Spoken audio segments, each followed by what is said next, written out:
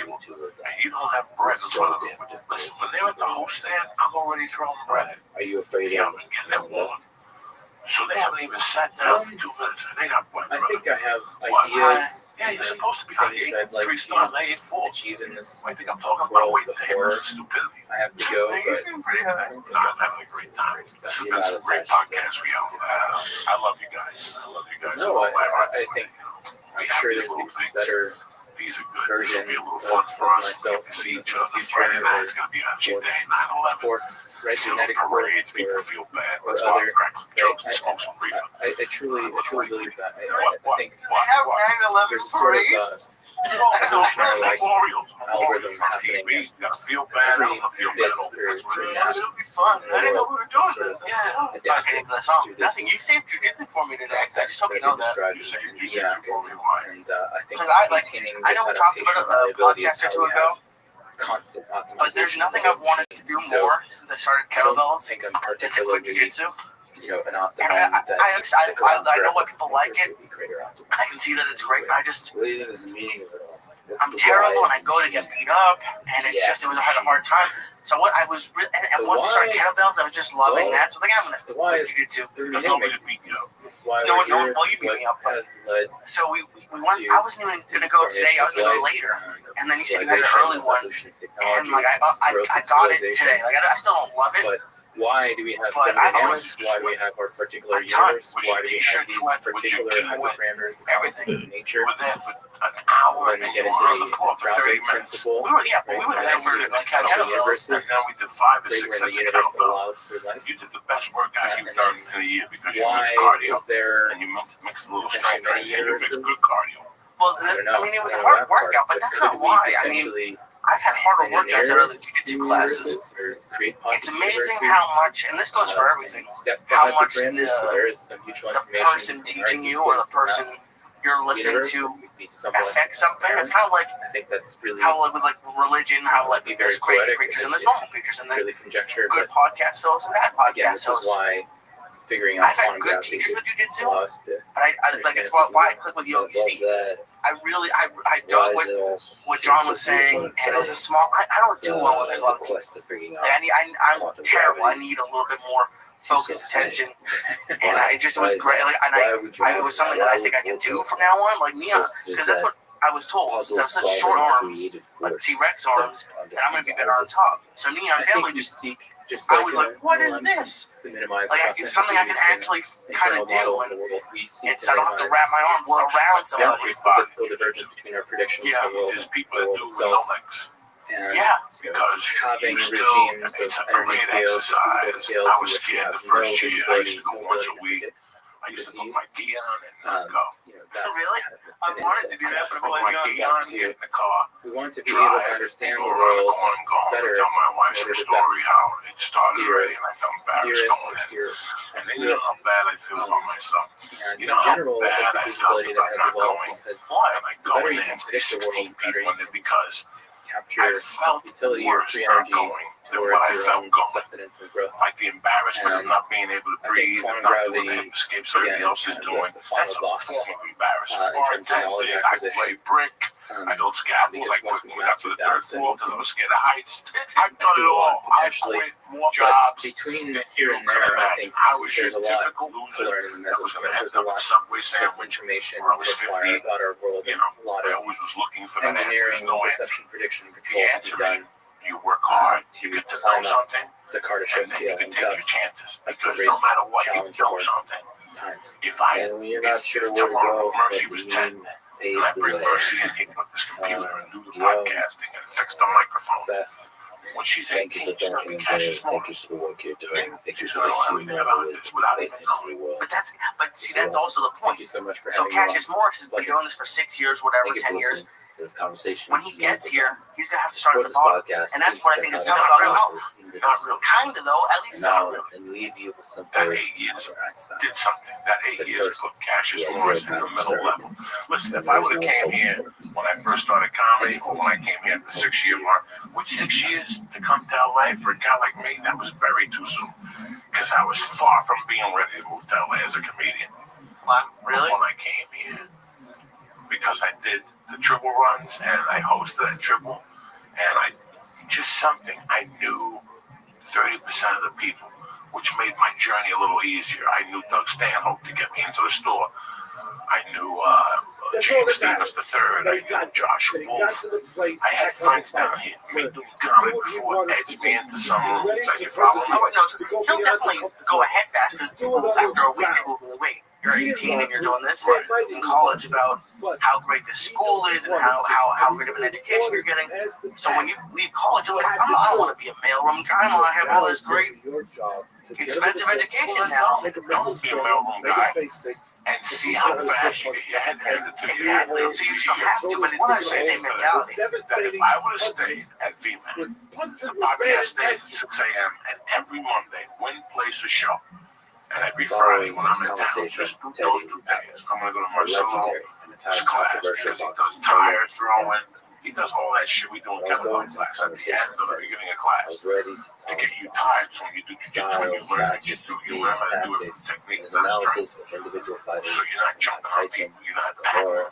You learn how to do everything with finesse, and then it gives you muscle memory. And the next time you're in that position, so that's why he tires you out first, to get your muscles tired. So when you do jiu-jitsu, you learn how to do technique. I've heard about it. If I would have stayed in that class right now, I would have been walking around at 2:45. You think so? I know so.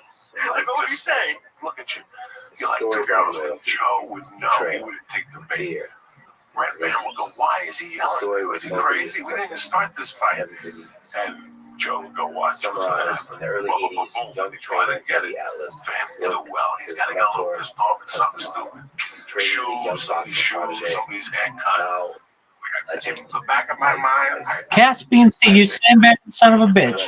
How you living, pimp? I'm amazing, as always, kicking ass, taking names. Every day's a holiday, every meal's a feast. What's good in your neck of the woods, big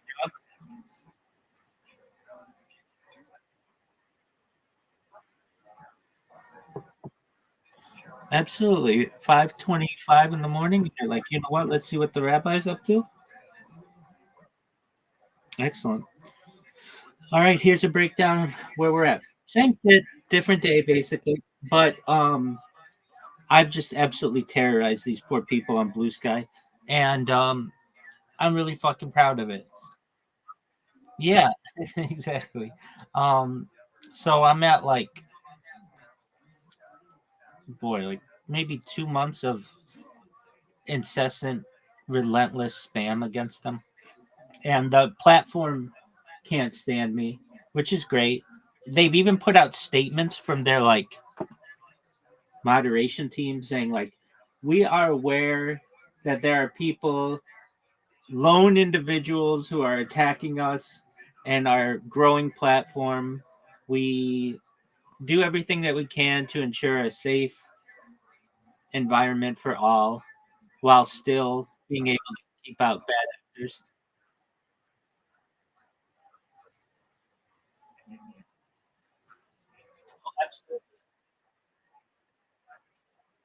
Nope.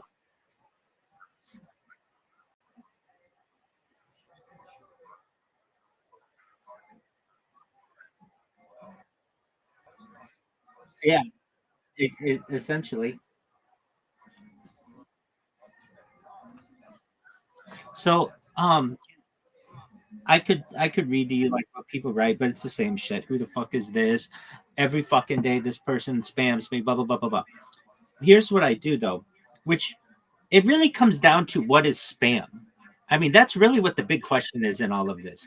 Because what's the difference between some fucking political commentator who tweets 45,000 times a day and my account, which actually doesn't tweet anything, it just likes and retweets what you wrote?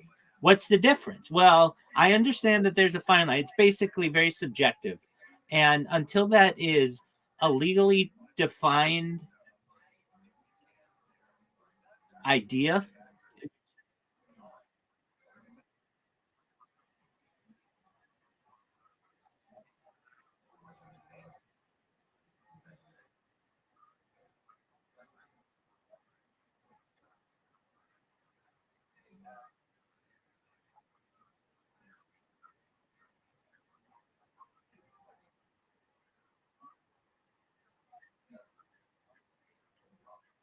I get that. I get that. But what happens if you put a random number generator in it and it changes your message every time?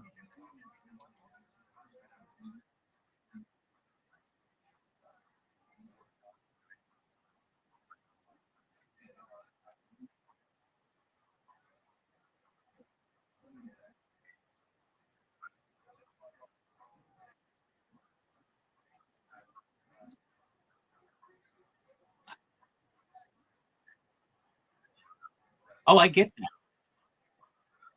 Then what if I just did it manually with one device constantly?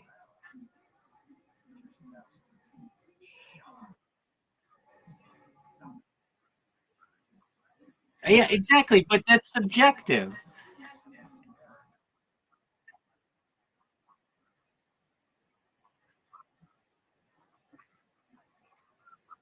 Exactly.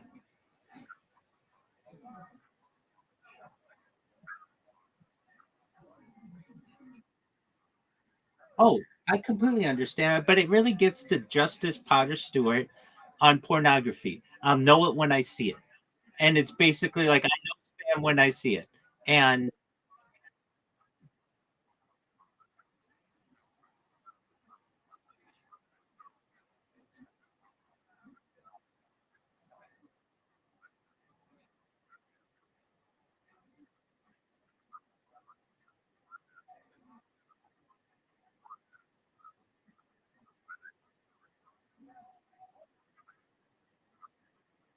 beautiful.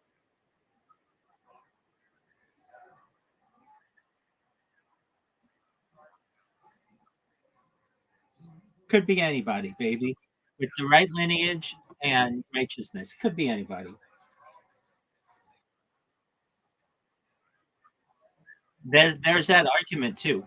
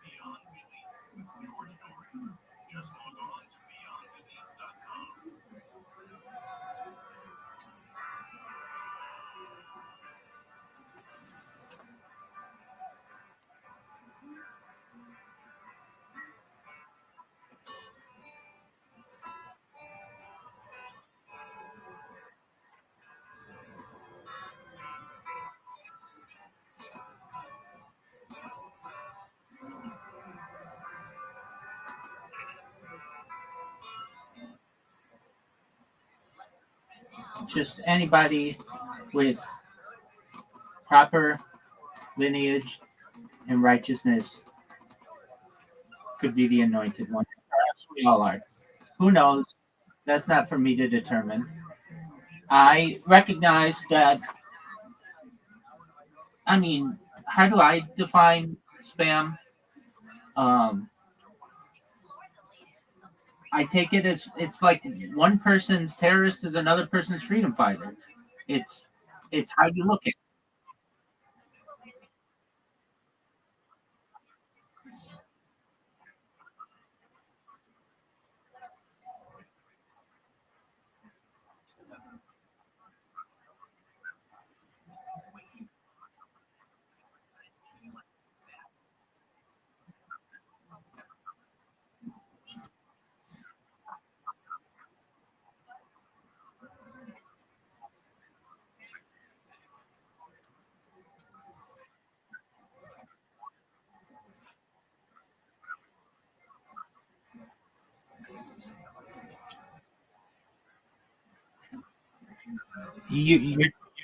You're talking about, like, I'm not super into Star Wars, but you've got the dark side, which is like Darth Vader. They're the generally seen as the bad guys, and then Luke Skywalker and Han Solo, they're the Rebel Alliance. And if they don't win, then we've been rooting for the terrorist side, correct?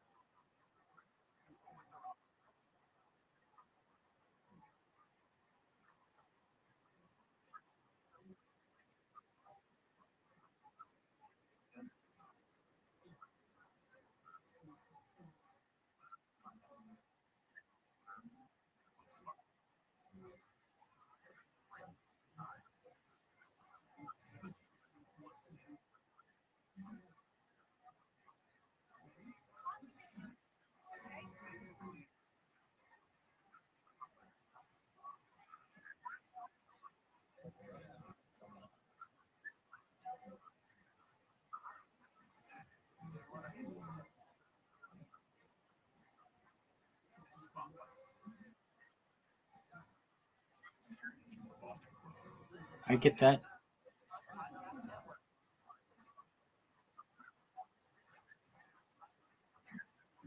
Well, in my opinion, you just institute a system like Reddit, and then you don't have to define what spam is.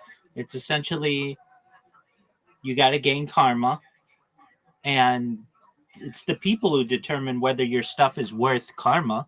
So then there's, I mean, I don't want to say there's no spam, but like at least on Reddit, there's very little spam because they have this system where you have to like earn the ability to comment. And as I've said previously, that's the way to do it. Now, I don't agree with how quickly Reddit bans people and all the things that happen with that. I get that. Really, the best system to me is a system of muting. So allow people to say whatever they want. And if you don't like it, there's a little button that says mute. And then you never hear from that account again.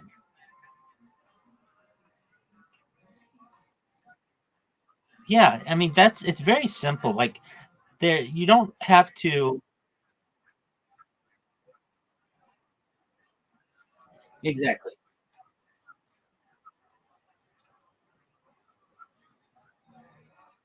Yes. Now, I feel if I were made like the head of a tech firm, which I've been, but like a major tech firm, I would say that your mute or your block lasts for 1 year. Then after 1 year, you have to reinitialize it or else it goes away. So what do I mean by that? Maybe somebody was just having a bad day and they're just blocking people willy-nilly, and that's fine. Does that mean that the person that they block should never, ever, ever be able to influence the person again? It can be that way, but it's just once a year. You have to just press a little check mark next to it or select all and just continue. If not, sometimes people want to give people a second chance, but they're never going to have the opportunity to do it because they blocked that person.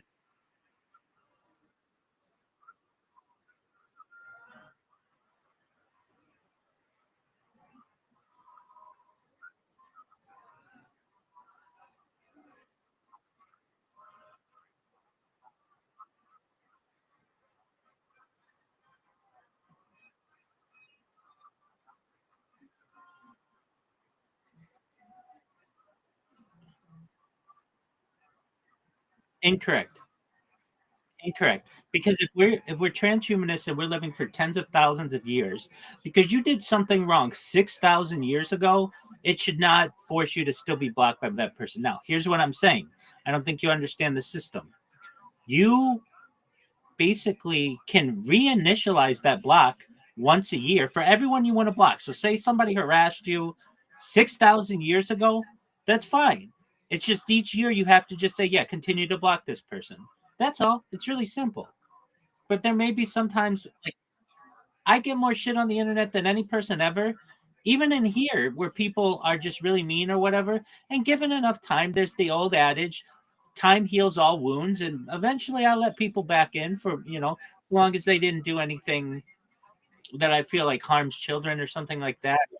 Um, I'm an understandable person, but even still, with all the like Discord, here's a perfect example. Every year, Discord should say, you have blocked these 300 people or whatever it is. And do you want to continue to block them? And it would just be, yeah, I want to continue to block them. Or I should have the ability to say, you know what? No, that's fine. We'll give everybody a new chance. Like that happens in Discord servers, really big ones. Hey, they call it amnesty. We're having Discord amnesty. We've unblocked everybody. Feel free to come back if you've previously been blocked. And so long as you're on good behavior, everything will be fine. I think that's the way to do it. Like there should be a period of amnesty. And we can agree to disagree on that one. Here's in terms of my bots, what has changed since I've last uh, had discussions with you, and this has been a game changer. Do you remember previously? My biggest hiccup is that I have these stupid captchas that I have to do, and I have to be awake to be able to do them. Right? Okay, so because you can't do a captcha in your sleep. Now, trust me, like I've gone through every way to automate these. It's just it's not really feasible with computing power right now, unless you have like a supercomputer or some kind of special AI. But you understand that like CAPTCHA like is able to address all that. But I came up with such a good idea, Caspian C. This has been a game changer for me. So I've got 3 bots that spam all the time or whatever. And I've got 5 handheld devices that I have programmed to create accounts. So what these things do is they create an account and get me to the part where I have to do the CAPTCHA. And then I have to just manually on a device do the CAPTCHA, and then it it completes creating the account. It takes the username and puts it in a large Excel spreadsheet that I've created, or a Google sheet, and my 3 computers that are doing the spamming just have to take the username from that sheet and insert it into the browser and log in. So basically what that means is that I'm able to create a lot more accounts quickly, and I can have these bots going while I sleep, which is a game changer because that means it's 24/7 spammage. That means that it's like, so long as I have created enough accounts, all the accounts the bots do is go to that spreadsheet and grab a new username. And since Blue Sky doesn't force you to do like two-factor authentication or anything, it's worked really, really well, to the point where sometimes the shit works too well, and then Blue Sky's onto it. So what they've done, they've enacted some good um, protocols or detections against me. Um, so and they all do this. Twitter did this. Kick did this. Like basically, after I've been doing this to people for months. After months, their moderation teams are just like, we're having to block these accounts 2 or 3 a minute. It's just we only have 8 hours in a shift. Can we please enact something to stop this? And so what they do is they put in like little things like if you use the term, well, like if you name an account Rabbi Rothschild, it just automatically gets banned. So okay, so what do I do? I'll do what's called go do what you need to do.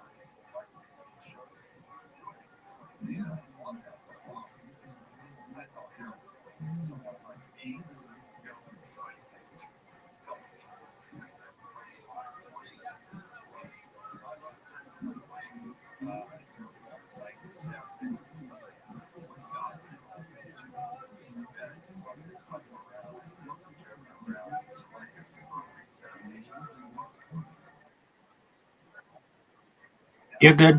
Um, so I was saying that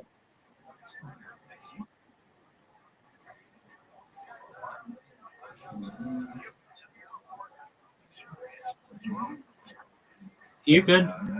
Um, so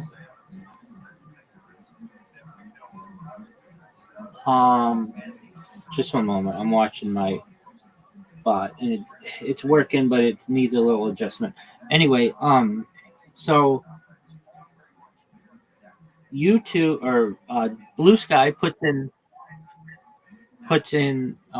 different protections, and I just have to get around them. And the fact that my bots work at 24 hours a day has just really kicked things up a notch, and that's great because then everybody knows about me. So I've had this 24-hour bot working for like 2 weeks now, and it's been very good. I'm I hate to say it, but like I'm proud of it's really fucking ingenious what I've done. So that's cool.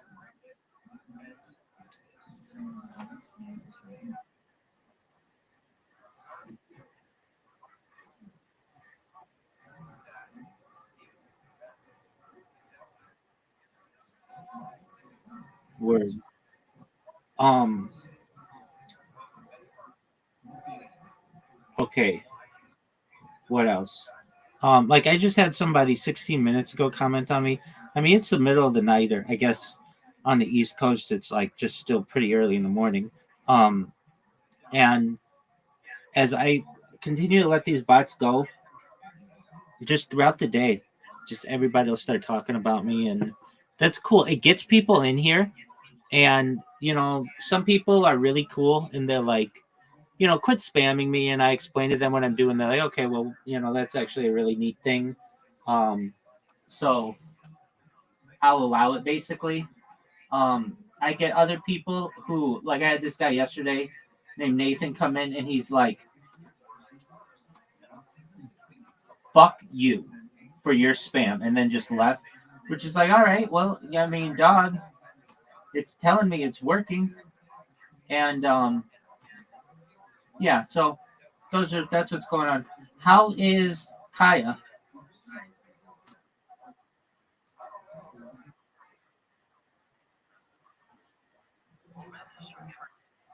Is she housebroken?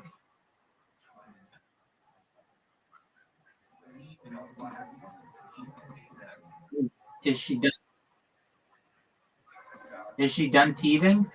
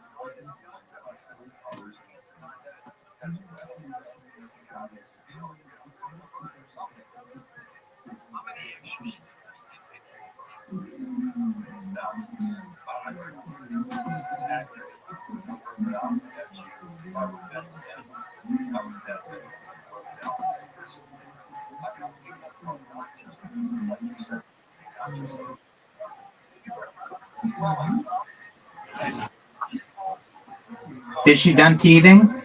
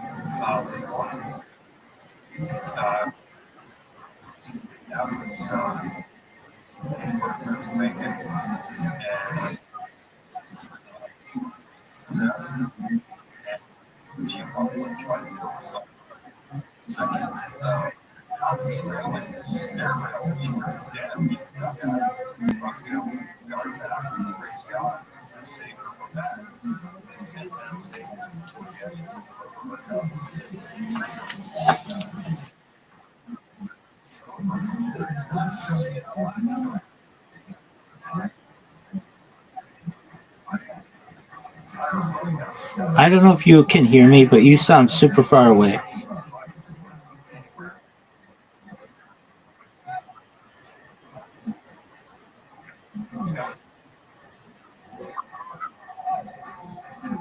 It's better now. Did you see those two streamers get shot in on the strip? Dude, it was terrible. It was in front of Paris, and they were killed. It happened.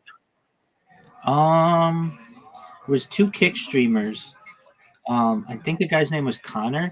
He was just at Connor on Kick, I think. And let me see if that's right, or if somebody was just streaming it on their behalf. But no,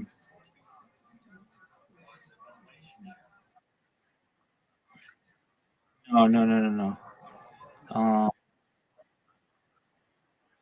No, no, nothing like that. Um, okay, let's see. And then they took down the stream, obviously.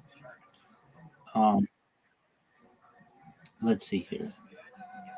Connor Kick. It was something like um, strip shooting, I guess. Strip shooting.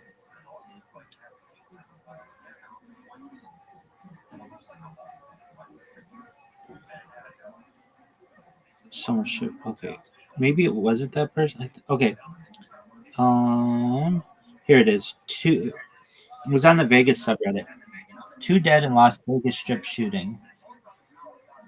Two people were shot and killed on a busy sidewalk on the Las Vegas Strip on Sunday night. Um, Let me see who it was. Oh, here it is in the review journal. All right. A 41-year-old man was arrested in connection with live stream killing of two people Sunday night in front of the Bellagio fountains.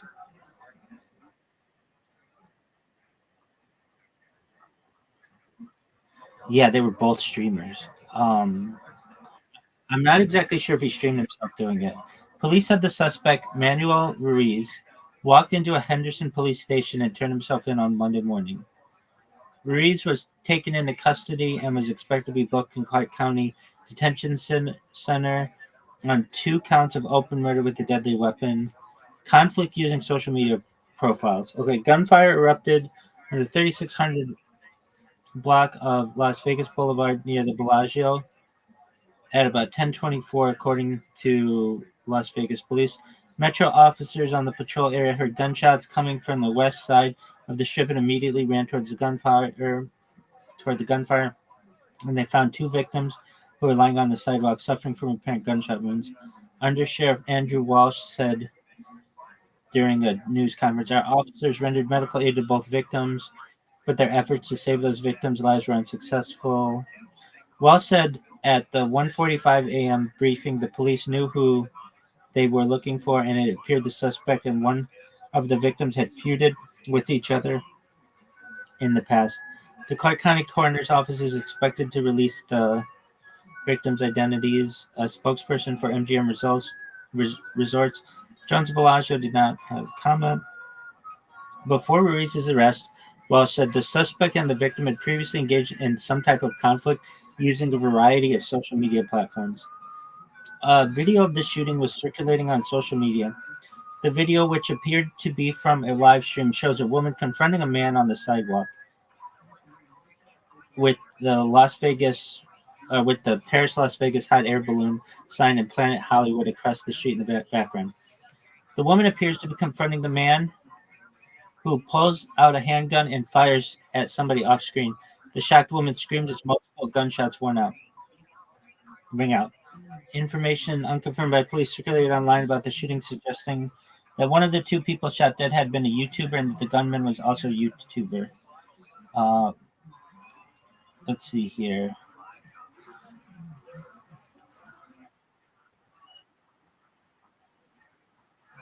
So, a terrible act of hate. In the hours following the shooting, multiple YouTube creators with Las Vegas ties reacted with shock to the initial reports, while others illustrated the ongoing feud between Ruiz and the victims, identified as YouTuber Finny the Legend. Mark Sanson, a Las Vegas-based YouTuber known as the Other Me LV, streamed live for more than 5 hours following the shooting and told the Review Journal he knew both shooting victims and Ruiz. Finney and his wife, both Sanson referred to as bubbly, had become friends and would interact mostly online. Yada yada yada. As of Monday, the Finney the Legend YouTube channel remained publicly accessible. Video content had been posted as recently as June 7th, while attempts to reach Ruiz's Sin City Manny page were unsuccessful. But a review of the videos and live streams posted on the Finney the Legend channel since 2023 shows several entries engaging with Ruiz. So basically, they would laugh at this person. They'd make fun of Manny, the way he'd look. Dude, this is like the shit you do. I mean, I'm not saying this is exactly you don't like attack people, but they like lolcowing him. They'd make fun of Manny, the way he'd look. They'd make fun of the way Manny's wife looked. He'd make fun of what they were doing. In March 2024, Finney posted that Ruiz's wife, identified as Juliana Pimentel, had allegedly contacted YouTube several times requesting to remove videos from Finney the Legend page, accusing it of stealing content from Ruiz. Several attempts to reach Pimentel on Monday were unsuccessful, and multiple copyright strikes can result in an account being terminated according to YouTube's guidelines. Finney the Legend, the copyright strikes against his channel began to post more frequently, trolling Ruiz, according to Widowless, who included posts outing an alleged extramarital affair and other posts to antagonize Ruiz. Among those were a 5-hour-long live stream June 3rd, days before Finney the Legend's reported trip to Las Vegas, that included negative comments on Pimentel's appearance. In the same video from Finney the Legend, the man who is identified as Finney claimed he could have issued a copyright strike against Ruiz's channel. Finney claimed he wouldn't report the issue to YouTube for fear that Ruiz might harm himself, though it was ultimately proved to be Finney who was in danger. Mental illness is real, and we can clearly see this guy's mentally ill, Finney reported. Said, y'all know the channel means everything to him. He has no outside friends, nothing. I don't think I could do it. And I'm saying this online so he can see it too. So it's like these people were like trolling a lol cow, and he just had enough.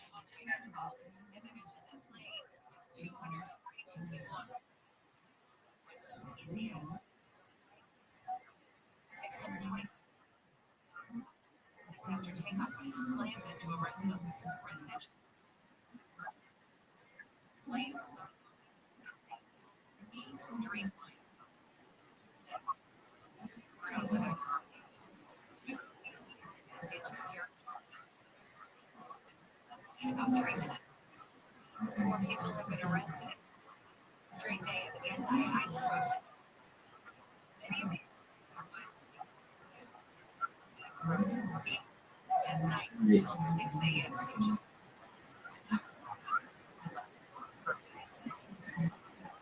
downtown LA.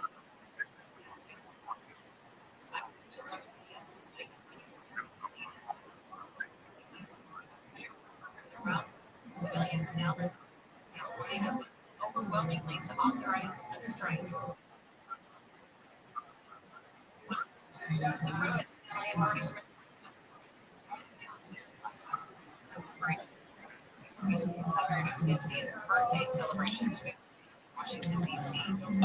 It says, if you want more details, the man who died has made a lot of videos trolling the shooter and his wife. He even spent 5 hours live streaming making fun of the shooter. The shooter live streamed driving around the city looking for the man who died. He told him quite a few times which bar he would be at.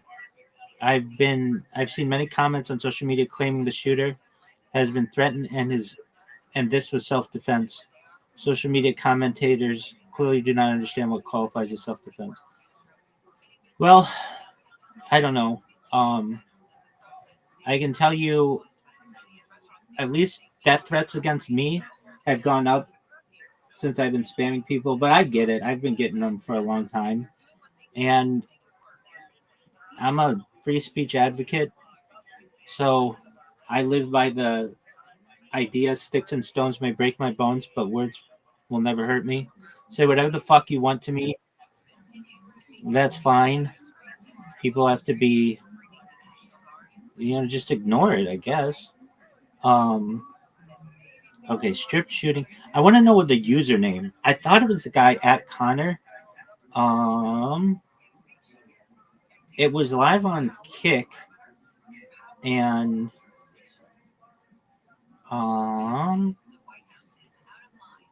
let's see here.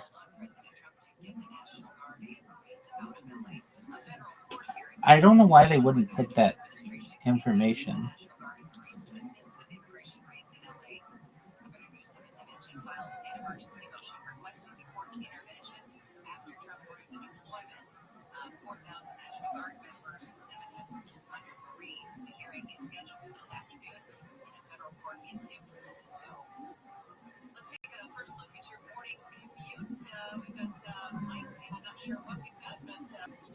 I think I saw it on Kick. I'll just go to the Kick page of the guy Connor and see if it's still up. If it is, this would be really weird. No, he's still alive. Yeah, he's still alive. Okay, so it's not that guy.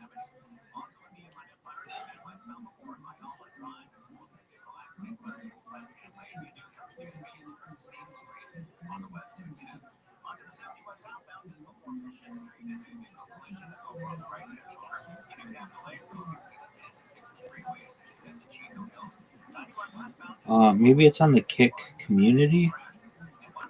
They call them YouTubers, but they just call anybody who streams online. They just call them YouTubers, but they really could be multi-streaming.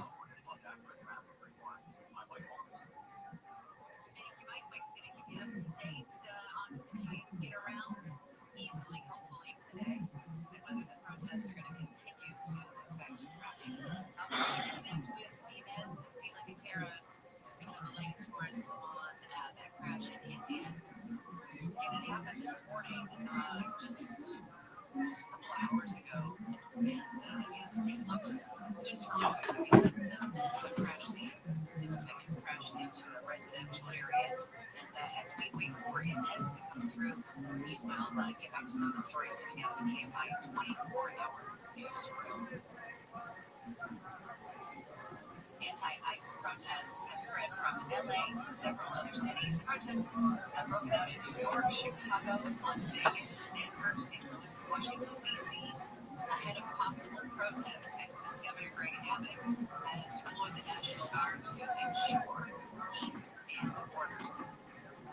Some parents of students at an elementary school in Amityville, New York, say they are outraged after a staff member dressed as an ICE agent for Hero Day. Happened yesterday at Northwest Elementary School. The Amityville Union Free School District says faculty member in question has been reassigned to a non-school setting, pending a review of what happened. The State Department is telling all non-essential staff to leave the embassy in Iraq as tensions flare between the U.S. and Iran. Staff members are also being told to leave the embassies in Kuwait and Bahrain. The order came Wednesday after Iran threatened to target U.S. military bases in the Middle East. The U.S. and Iran have reportedly reached a stalemate in their nuclear negotiations. President Trump threatened to strike Iran if the talks fail. Yesterday, Iran's defense minister responded to Trump's threats by saying it will target without hesitation U.S. bases within its reach. Veteran ABC correspondent Terry Moran has been fired after posting on X that President Trump and advisor Stephen Miller are world-class haters.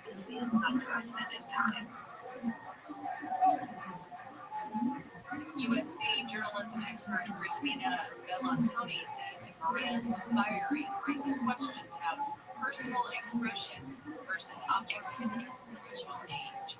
USC said Moran's comments violated its strict neutrality and professionalism policies.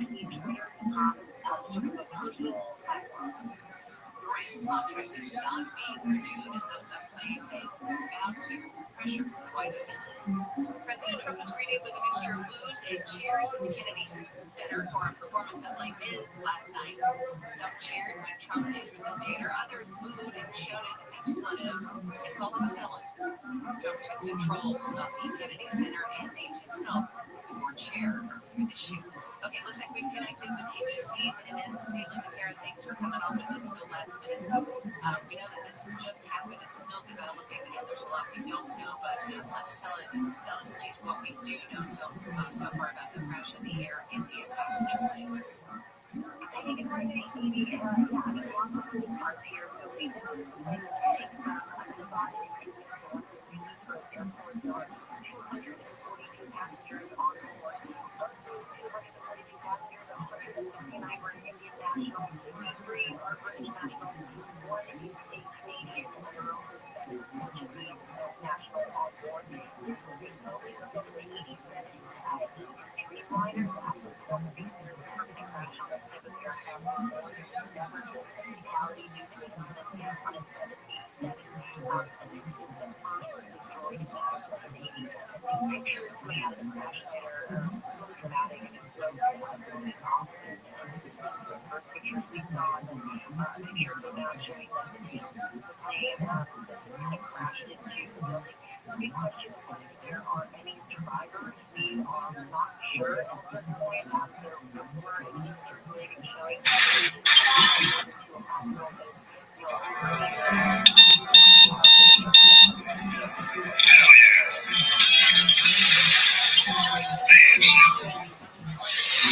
It's sexually inappropriate to tell you for 11-year-old. I feel like sitting there like feeling bad. I don't want anybody to feel bad if I torture you before I want to.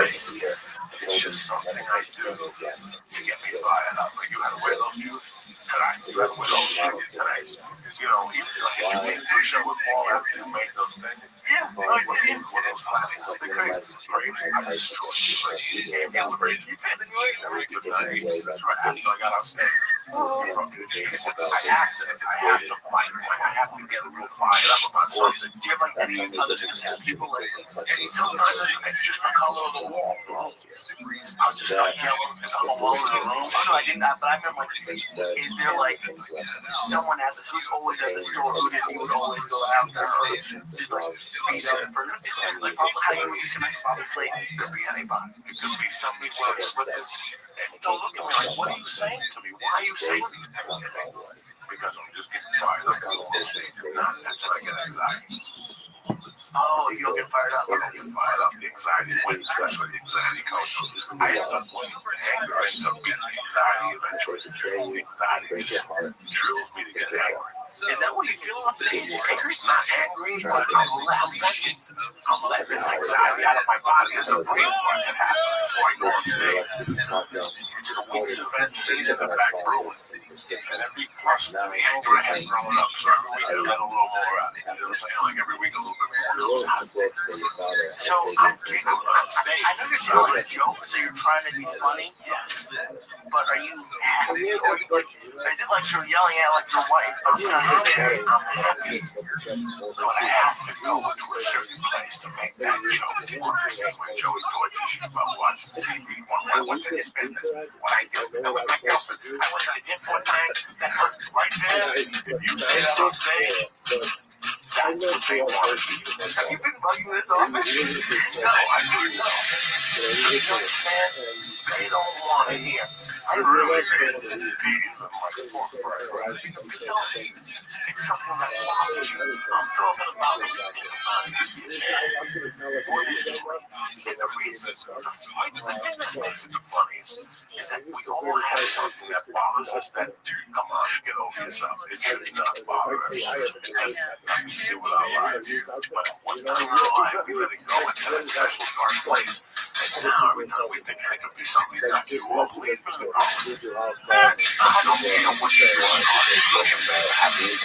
Common sense. I'm not even talking about being smart. I don't care what your IQ is. Having an IQ and common sense to different things.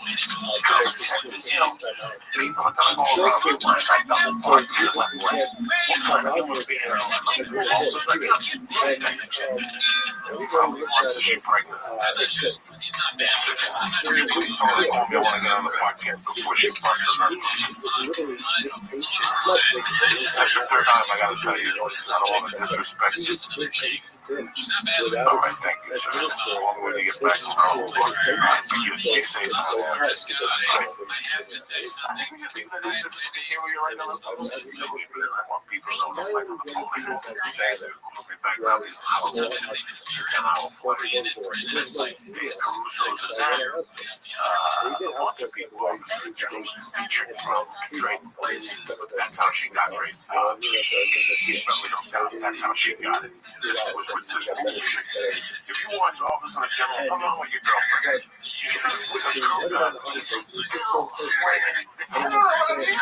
Right, let me get down for you.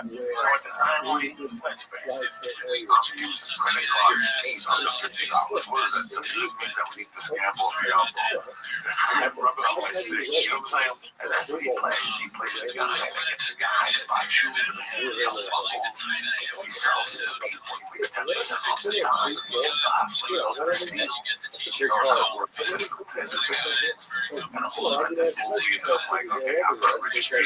But this is what I did just for you. I joined in this thing just to hide. All I was doing, I got the hell out of my class and all this back there. Then he ends up staying there. They went to war. He's a hero. Yeah, no, it's from a dude. I got mad at him because we gave him season 6 spoiler of The Sopranos. And I get mad too, but you're the worst spoiler in the whole world. Like, let the show's been out for years. Look at me crazy. Look how bad he is. All of the jump is 30 years old. I've never seen it. You got all these niggas. I'm already crying like a mama. Girl, man, tell me.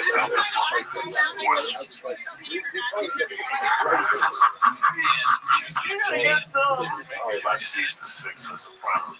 The show's been off the air for years. If you haven't seen that show, I'm embarrassed.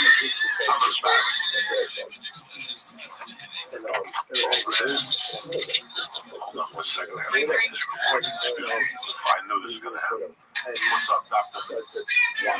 My doctor. I got no chlamydia. Finally went away after 18 years. Really? Congratulations. I'm lying to you, fuck. I'm lying to you. The type of guy that had to walk with the other kids to remember where the school was. Like his father had to put my porch in front of the house. So they could get back on. When I worked at Swept Electric, I moved back from Colorado, 19 February. Like a week later, I went to my friend Crystal's mother. She worked in the union. The kid walks around with a whistle. The father's got pigeons. They send them out there to find the kids. The kids out there looking at a reed flapping. Guess what? I don't know why those things. Right? You know what I'm saying? I'm going to move to crack my fingers to the air and then move to let's do this. The funny thing is, snap my fingers. I take 2 steps to the rear. They get out and oh, shut up. All right, here we go. All right, for you people who know, if you don't know, now you know. Next time I go, I'll take a picture of it. No, I slept very well. My hours have been all fucked up because Zoo comes in and we play games. But I slept from like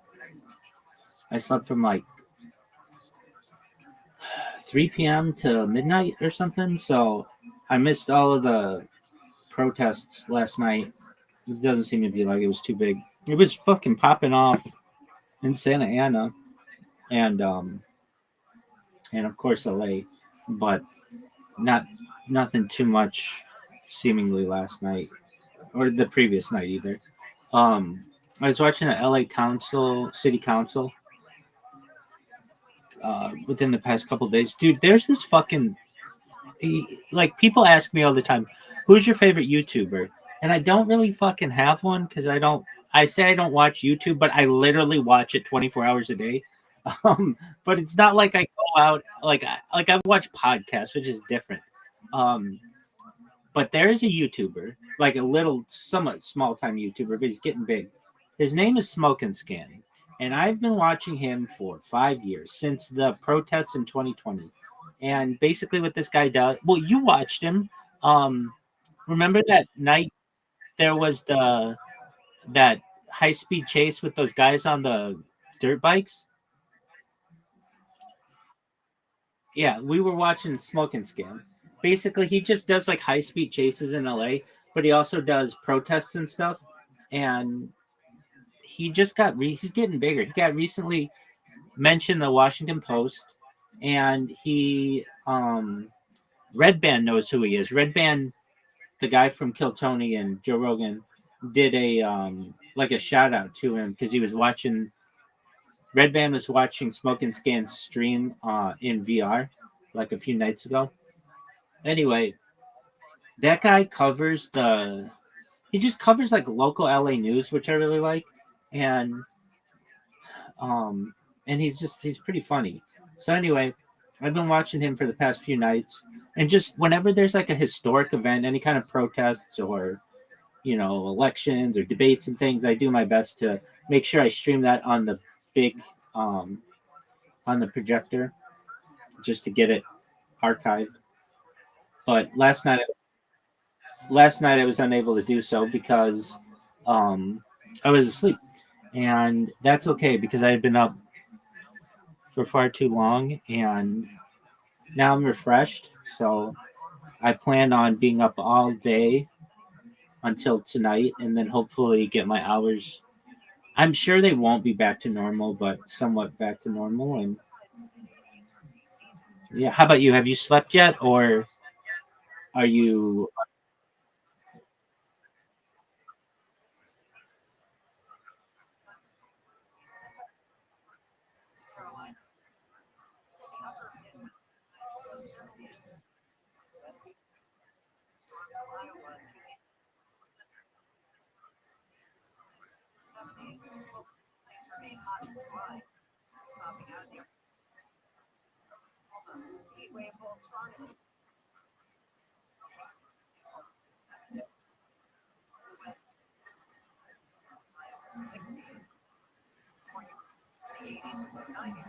for how long does she sleep continuously?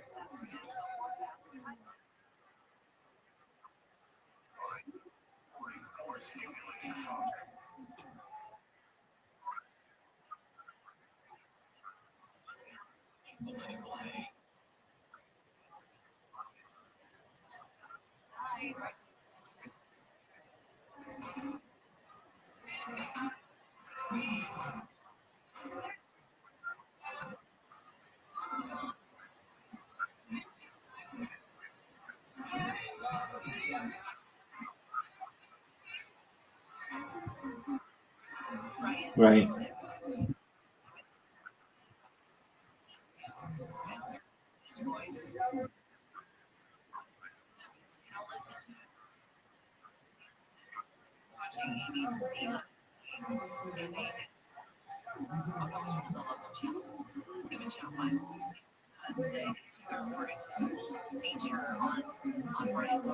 Did you hear about Brian Wilson dying yesterday? Yeah, he had been sick, but he had been sick. I'm a pretty big Beach Boys fan. Being Yeah, um, whenever I think of LA or California or whatever, it's like the Beach Boys are the quintessential music, and I exactly, and always has been. Um, he, I think, is really. I saw this documentary on them, and I really always felt badly for him. His dad was like the band's manager in their early days. Um, they were in like Arroyo Seco, where Dodger Stadium was. That's where they were living. And then when they built Dodger Stadium, they kicked out all the families there, and they moved to Hawthorne. And their dad was like their manager, or Brian Wilson's dad. And now it's been a long time since I've seen this documentary, but basically he was really strict on them. And you can imagine, like, dude, the Beach Boys, you know how much pussy they could have gotten? Like up there with the Beatles. And um and he was really strict on him, and would one day like hit Brian Wilson in the ear and deafened him in one of his ears. And like for a musician to not have your ears is like, it's just, I've always felt like just really sad for him. Anyway, he um he just, I really think he was in his own way a musical genius, and does not get enough credit for just what he's done. Pet Sounds, has good vibrations, and they've got, God Only Knows and California Girls, all that fucking, it's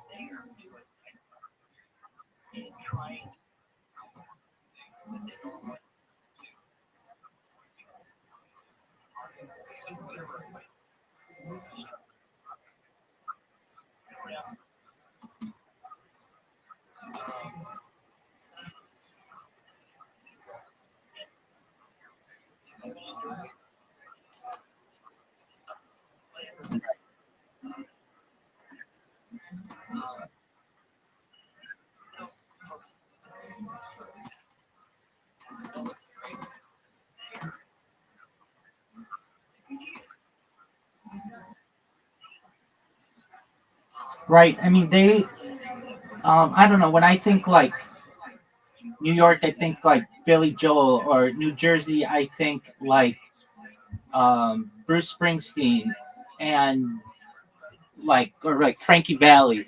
And when I think like Southern rock, there are all those bands, but like it was certainly like geographical. I mean, they're like a worldwide sensation, certainly, but um, they just kind of define not just music, but a location as well. And yeah, uh, I mean, there's some other bands that do that. When I think like Red Hot Chili Peppers, I certainly think of LA, or the Eagles, I think of California. Um,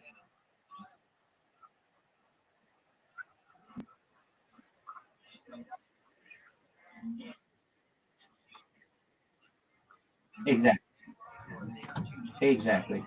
Um, so I mean, he was 82. He had a good run, which is good. I was sad to hear that. I think he had some issues as he got older, but to me, he was always the biggest um, Beach Boy. Like, people will talk Mike Love or those guys, but like he was like the main. Like, he's the one who he had this thing that I always thought was cool. It's like his Lost Weekend, and I don't know. I think he just did a bunch of drugs and fucking came up with music, but it was something like Brian Wilson Lost Weekend. What happened? Um, It refers to a period of self-destructive behavior. Oh yeah, that's what it was.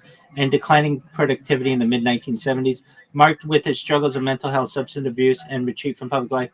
During his time, Wilson's reliance on drugs and alcohol, along with the growing obsessions of overeating and reading pornographic magazines, significantly impacted his personal and professional life.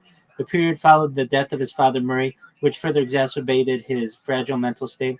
Wilson's productivity declined, and he became increasingly abusive, often isolating himself from his bedroom and avoiding interaction with friends and bandmates. Despite this, he eventually made a return to the music in 1975, though through his subsequent work, such as the album 15 Big Ones, but not as well received as early contributions. I don't know. Like, they made a comeback with Kokomo. That was an interesting one. They were like a band that I know. I don't know if it was back in the day. It was a record. Like, they had all these hits in the '60s. They did nothing in the '70s, nothing in the '80s until the movie Cocktail, and they had Kokomo that came out. And it was like, I don't know. There's some kind of record of like, yo, dog, what's the record of like not having a number one hit for a while, and then the Beach Boys did it. They had all those songs in the '60s, nothing in the '70s, and then like in the late '80s they had Kokomo. Wasn't that some type of record?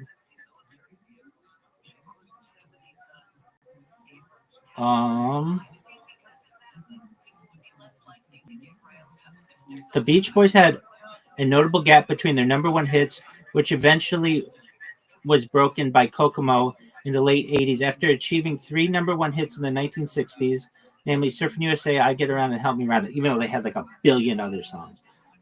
The band did not top the charts for nearly 2 decades.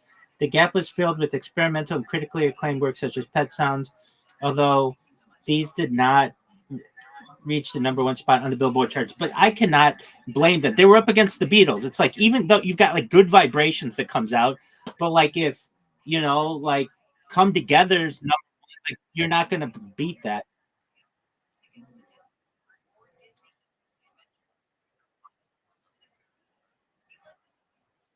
Right. Exactly. Um, that's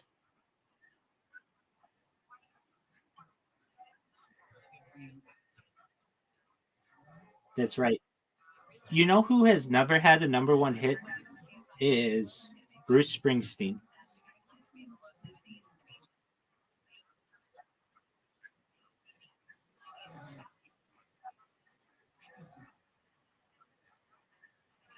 So this is like a little trivia that I know about him.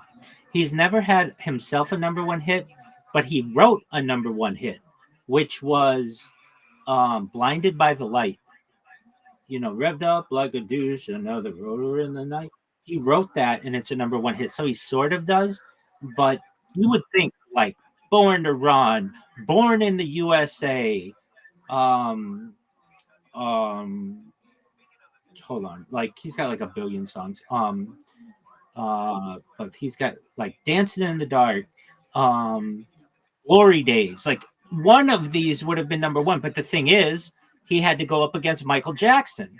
And it's like Michael Jackson just sat on that number one spot like the Beatles did in the '60s. So there are a lot of artists out there who were during similar times who didn't have an opportunity at being number one artists because there was just one artist out there who was just like basically dominating.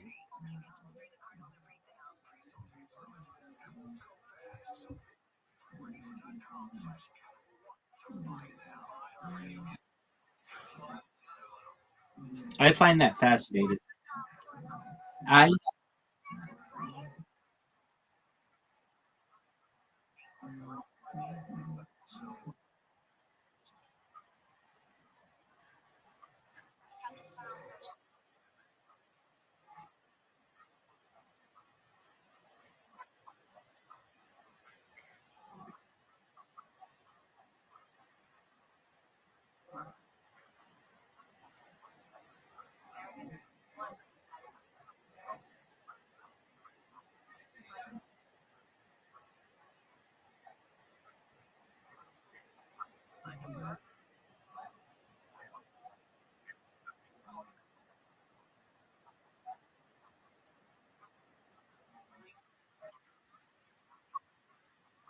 you're right.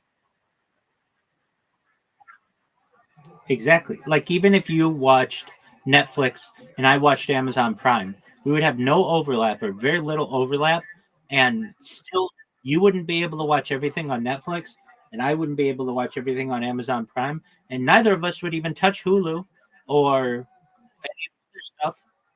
Yeah,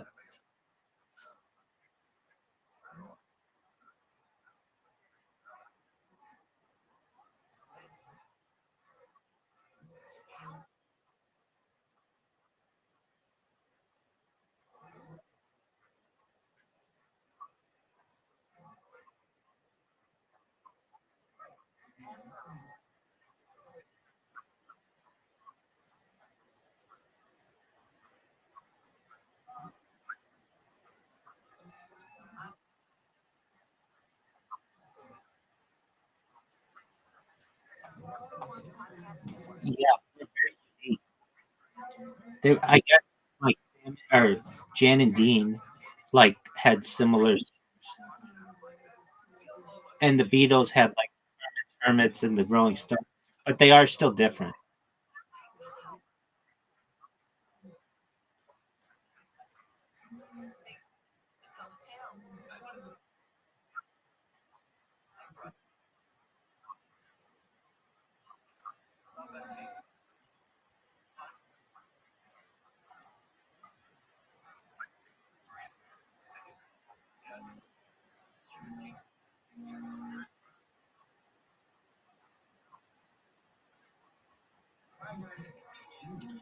It's true. When sure. I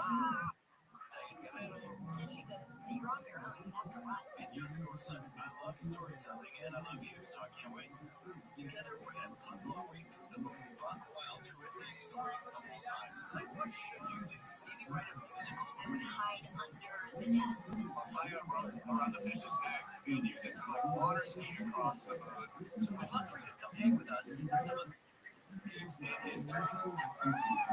You said you're back. This happens in sports a lot, especially recently with the Hall of Fames, and like it's really hard to get in the Hall of Fame in a sport, and some sports more than others. And some people aren't appreciated for what they did, whenever they would have been like discriminated against. Like for instance, in baseball, let's say you were an African American player who was really good, but it like every sports writer 70 years ago was a white guy, and maybe you were pushing for civil rights or something, and that might have gone against what they would have wanted. So they didn't write you in, basically. And I think that there should be like a reevaluation of just everybody who's ever played a sport, every musical genre, because there are people who deserve Grammys or deserve like just they deserved awards and they haven't won them. Here's the one that really surprises me. I don't know if he necessarily deserves it, but Tom Cruise has never won an Oscar. Isn't that an interesting fact?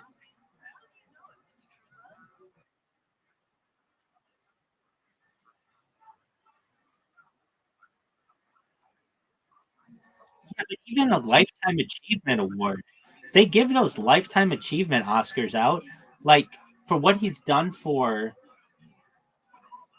film. He's been in some films that I think he could have won. Have you ever seen Born on the Fourth of July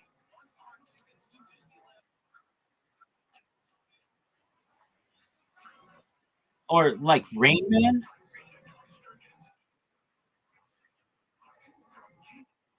So Vanilla Sky, Jerry Maguire. He's been with people who win. So he was with Cuba Gooding Jr. who won. He won Best Director, which is I think pretty good. I think he did. Yo, dog, has Kevin Costner ever won an Oscar? He won for Dances with Wolves, I think.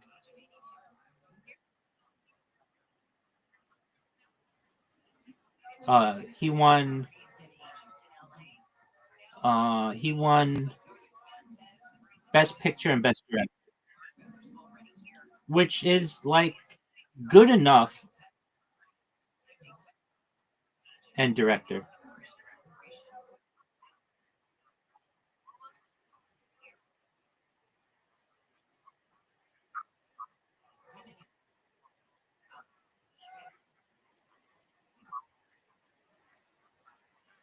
It is excellent.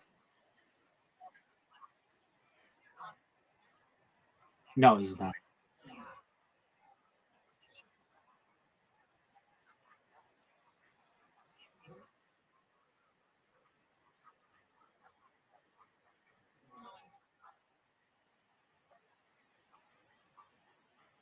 Right.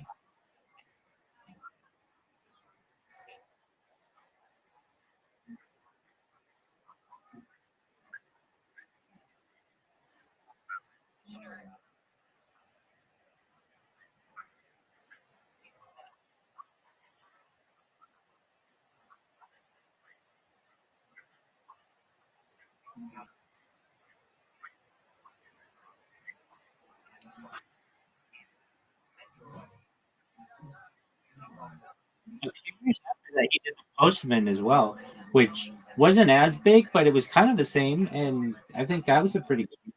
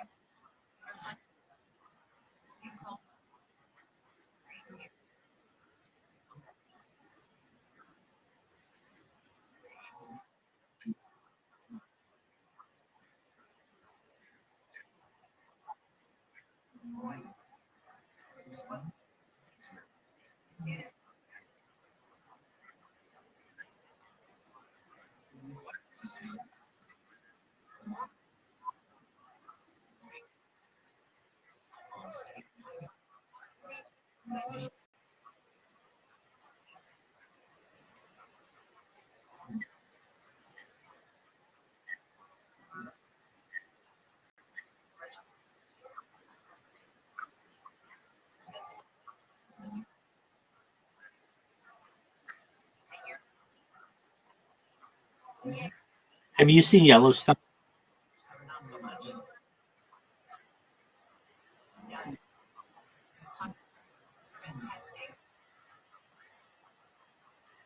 Yeah, I hear it's very good, and I think there's a resurgence. He kind of plays the same person in every movie, and I think that hurts him. The way that I think people really win awards is being able to do impressions or like accents and doing body. He's faster and everything, and Tom Cruise is Tom Cruise and everything.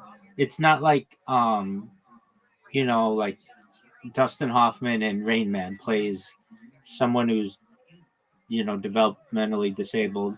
Tom Hanks plays a bunch of things that he does have some difference, some changes in.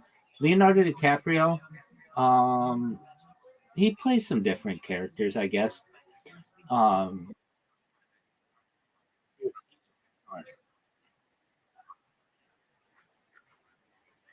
yeah,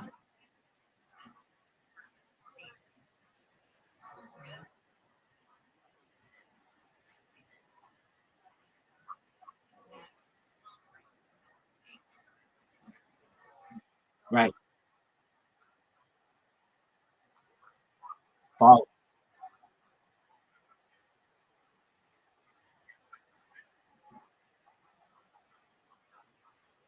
right. Playing Frank Lucas.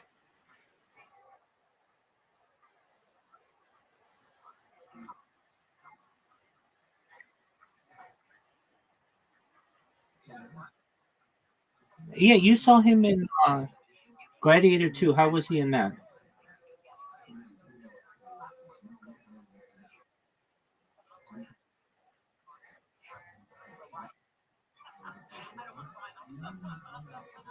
He played.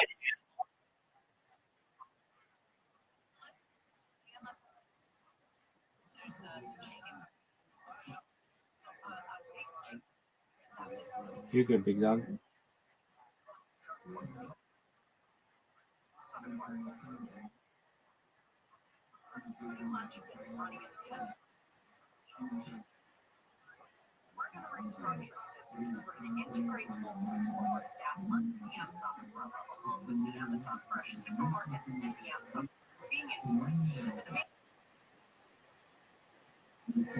It happened.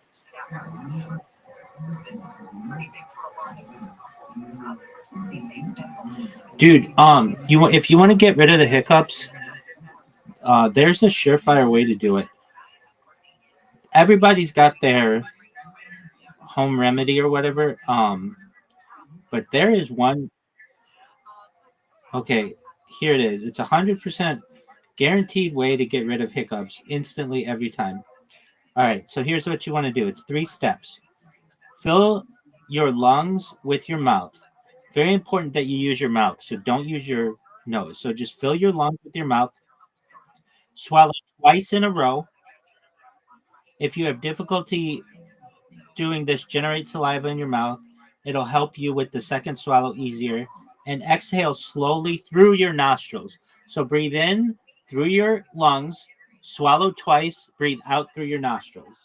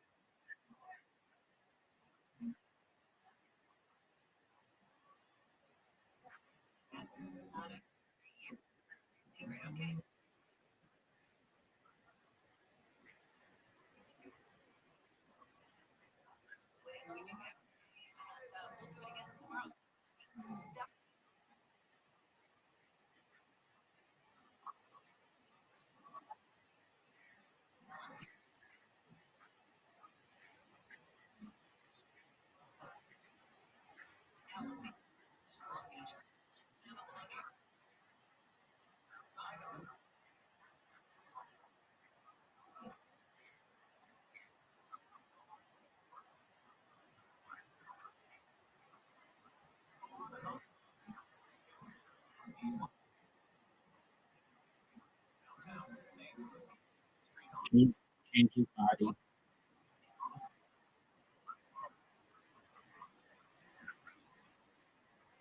Who the fuck is that? Oh, yeah, yeah. I know who you're.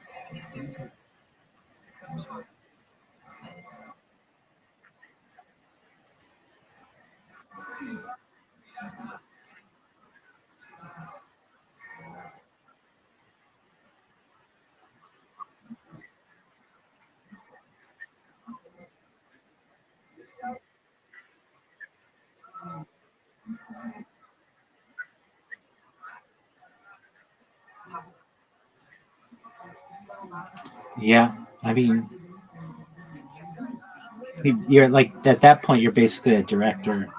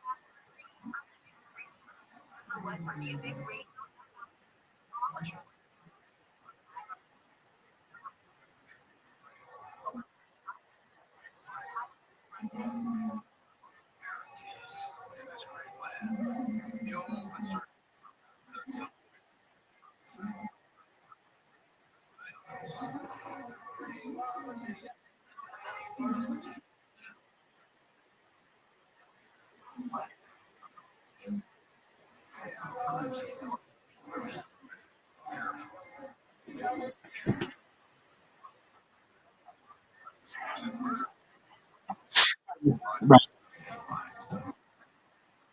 Thank you.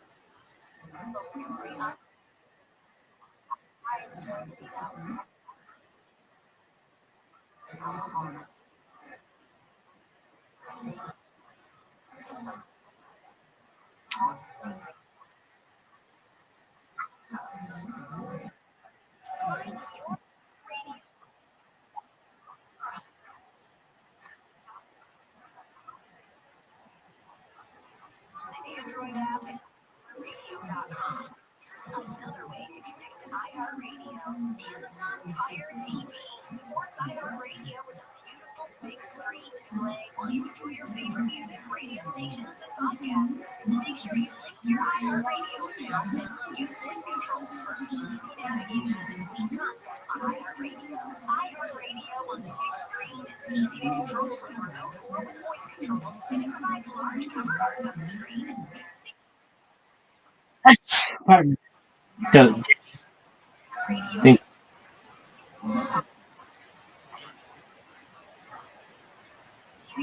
Danny Jones Show. What is that?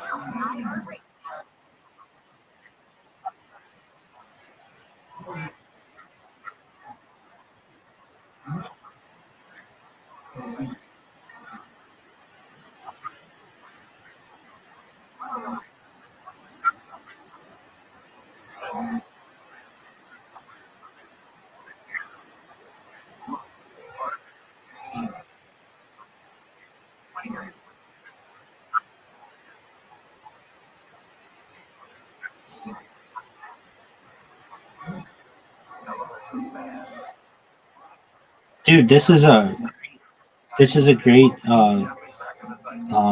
suggestion. I appreciate it. I'll take a look.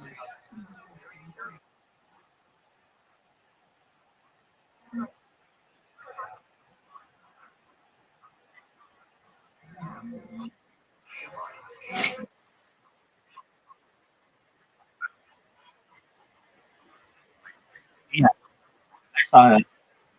Yeah.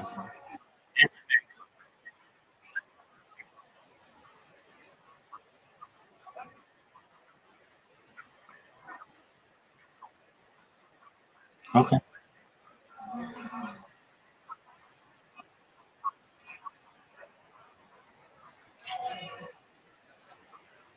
Jesse.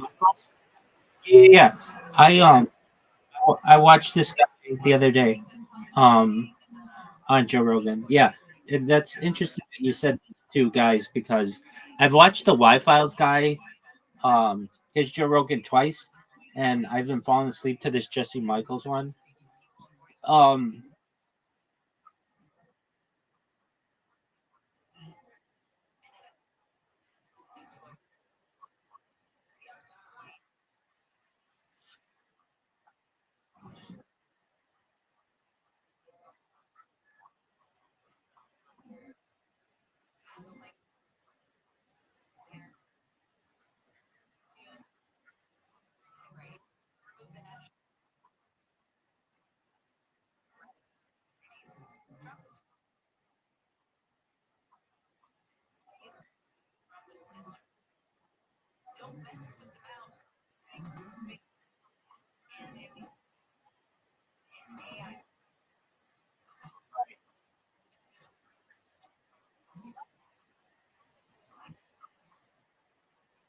right.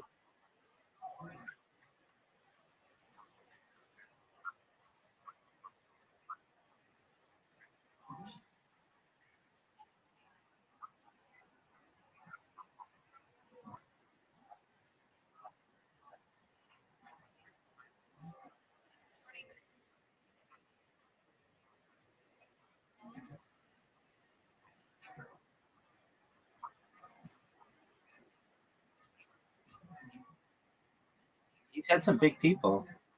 He had Bono on like last week.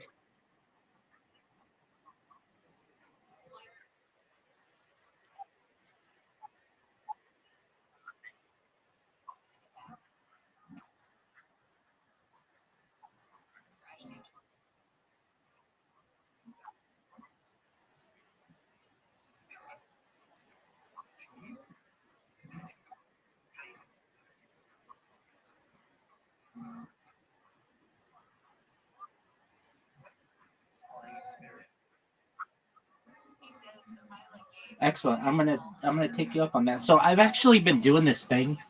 It's like I absorb myself in these podcasts. So I got Lex Friedman going, and that's actually Joe Rogan's how I found out about Lex Friedman. And then it was like the YouTube algorithm just kept forcing me to watch it. Um, but then I've got another device here that I've been using to like actually watch like what you see on Discord and what I see is, and what's behind being projected behind me is actually kind of, it's small for me to see where I am here, but I have a device that's like an old tablet that I use that I've been watching some more recent podcasts. So um, I'll definitely check out American Alchemy, and then the other one that you mentioned seems really cool too. And um,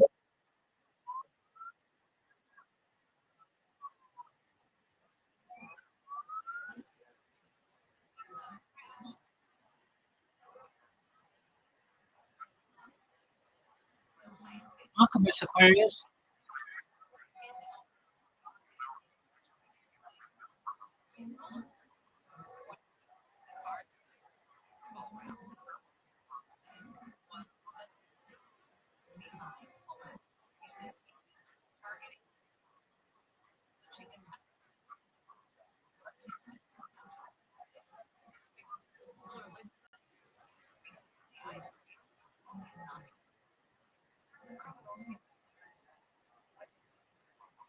Def- that was his first real guest who wasn't just like some schlub.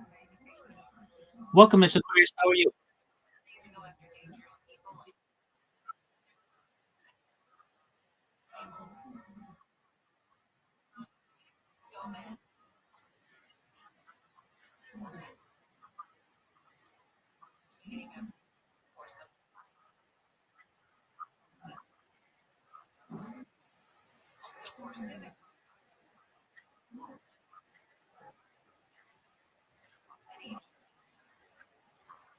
Uh oh.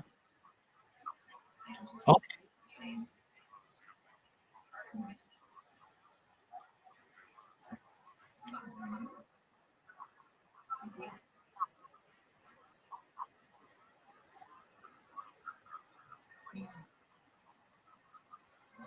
Well, we're always here to support you.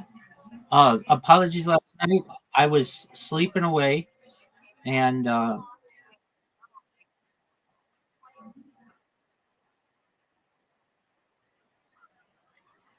there you go. Absolutely. Well, I hope you feel better, and just get your get your liquids, and then just rest in here whenever you need to. Excellent, Mr. Aquarius. Do you know Caspian Sea? Absolutely. Okay.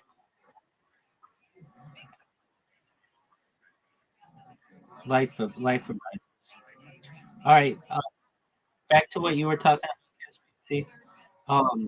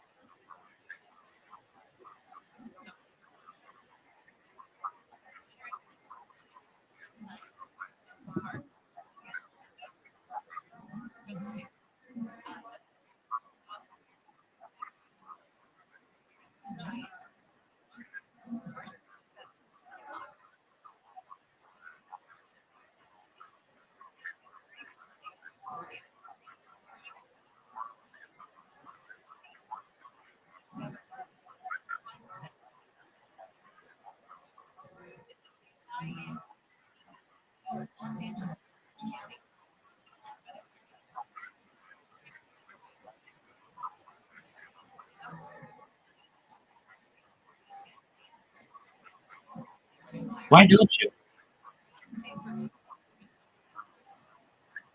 I get it. He's boring. I felt the same way when I first saw him. Yeah, yeah, he's boring, but his topics are unprecedented. If you want AI, he's the guy for it. I felt the same way, Caspian. When I first saw him, and I would complain, why do you keep showing me this person? Like I complained just on the stream. Why do you keep showing me this person? I don't care. And then I like, but like if you want to talk high level AI and futurism, he's the best guy in the game for it. So I've had, yeah, but I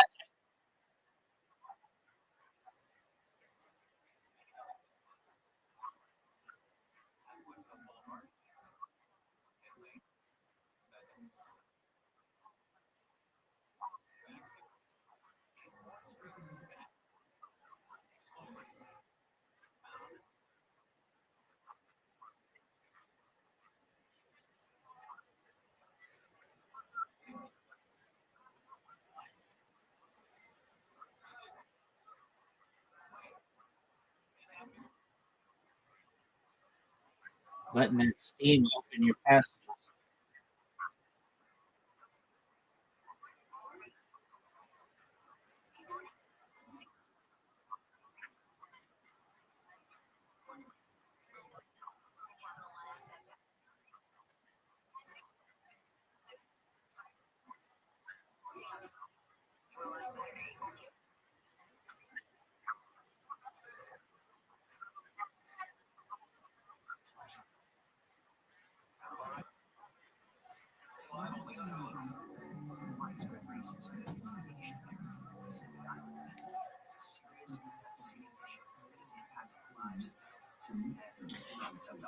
Caspian C, do you know who has been on the Joe Rogan Experience more than any other guest? No, he's up there though. It's a guy named Brendan Schaub. Do you know who this is? Dude, everybody hates him. Everybody hates him. That's what I'm getting to. Just hold on. Do you know who the number two guest all time is on the Joe Rogan Experience? No, another good guest though. He's up there as well. It's Brian Callen. Okay, and they do this show known as the Fighter. He's coming. He's coming. You don't want to like him. He got accused of rape and all these other things. Okay, that's fine. Yeah, exactly. I get it. I get it. Okay, but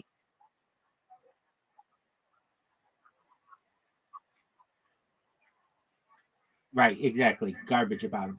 Okay, and I know what you're saying. Like I used to think he was a fine dude. He was on Sex and the City. He was on Mad TV. He was on some shit. I never thought he was really funny. Uh, but he was always on Joe Rogan. And okay, and this Brendan Schaub, same thing. They have a podcast. It's known as The Fighter and the Kid, and they've been doing it for like 10 years. And it sucks. It's maybe the worst podcast that there is because there isn't anything that they talk about that's interesting. But I'm getting to this. Their subreddit is the funniest subreddit of any subreddit. It is so funny. They have 166,000 people in there currently, and all these people do is shit on them all day long. And it is, if you've ever joined a funny subreddit, it is that one. And I've got to say that like that was another thing that was pushed on me by the algorithm. I'm like, man, I don't care about these guys. I'm never going to watch their podcast because they just don't have anything that they're bringing to the table. They're not experts in anything, but I'm pretty hooked. And the reason why I say that is because they'll put out a podcast and there will be so many people who make who like clip it and just make fun of these guys, and they're so funny. So it's basically like an anti-podcast. There's I don't know how else you put it. So what these guys did, they were shooting this in Calabasas, and they were just riding Joe Rogan's coattails uh, until he moved to Austin. And guess what they just recently did? They moved to Austin. And so they're basically like the new wave of guys, people who have moved to Austin. Not only are they terrible and their podcast is terrible, Brendan Schaub, the the fighter part of it, he was like a UFC fighter and just not very successful.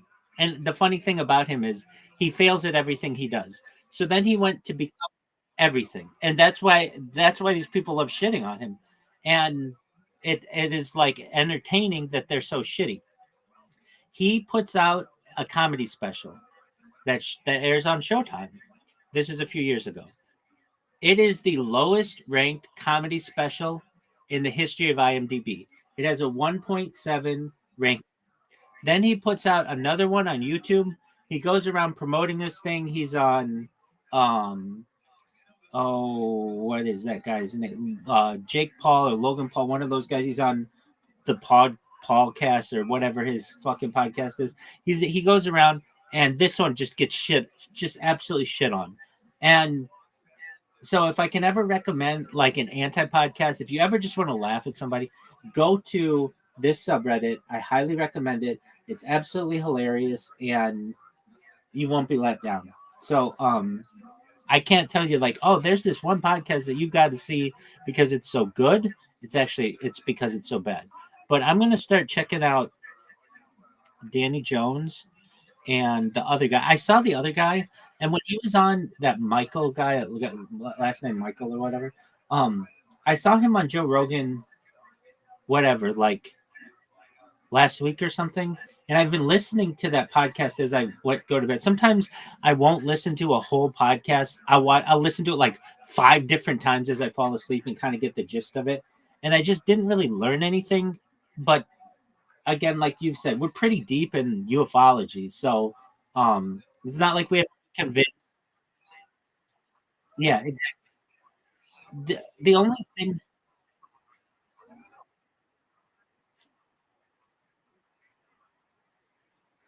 word.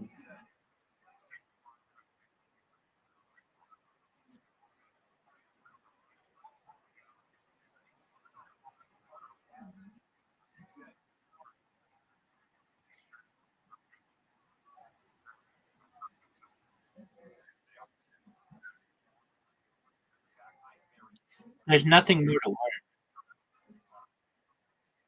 Yeah,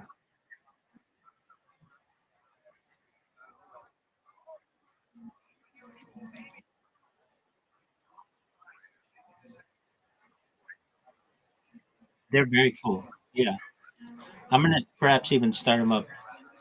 Um, like maybe in a little bit. I I've recognized that I'm not anymore entertained by people who had sightings. That's cool, but like that doesn't turn me on unless you've got really good footage or something. Um, I am still very entertained by alien abductees. That's kind of my jam because I love hearing about news stories, and I really like to learn about extraterrestrial technology. I don't know who wouldn't be. It's absolutely fascinating to me when they've got like, just like devices that we don't have. That kind of stuff is phenomenal. In terms of like Bob Lazar, I know his fucking story as well as he does, and it's been consistent all these years. And I absolutely can't stand people in the UFO community who come in and they're like, he's a fraud. That immediately makes me think that you don't know what the fuck you're talking about, and you haven't been in it that long because he's been consistent for 35 years now. Wait, is it 35? Yeah, 35 years. His story has been exactly the same, and and I don't think, like, I understand Bob. There's not anything that he can add to his story at this point. It's basically like um it's it is what it is, and you can take it or leave it. But he's why we learned a lot about technology, anti-gravity and Area 51 and all of that. And um so I'm like a huge Bob Lazar backer.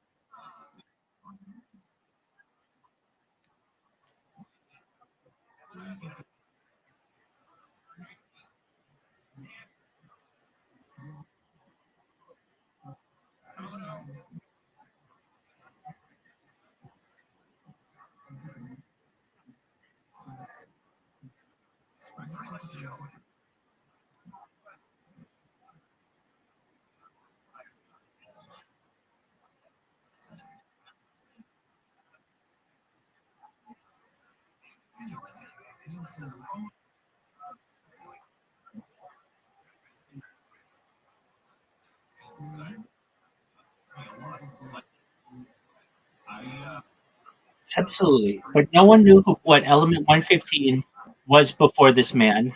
No one knew what Area S4 was before this man. He gave us new knowledge, and I have utmost respect. And they tore his life apart. They made an affair of his ex-wife public, and they made him working on the computer system of a brothel public. Like, there's all kinds of embarrassing things that have happened to this man, and he's had all kinds of raids.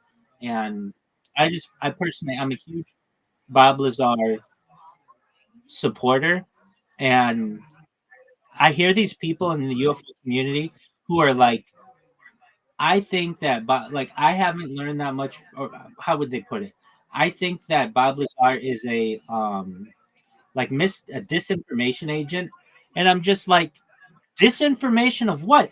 No one knew what Area 51 was before this man, and then he talks about it, and then for 23 years or so, everybody says that it doesn't exist until the Obama administration when he declassifies it. And then all of a sudden it was like, oh, well, we all knew. It's like, no, you assholes. I can't tell you how many documentaries I've seen where you were a nut job, essentially, if you believe that there was a base in the Nevada desert where there was at least advanced technical fighters or perhaps even extraterrestrial reverse engineered technology. Like, you were an absolute loon.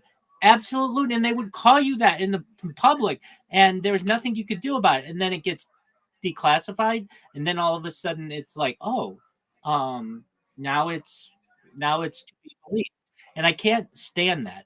It's like the same thing happened. I mean, I don't know really what happened with COVID. I have no idea. But there were people who talked about it early on being a lab leak, and you were considered a loon if you thought that. And like, you were an asshole if you thought that, and you were mocked. And then all of a sudden, like, the National Institute of Health has come out and said that that's what it was.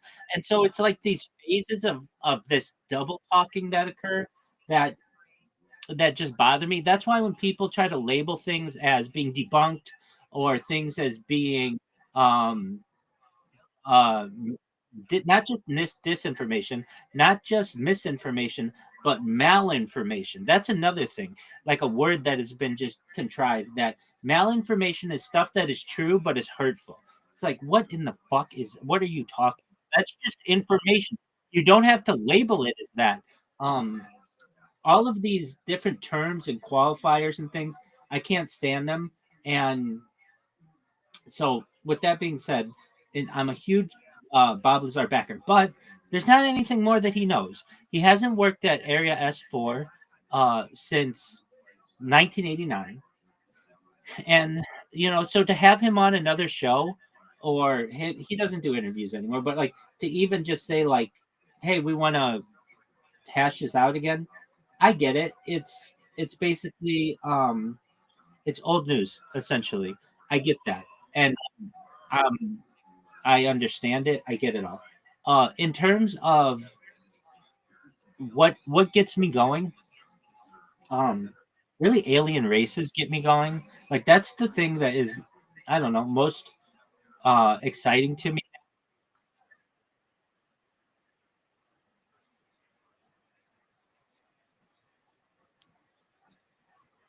Right, right, exactly. That's what triggered me. Now, I heard him say that, and I don't know if he knows if he, I mean, and it's fine. It's not like you're ever taught this in school. I don't know how accurate he is on some of the things that he said. He said he was talking about the three toed thing. And well, one thing that he said, somebody said to him, "Is that the alien grays?" And I could be wrong if it was him. And he said, no. Like, he was talking about Zeta Reticuli, I think. And that's where generally the grays are pretty confirmed to have been. And he said, like, no, that's not where they're from, or something like that. I don't know what it was. or maybe he was even saying that there was a. I'll have to listen to it again because I was like half asleep or literally falling asleep as I listened to him. But it just was when I heard him talking. He's like if you interviewed me on this stuff, we would be. I don't want to say I know as much as he does because that's probably not true, at least on these topics. But it's not like he could tell me all that much more about it. Exactly, and I could tell that like his clarifying statements were not. I don't want to say they were inaccurate, but I don't want him to be like if he's like, no, the Zetas aren't from there, they're from somewhere else. Well, then where are they from? Tell me all about it. Like I can tell you right now, the Zetas have like a bi-astral star system, and it's like has similar gravity to Earth. Like there's some things that I can talk about or have some familiarity with, and I would want to hear more. I mean, that's my thing though. I'm kind of like over Earth. Like I don't want to say I know every secret that's ever been known on Earth. That's certainly not true. But my interests have just gone galactic. And so for someone to come in and be like, oh, we're going to try to declassify such and such document, I'm just like, big whoop. Watch the Disclosure Project with Dr. Stephen Greer from May 9th, 2001. And that's as much disclosure as you're ever going to need to prove to anybody when you've got FAA reports and NASA photoshopping UFOs from pictures. And with that all being said, do you happen to remember? I don't know if it's still a thing, but there was a NASA channel. It used to be a thing on like television, and then there's like a NASA. There's like a NASA, like NASA has a live stream, a very well known live stream. Anyway, there is an interesting aspect of this that they used to have it be a live stream and figured nobody's going to watch this. They always have, like, I could go to it right now. I'm going to. I bet you they have 101 people watching. And the reason why I say that, I think they buy 100 viewers and one or two real people are watching, like, maximum. I mean, I'm watching it right. I'm going to turn it on right now. And I'm just kind of interested if I'm correct. If that's what we're at. Let's see how many people are watching it right now. 83 people are watching it right now. So I'm not necessarily as accurate on that as I thought I would be. I mean, frankly, I am. I'm within 20 people of them watching. I don't know how many real people. Maybe it has 80 viewers or whatever. Anyway, nobody really watches this that often. I find it interesting. NASA turns off the comments. Why? You're scientists. Don't you want people having discussions about what you're doing? And it's just like, exactly.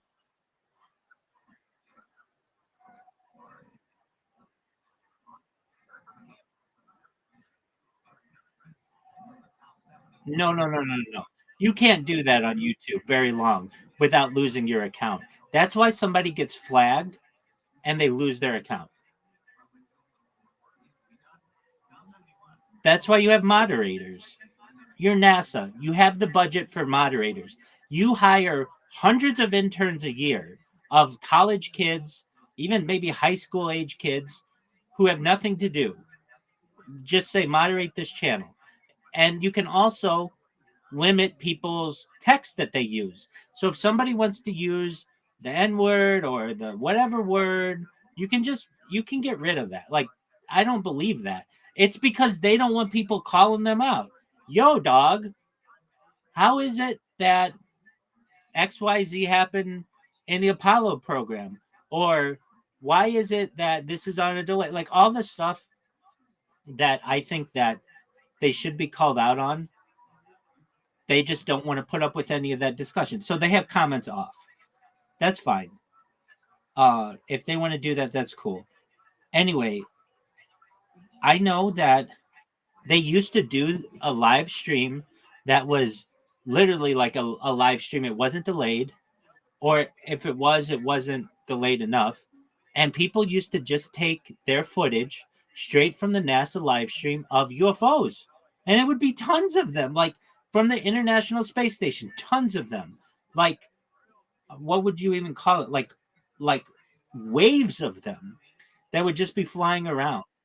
And it wouldn't happen every day, but if you watch long enough, it would just be like incredible amounts. And then they stopped doing that. And I don't know. As has previously been stated, NASA should stand for never a straight answer, because it's basically useless. And to me, it's even more useless now that we have private space companies that get more accomplished, frankly, than all of NASA. And that, in my opinion, shouldn't be a thing.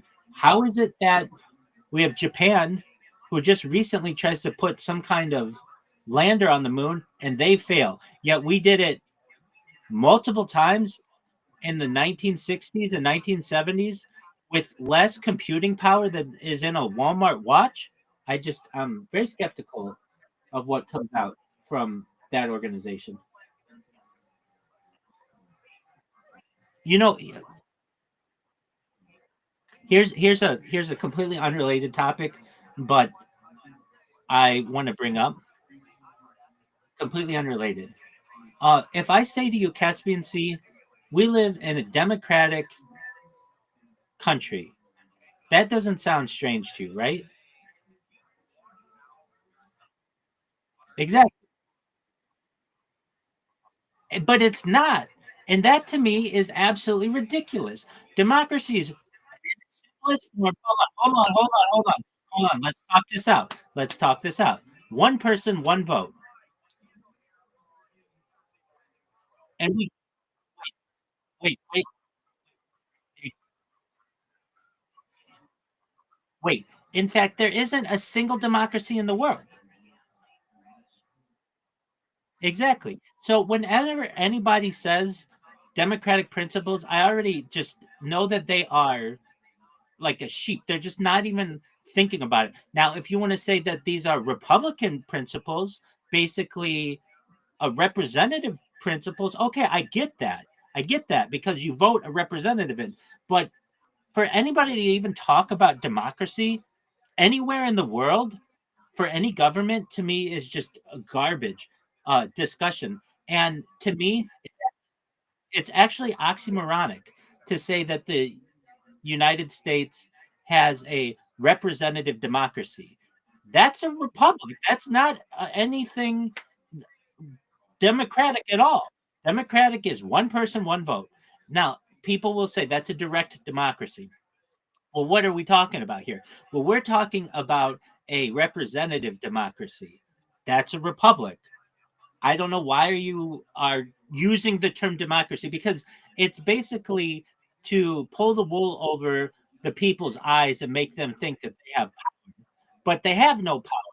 If you had a democracy, a direct democracy, it's actually been seen as the worst type of government. Now, whether that's true or not, I'm not sure, but I could see that. I could absolutely see that, because you have the what's called the something like the dictatorship of the majority, tyranny of the majority. And so basically you can very easily get rid of anybody you don't want. And I get that. I'm not saying that we need a direct democracy. I'm not saying that. But I'm saying anybody who ever talks about that's anti-democratic or those aren't democratic principles, none of these are democratic principles in the United States. None. If you want a democratic society, well, then that's essentially it. Hasn't been seen since Athens 2,300 years ago. I mean, basically. So, with that being said, it as Peter Griffin says, you know what really grinds my gears? It really grinds my gears when I hear the term democratic principles. We live in a democratic society. No, we don't. We don't live in anything close to a democratic society. Truthfully, we don't.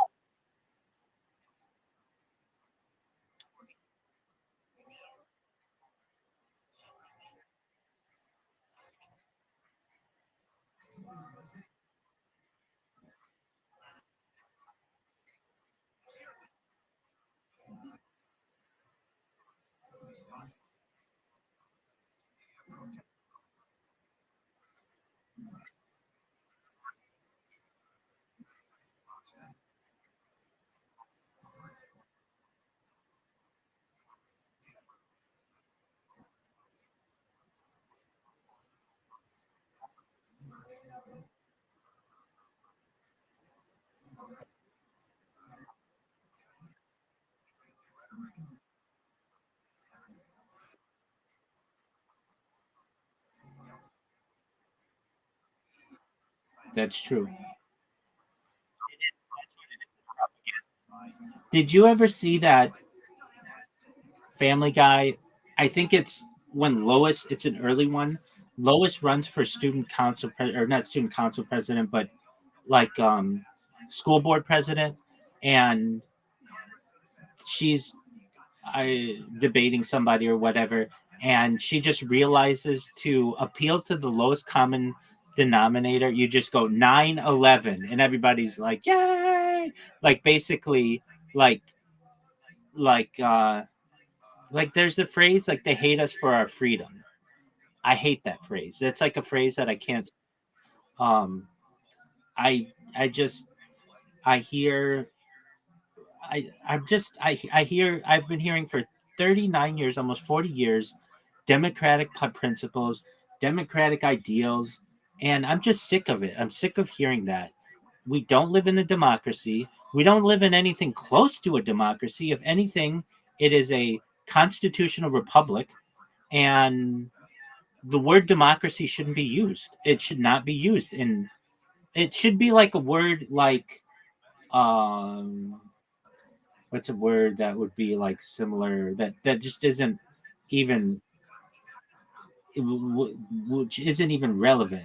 I want to say plutocracy, but that's rich. That's governance by the rich, and that's what we're in, or an aristocracy, or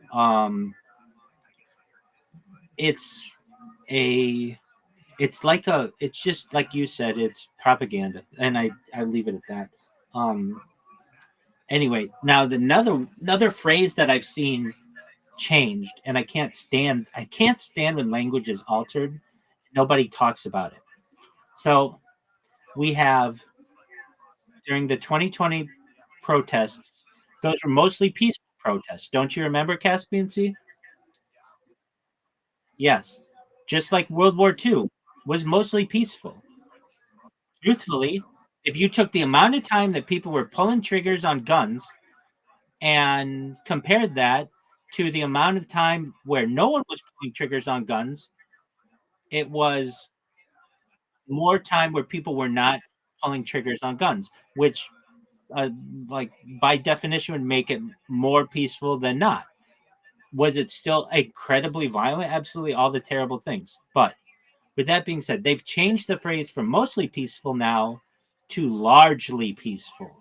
Do you realize how dangerous that is? Now it doesn't have to be the majority of the time it was peaceful. It's now just a significant amount of time was peaceful. And I just think that that is incredibly dangerous and disingenuous. I'm not stupid. Don't piss on my leg and tell me it's raining. It's like it's frustrating to me. And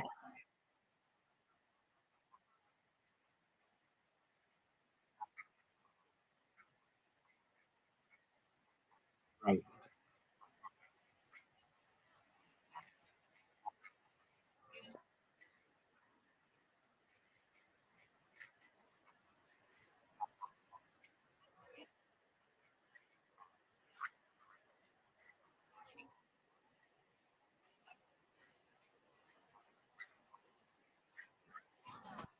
right.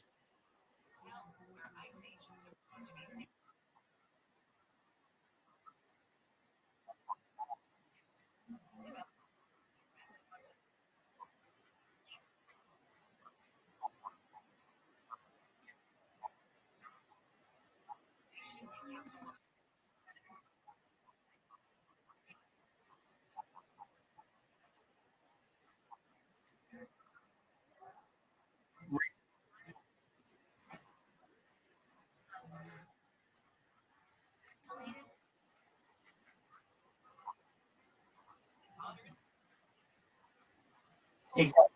Separate,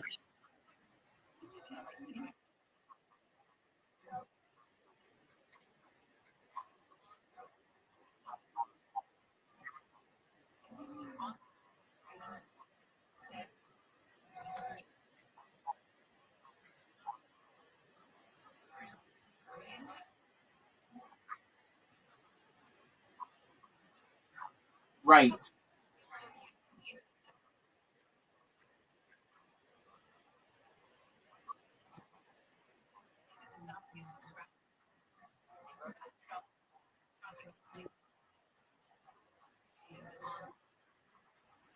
Ex-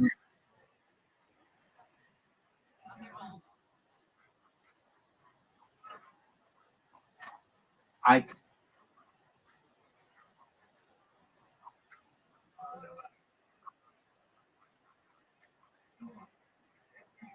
Oh, no, no, no. I think it's an excellent analogy, and and it's frustrating to me that, including that one, that we don't have like different terms for it. Like one would be, I guess they are in like psychological or psych yeah, psychological units. Like there's sexual based traumatic stress disorder, and there's war based space traumatic post traumatic stress disorder, and there could be like what would a car accident be? Just like incident based, I don't know, like whatever. And all of those could be true. I'm not saying that they're not, but um for the how would I say it? But to me, like if you were, and like I have empathy for these people. If going to war and seeing people die and all that stuff, or perhaps killing people and doing all that stuff, is different than if you were in a car accident. They're just different. And and we need a better term for it. Like it's and I'm sure that they have them, but they're not used. It's too overarching for like, oh, you had bad shit to happen to you in the past. That's PTSD. And it's like, okay, I get that, but there are different levels to this. And with that being said, like I agree with you. It's the um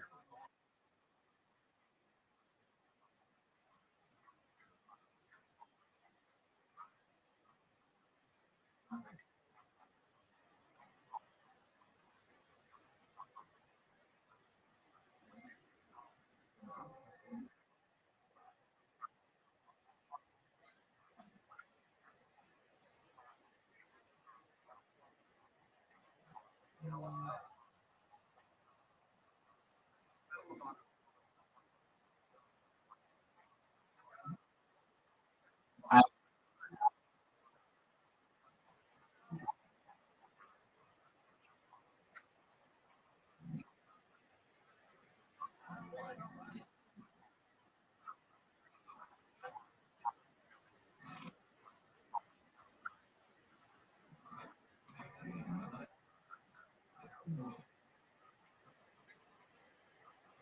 I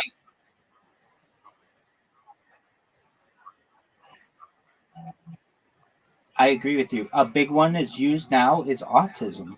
When I was a kid, frankly, I didn't know anybody who had it. I still don't think I've really ever met anybody who's had it in real life. Though you go on the internet and everybody's got it. And like autism at one time was, I know this was a specific kind of autism, but was like Rain Man syndrome. It was like, like exactly. And now, especially because I'm on Blue Sky, and I say that because like people are more open about these things. It's like 70% of people. And I'm like, no, it's not 70% of people.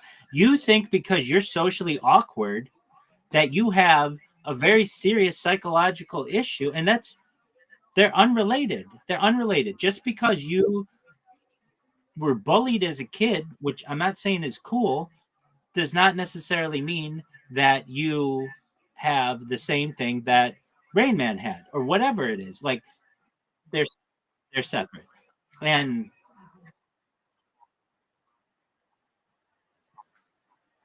that's true.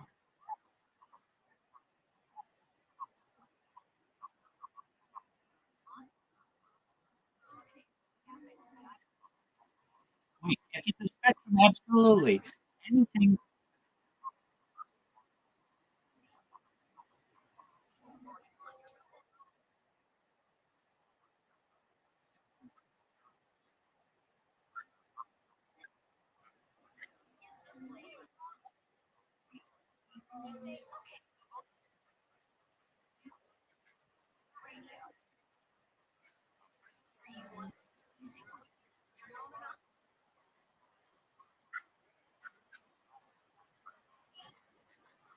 Dude,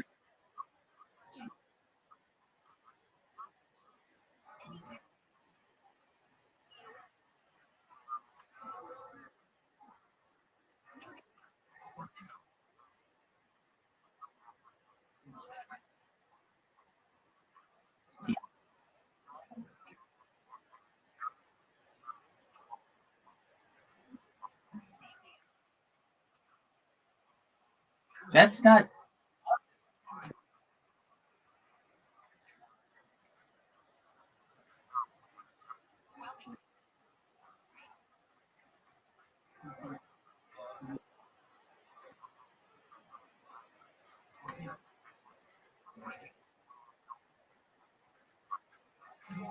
Doug, have you ever someone with verbal autism? That is a thing. Some person who has some quirk.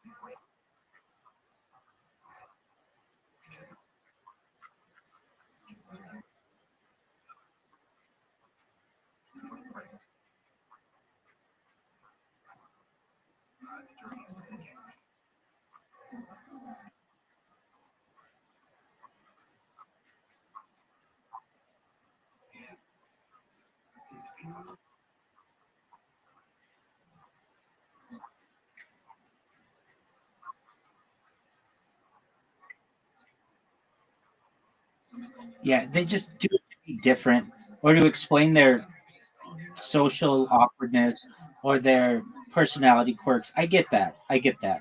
I'm just, I'm very, not just find it, I find it, I find it insulting to people who really do have it in a certain way to just say, well, I've got it. Not me personally, but like, just like a random person. I've got it. And, and, and when you talk about spectrums, then, like everything's a spectrum, literally, and I understand that it is. I get that, but that means that, um, like I don't know, like um, someone who is 7 feet tall is a little bit on the vertically challenged spectrum because maybe some part of them doesn't feel tall enough or something like that. Like someone who has enough of something, they're gonna feel that. Now they'd be at the far end of that spectrum, but it's like, yeah, versus someone who's like a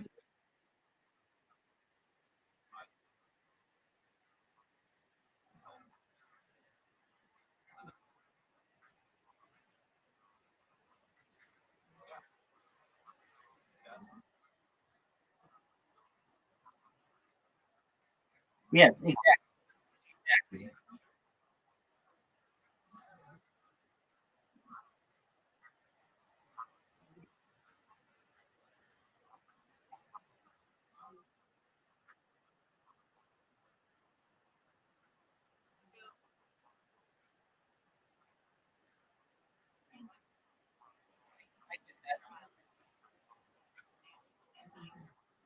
Yeah, I mean, when you bring when you bring the term spectrum into it, it's like everything's a spectrum. You could have some dude who is in China who's only ever known Chinese people and say that they are on uh the South American spectrum. What is that? I don't like Latinx or something like that. Why? Because they just feel a little Latinx today. I don't know. That's not my determination, but it's like if everything's on a spectrum, then that's how that works. And it's a slippery slope that occurs. Yeah. So if you say, well, it's a spectrum, well, everyone's on the spectrum because that's how spectrums work.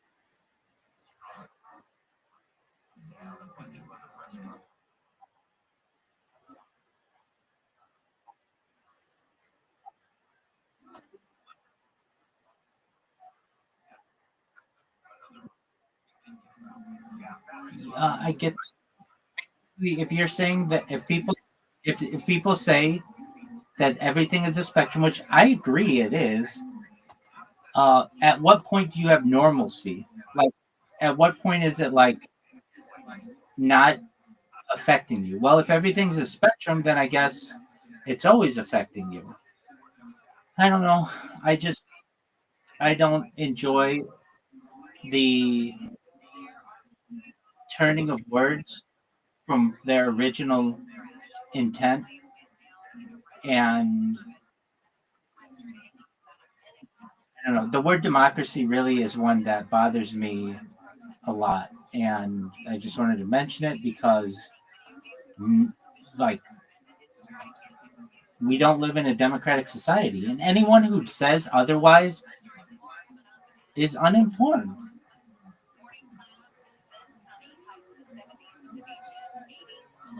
Or perhaps I shouldn't say society, government, to be more specific, because you can have individual beliefs, I guess, and make those clear. But for people to say that we have a democratic form of government, get out of here with that garbage.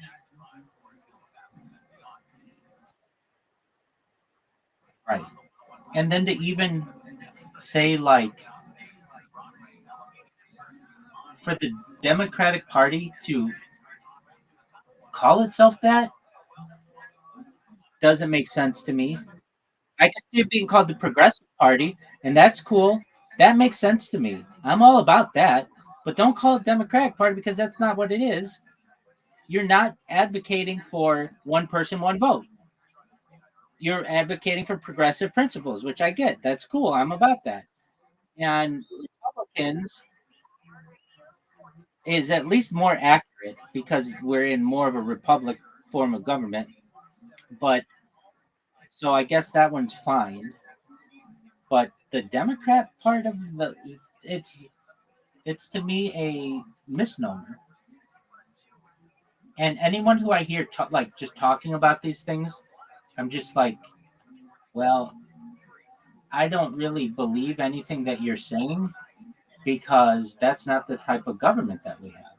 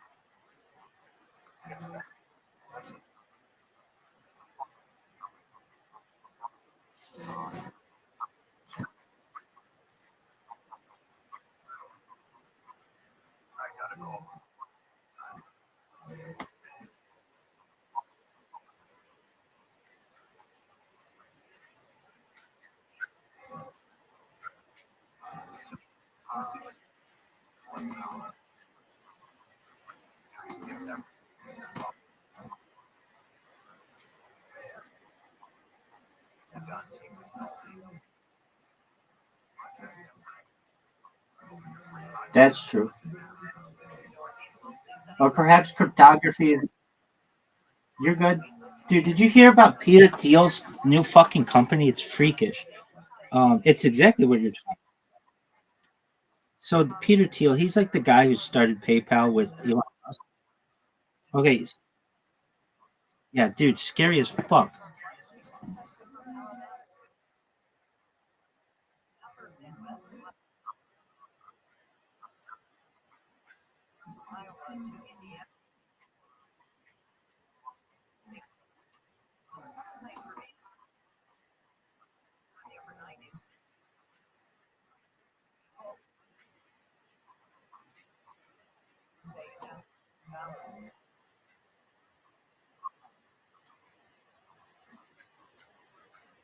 That's exactly what's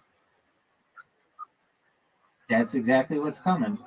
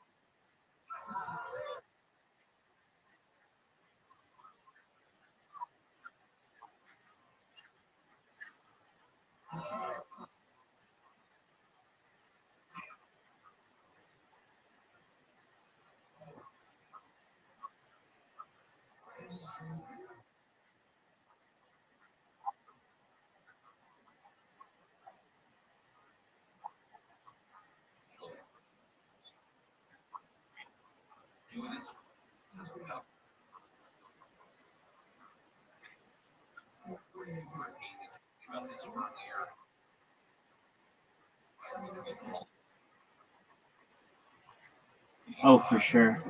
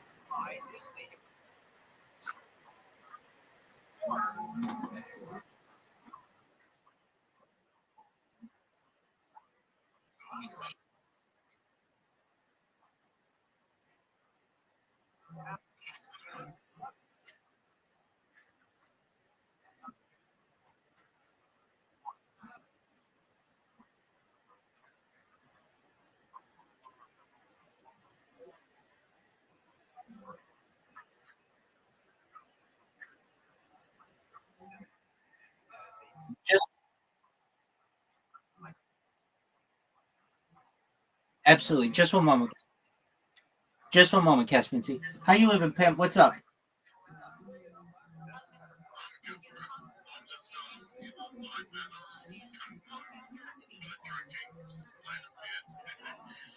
Excellent, man.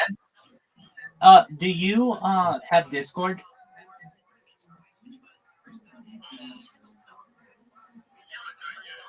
Okay.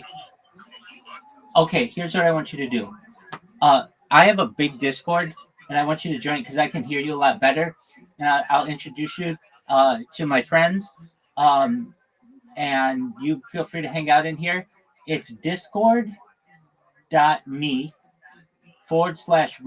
It's in my profile. You can find it. Discord.me. Yes, sir.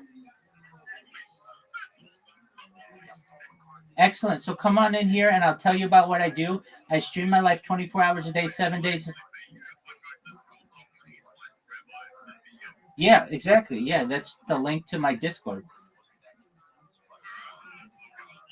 Excellent. I stream my life 24 hours a day, 7 days a week, 365 days a year for world peace. I've been doing so for 3.5 years. I have more data online than any person ever. I'd love to tell you about myself.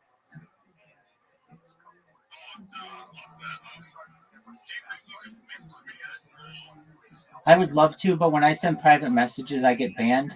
So it's literally, if you just type into a browser the word discord.me, like the pronoun me, /rabbi, RABBI. And if you want it to be even easier, you can just Google Discord Rabbi, and I'm the first thing that shows up.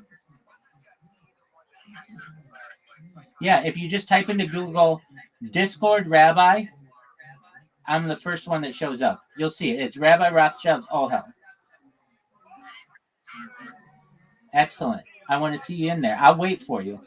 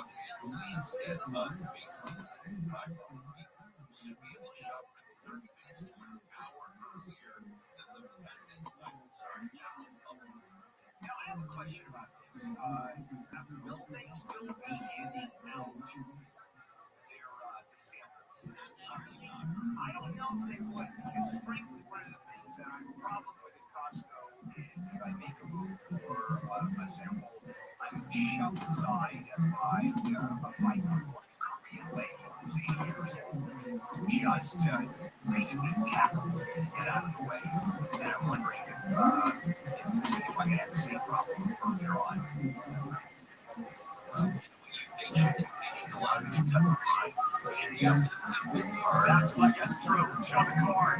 Play a buffet at Disneyland. Show your whole card. Sorry.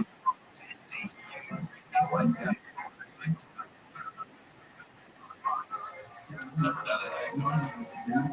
No bikinis allowed.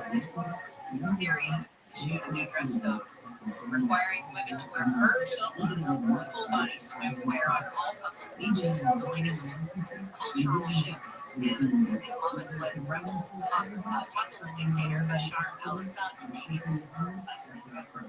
New guidelines were made in the requirements of public interest according to the tourism industry. Do well in those countries. See those You're good, Big Dog. We just had somebody who joined from Twitter Spaces. We'll see if they're able to find themselves in here.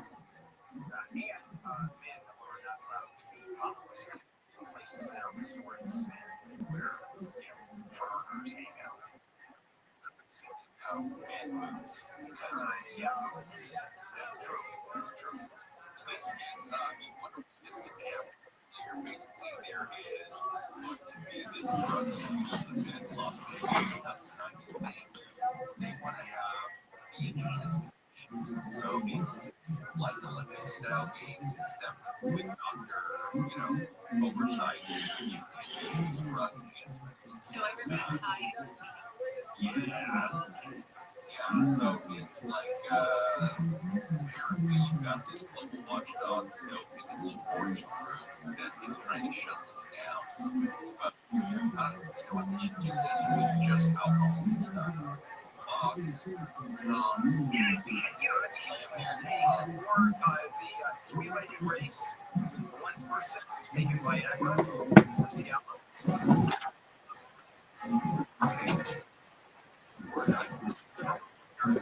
What?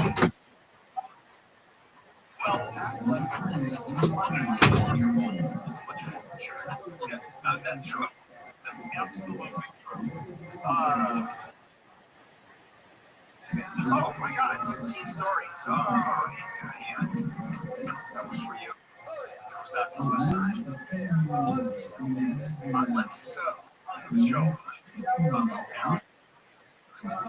Yeah, obviously. All right, coming up, big story. Hundreds of no bikinis protests are planned across the country, with one exception. One place is not going to be at. And this is that's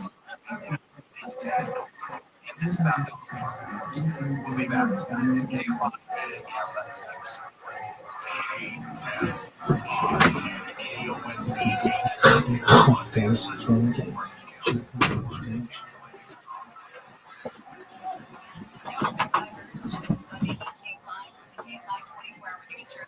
Officials in India say there are no known plane that crashed in a populated area near the airport in Ahmedabad. The pictures coming out of the crash site are dramatic and exposed blowing off in the distance. The first pictures now showing that the plane crashed into a building. ABC is investing with the terrorists as the moment. Yo, Pam. Was carrying 242 takeoff. Crashed on top of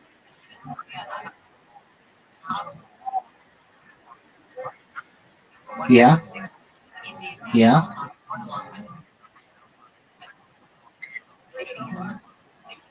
Oh, very. The guy who allegedly drove through a line of protesters and police officers in Koreatown case has been arrested.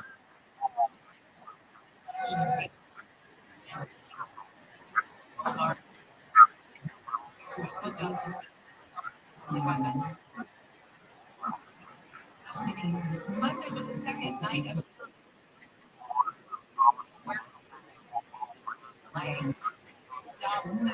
Yeah.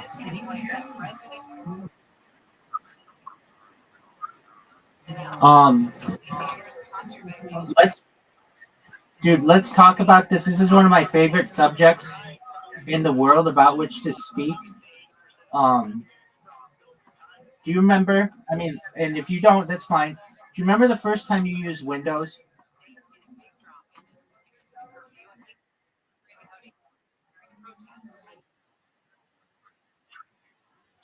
Okay.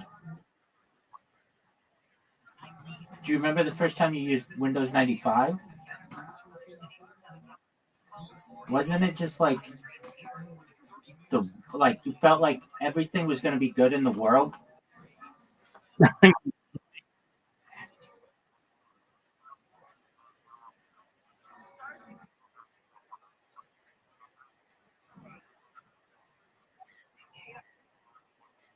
Yeah. Oh.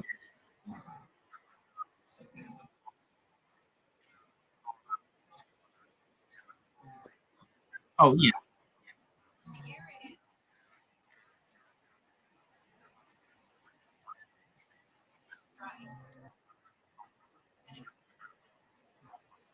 Doug. I, I remember when it came out. It was yesterday. Yeah. Exactly. I thought I was going to be able to play every single game. Every fucking like just it was like the internet was going to be closed. Like we didn't get the internet. My parents were. Um, I mean, I think considering we were still early adopters, but they didn't get the internet immediately because they were afraid probably that I was just going to find porn or something like that or whatever, just like chat rooms and brain rot and all that other stuff. But we, I just remember it was like the world was at your fingertips and you were going to be able to connect to anyone in the world. And even though we had like dial up and it took forever, it was it was amazing. I remember using Windows 3.1 at, and like playing Doom. And I don't know, the thing that sticks out in my mind, this is such a minor thing, but it was so major to me then, was putting in the Windows 95 CD and playing Weezer's Buddy Holly, that it had like a music video on it. I remember just being blown away by that and watching it over and over and over. Just like, you mean to tell me that you're going to be able to watch videos on this? It was just, it was just mind blowing to me. And it had games, even though the games were like not fun. I can't tell you how many times I played solitaire and changing the card background, and then they got yeah, dude, and yeah, Mist was like a game that was always like really hard on RAM, and just always looked so advanced. And now you look at it today, and it's like, what? And as I understand, there wasn't like a way to win it. There wasn't like it was just like a first person point of view, walking around mazes, and I mean, but that was like world changing. And I get that. I remember just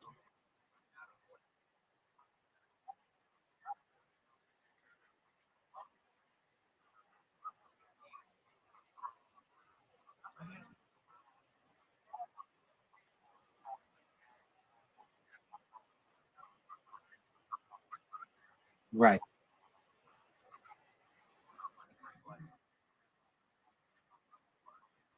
Oh,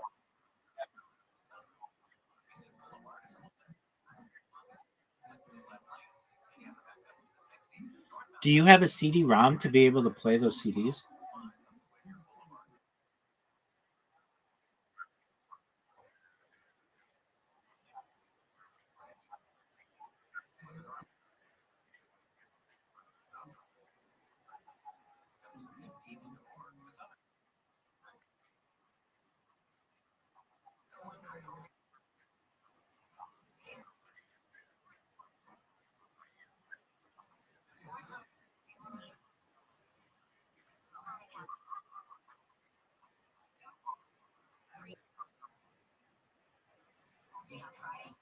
Oh,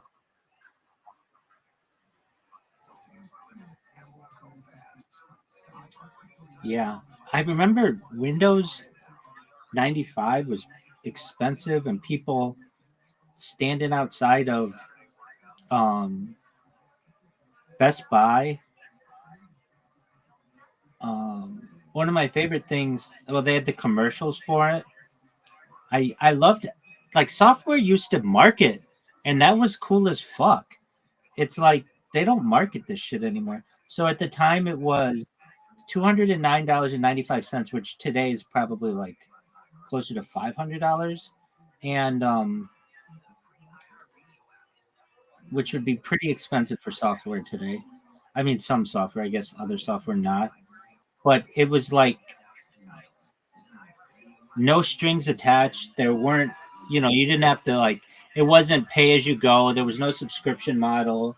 It was just like you've got everything in here, and I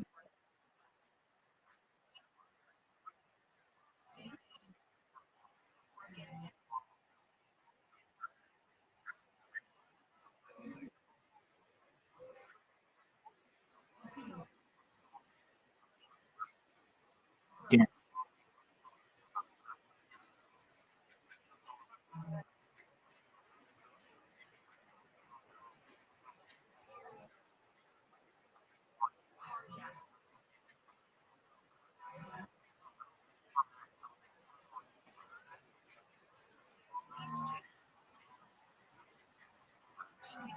yeah, and they made it like the bullets were like really bad.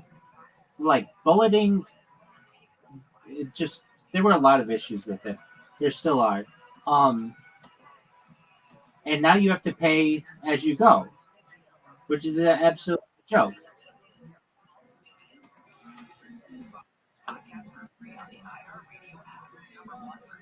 And they don't change anything about it.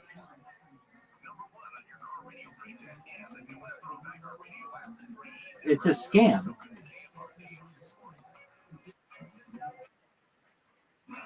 It is a scam. It is a scam. You know that they haven't changed anything about the software in 20 years. It's a scam.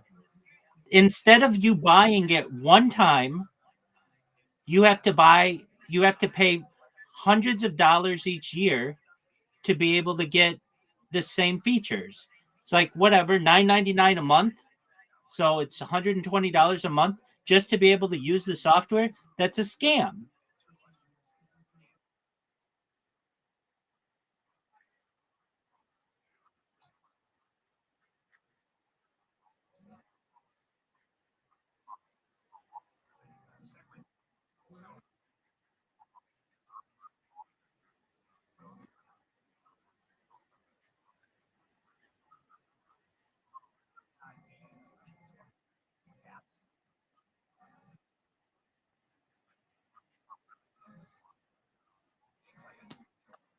Do you know what Libra?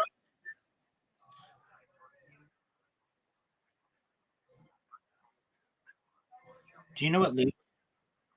Do you know what LibreOffice is?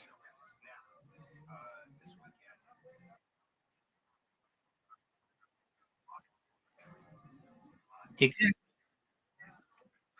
Exactly. It's I don't understand why I know why people use Microsoft's version of it. I know why, but LibreOffice to me is perhaps a as good a product. It's and it's free.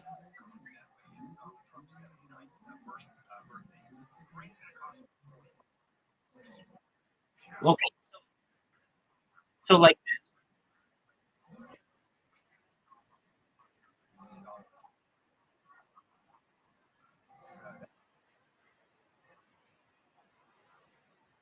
yeah,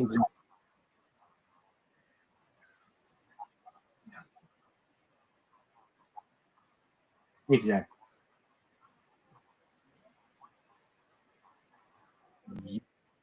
You exactly.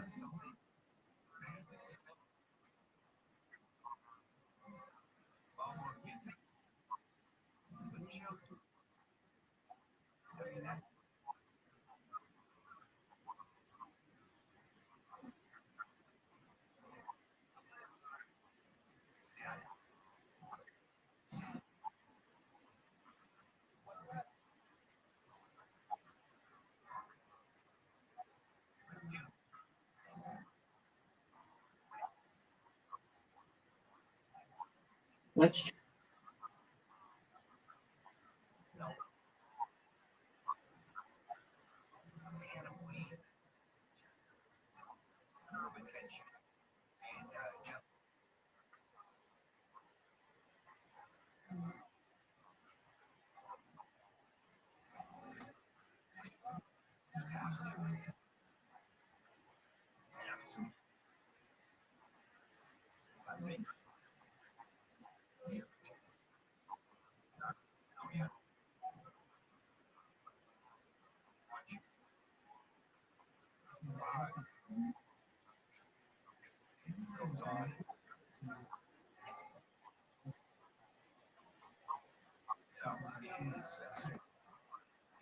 Yes, they are.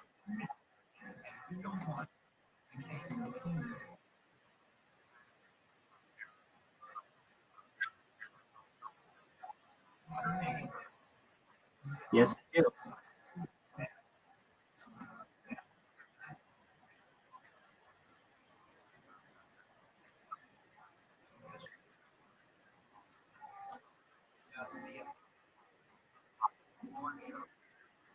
Every,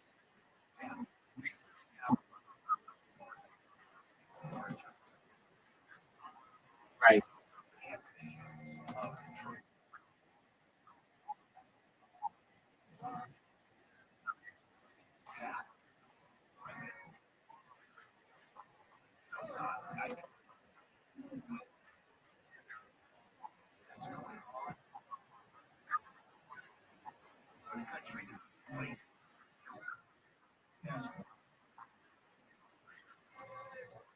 Right.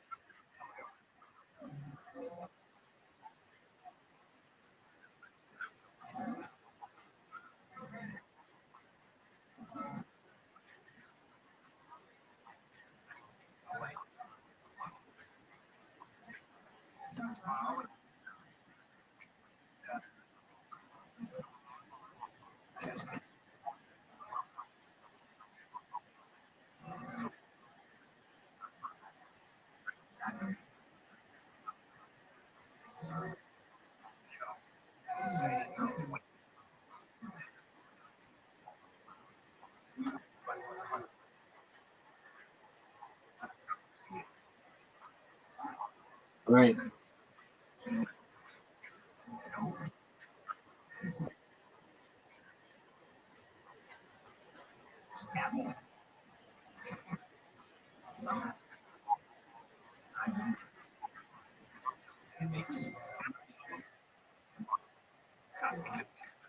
They Coca-Cola recently did this. So I don't know anybody who works at Coca-Cola, but I do subscribe to the subreddit. I like to. I don't know anybody who works at McDonald's. I don't eat at McDonald's. I don't really know anybody who eats at McDonald's, but I like to be in the. I like to like learn about these companies and how they work. And at least with Coca-Cola, you used to have like an account representative. Somebody would come in and make sure you had Coca-Cola for whatever your establishment is. And they've gotten rid of those people. And now it's just the like owner of the business goes into a website and orders all their Coca-Cola and then it gets delivered.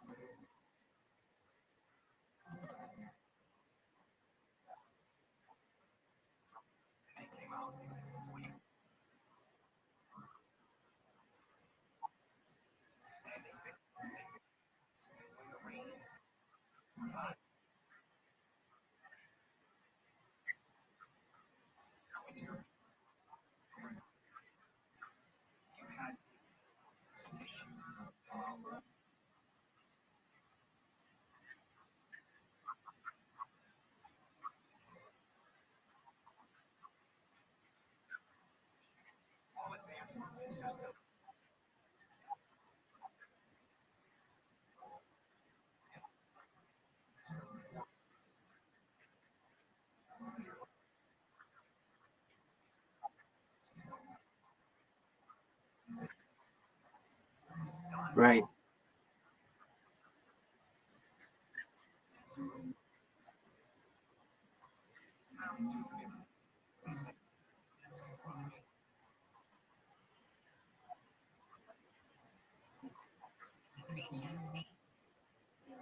This report by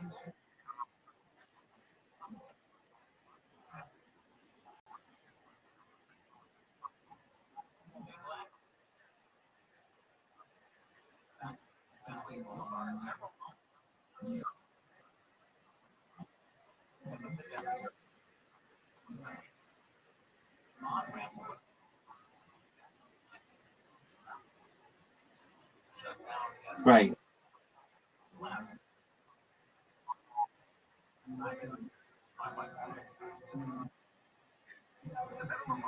That's all right.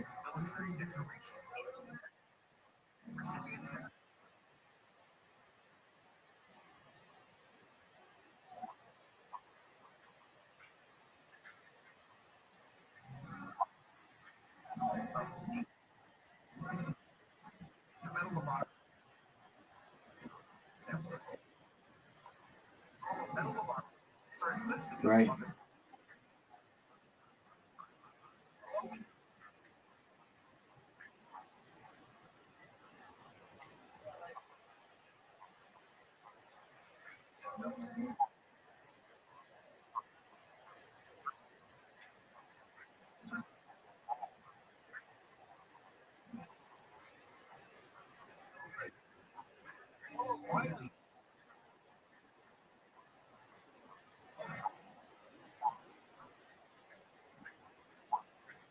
Right. Right.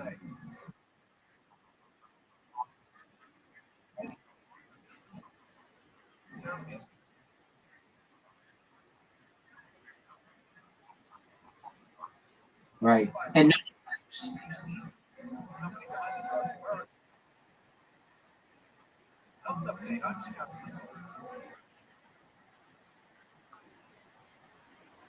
spring.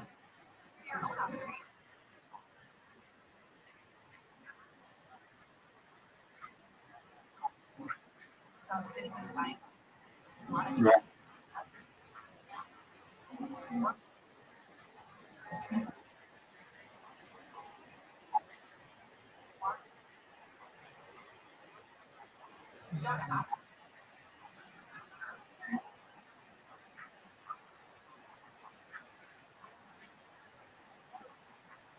Right.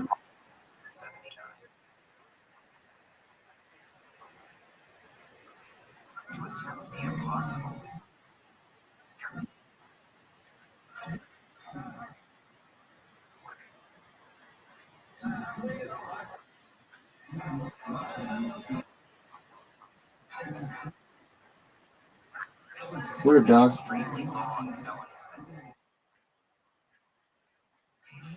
Correct.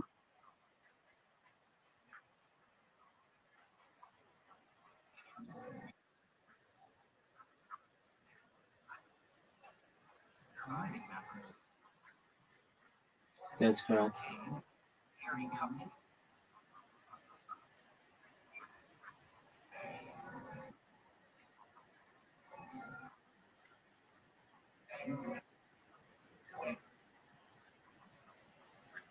Right.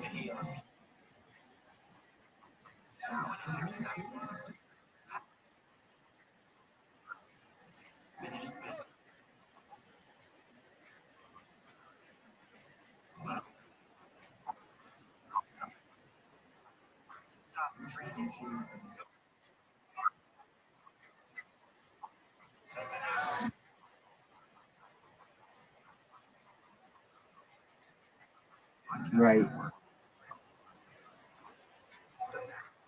What you see is what you.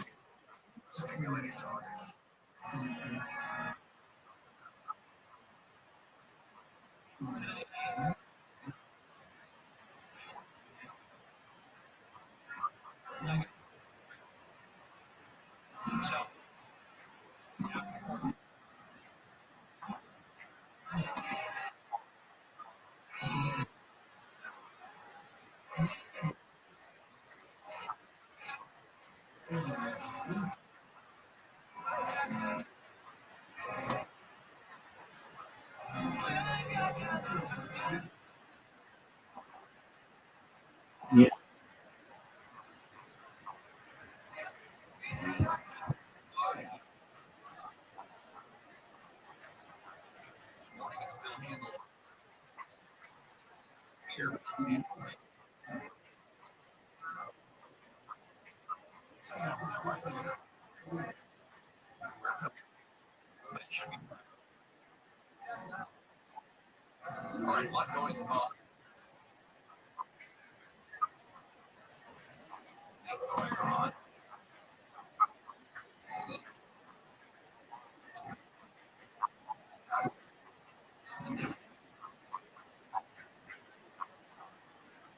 Right.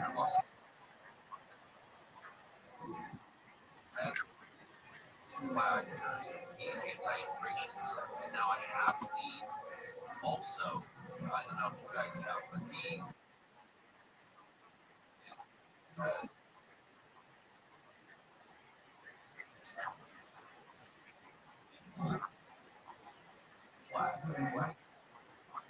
I've seen that.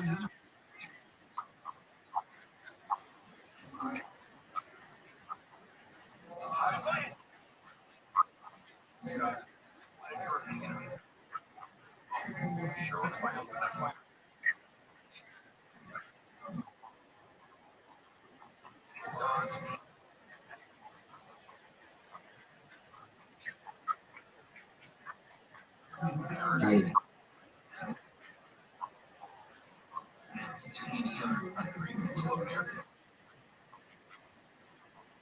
Make the statement that they should have the rights that Americans have or even naturalized, green cards or I want to get I'm just using that now. I'll explain.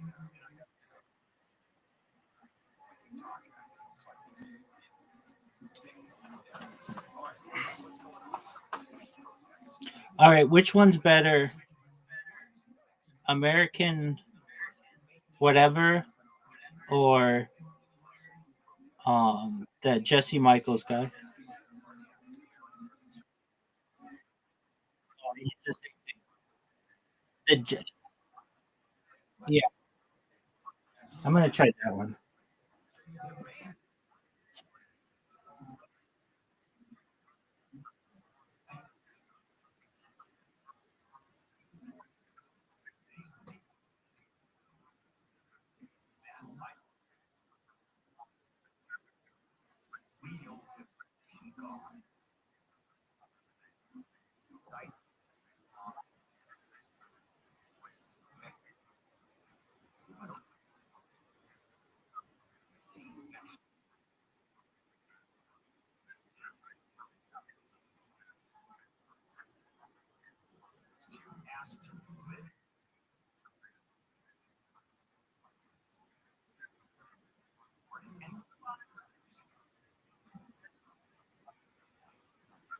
Yeah.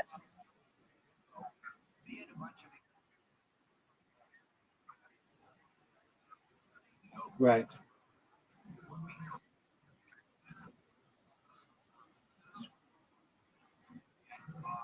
Dude, I like to listen to anybody.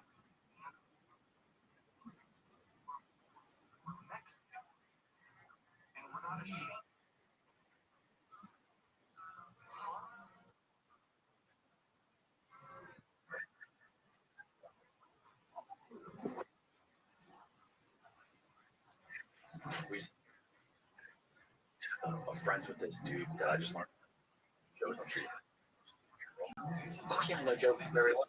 or something? Yeah, we're friends. Oh, really? Yeah. I just learned about this guy. Yeah. I don't know other stuff. Yeah. Don't talk about immigration. Just want people of the United States to say Mexicans are great. We love them. All right? No problem. We love Mexicans. We love Mexicans. Mexicans here. Well, to accept our culture. It's not what it's about. We're somehow spinning this and trying to come up with some crap. Not getting it directly because we're proud to be Mexican. Probably are. I don't have a problem with being proud to be Mexican. American. Wait. What I have, if I want to go to Italy, for example, which I do, I retire part-time in Italy. I'm not going to take the American flag and talk about how desperately I want to be in Italy. What, you think I'm nuts? I just don't get it. So why young people are doing this is to show their support for their parents. So many people are American citizens, second, third generation. Maybe they were very much U.S. citizens by birth, but they want to know who's unique. They're standing. That's why we're flying the Mexican flag. You're not doing yourself.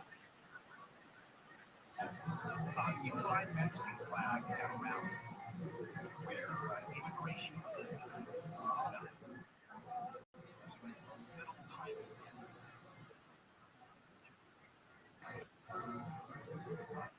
is guaranteed that there is a whole swath of Americans that are saying, you don't like it here, get the hell out. You fly the foreign flag, Mexican flag, and then argue under the Mexican flag that you should be American. But you don't fly.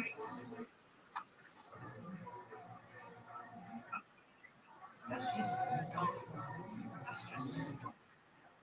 And as I see cars with Mexican flags flying around, I go, come on, guys.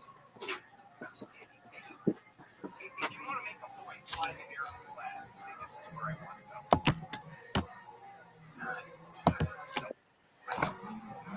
As I said, they're not doing themselves any favor. But now, this is a fun one.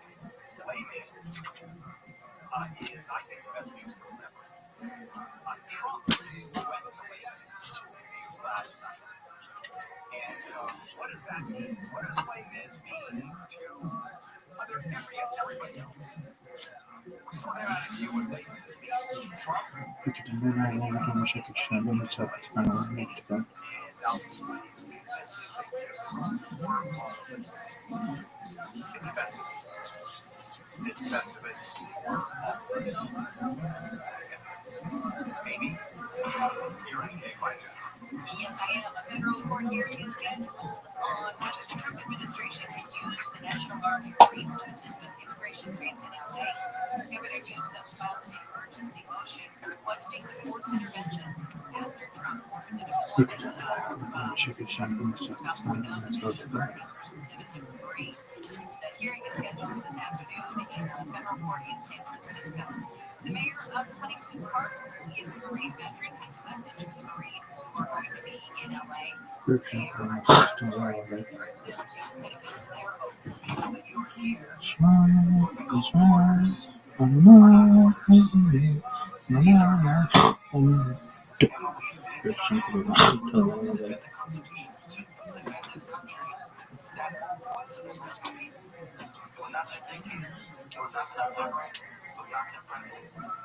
more than 200 arrests have been made since the first curfew order was issued by LA Mayor Bass. Most were misdemeanors for failure to disperse or curfew violations. LA County DA Nathan Hodgman says his office will prosecute felony violators, but local law enforcement is not working with federal immigration officials. District Attorney's Office, LAPD, LA Sheriff's Department, and local law enforcement do not participate in federal or civil immigration enforcement. Been announced multiple felony cases that have come out of the immigration protests in downtown LA alongside a sheriff and LAPD chief. A plane with 242 people on board has crashed in western India. The plane was at just 625 feet in altitude about a minute after takeoff when it slammed into a residential area and burst into flames. The plane was a Boeing 787 Dreamliner. It was headed to London.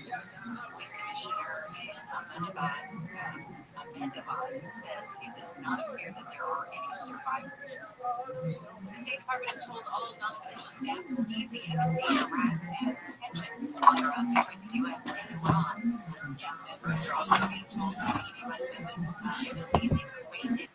The order came after Iran threatened to target. What do you make of that research? I mean, just the title of that book. What was it? Swastikas and Flying Saucers? Yeah, well, Joseph has, I don't know where he is now, because he wrote his first, basically, he became known as the Nazi UFO guy. Okay. Like, that was really, his original training was in, what's it called, patristics. So studying Eastern Orthodox religiosity, like Eastern Orthodox Christianity. Like a bishop in the Catholic Church of Russia or something. Yeah, I think Orthodox. Okay. Orthodox. Okay, no. He's a really highly intelligent man, of course, and then he got into studying the Nazi UFO connection and looking at Foo Fighters, and particularly in Europe, as potentially Nazi Third Reich technology, and so he went into that in several books. However, the thing with Joseph, I mean, that's what he thinks today, but I know that he became very, very open to an extraterrestrial interpretation of the UFO phenomenon over time. Because like in the early years, I think it was easy to interpret all of his work as saying all of this phenomenon is secret tech, or secret tech. And I don't think that he's in that place. At least the last few times that we've talked, I did not think that he was. So I don't know. We're always evolving. We're always like constantly thinking through, like, what do I think? Last year, and it's important because speaking for myself, I've gone to a lot of different places as to like what I think is actually happening. UFO. I always love talking to Wall Steve. Yeah, I'm wondering. Steve, are we good? Oh, beautiful. So I always love the opportunity arises to talk to somebody like yourself. So I only talked to maybe roughly three, maybe four people on the show that have been studying this topic for over 25, 30 years, like yourself. Most people have been in this stuff just, for a few years recently, since like the emergence of YouTube. I think it was like the first one was James Fox, then Jason Giorgiani, Stephen Greer, these types of folks. And I've noticed that you've been in a lot of some biggest documentaries on this topic. So it's always just so interesting to hear people's takes on this stuff when they've been studying for so long. But for people that don't know who you are, can you just give like a brief summary of how you got into this stuff in the first place and what you've been doing ever since? See, my audio sounds really odd. Maybe it's just my headphones. Okay. All right. Yeah. So I got involved in this subject a little over 30 years ago. So it was in the 1993, 94. At that time, I was trying to pursue a completely different life. I was working on a PhD in history, Cold War studies, University of Rochester. There she is. And I was, previous to that, I studied a lot of European history, a lot of diplomatic history. So it was really my background. And I was in a bookstore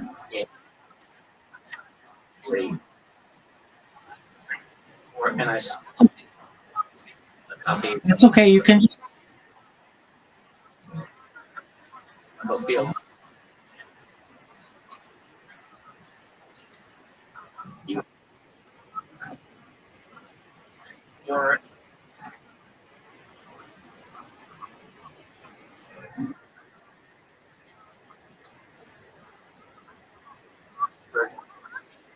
Some old. Okay, you just send me a message in Discord. I'd only heard claims of cover up and this and that. And That's okay. You take care of yourself. that I was You studying. take care of yourself. I'll send you a message And so you know what account I'm. apartments that I was looking into. It's the one where you sent me. I thought, this is like I just sent you a message. like, You have anything to tell me? history here. Is this true or is this right? Questions. And I like the book. It's a great book. At the same time, baby version. Using that groups. Excellent. People. Sounds like a plan. And I thought I'm going to spend 2 or 3. Excellent. Is there something to this? Please do send me anything you want. All of the other people in the academic community at that time, or is there something? Because here I was studying basically the presidency of Harry Truman. I'm looking at the early Cold War, 1950, and I'm thinking there were claims that there was a very big UFO cover-up going on by then, and these were not trivial claims. And I just thought, what I don't like is having a big question mark hanging over my head on an area where I was trying to become an expert. And I just wanted to know. I just wanted to know. And so I thought I'd spend a couple of months to look into it. And I got hooked. I got totally hooked. Like, I discovered there were some very powerful declassified U.S. government documents that were obtained through Freedom of Information, which itself didn't really get going until the late 1970s, when Jimmy Carter strengthened FOIA at that time. And so at that time, a lot of very interesting U.S. government military documents were released that they wouldn't prove that UFOs are aliens, but they did prove, absolutely prove, that these flying saucers that the government was telling the world, nothing to this, it's all hoaxes, misidentification. They proved that, no, actually, military personnel were seeing objects described as flying saucer shape, invading sensitive airspace that they were not supposed to be doing, engaging in maneuvers that were supposed to be impossible, being chased by our aircraft, and essentially playing cat and mouse games over and over again for years and years. And you read statements by the director of scientific intelligence of the CIA in 1952, a man named H. Marshall Chanwell, who's telling his boss, Walter Beadle Smith, director of the CIA, that this phenomenon is being seen at such altitudes and over sensitive military installations in such a manner that they are not attributable to natural phenomena or known types of aerial vehicles. Direct quote. And you read that, and you're like, how else can he put it other than saying, boss, I think we're being invaded? So I read enough of these documents early on to think there's absolutely something that is at least worth investigating. And then that opens up like 1,000 other questions. Like, where are the other academics? Where's the university crowd looking into this? You would think, if you want to debunk this, fine, debunk it. Let's look at the actual evidence here and deal with it. But they never deal with it. They would never deal with the fact that, like, why was the first director of the CIA, a man named Roscoe Helicopter, a member of a UFO organization called NICAP in the 1950s, until he, clearly under pressure, resigned in 1962, just before NICAP was trying to get congressional hearings back then. So the CIA was created the same year Roswell happened, right? Or was it? No, 1947. 1947, right. Although you could see the predecessor organization, the OSS, during World War, and then something called the CIG, which was in 1946, going into 47. And then out of that, you get the Central Intelligence Agency. That's all with the National Security Bureau that happened in 1947. So what do you think was going on? What do you think happened at Roswell? What I think happened at Roswell was, I think there was the recovery of something that was highly exotic that we probably did not make. You don't think it was? Roswell, you don't think Corona. You don't think it was any human manufacturing or any human technology? Because I had Jason, I think you know who Jason Giordano is, right? I had him on recently. Yeah. He was explaining to me how General Corso, I think it was, had some sort of report General, dude. of the Roswell This guy crash, sucks. and he mentioned stuff like Velcro, Kevlar, night vision, all these human technologies being recovered at that crash site. Yeah. So, of course, he wasn't a general, but he Thank was you. an officer in the U.S. Army. He's Colonel, Lieutenant And Colonel. in the late 50s, early 60s, worked under a very important general, Arthur Trudeau, where he said in his book, The Day After Roswell, was published in 1997, he stated, yes, my assignment at that time was to, we had our own little cache of alien tech, essentially, and Corso said his job was to kind of segue that out to private industry as quietly as he could. And he did say things like Kevlar and things like high tensile fibers and things like, I think, fiber optics, perhaps. I think. Yeah, so I remember night vision and Velcro. Night vision. Velcro, I forgot. Yeah. So, well, that doesn't debunk the Roswell. I think Corso was very much stating that Roswell did happen. Yeah. But like, so the implications of that would mean that either A, aliens used Velcro and Kevlar and night vision, or B, there was just some man-made thing.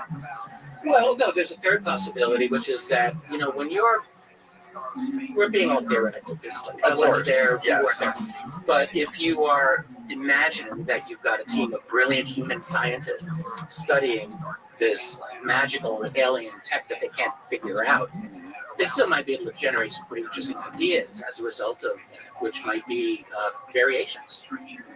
Some of the alien tech, I don't think that's impossible at all. So Velcro, I don't know if the aliens use Velcro. It'd be kind of a handy thing for your sneakers or whatever. But other, it seems to me that if you've got something as exotic as technology that theoretically could be thousands of years ahead of us or more, that you could struggle in figuring out a lot of these things. Material science, I think notoriously is said to be one of the most important areas that human scientists are trying to replicate. Material science. Yeah, like, just the other day, Hal cut off his own Rogan. And Hal has talked about the so-called meta material. So what is the meta material? It's this artifact that was sent out to Art Bell back in the day, in the 90s, and then Art entrusted to Linda Moulton Howe, and then Linda, over a number of years, kind of passed it out to different scientists, including Hal Puthoff and Eric Davis, and looked at this. And so what they found was that it was layered with, ultra tiny layers of bismuth and magnesium and titanium in ways that we still do not necessarily manufacture.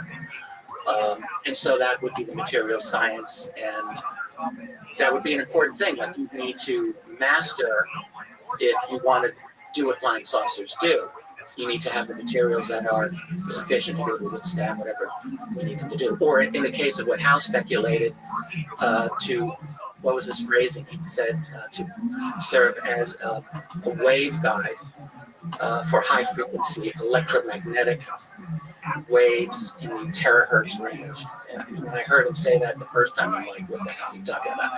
But really what it seemed like is a kind of anti-gravitic type of thing. So you'd have light or electromagnetic radiation hitting this thing, and somehow, in some way that I can't understand, it would produce a kind of effect on gravity.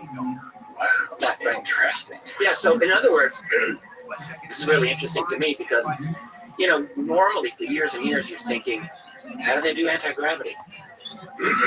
Some kind of propulsion system, some kind of engine.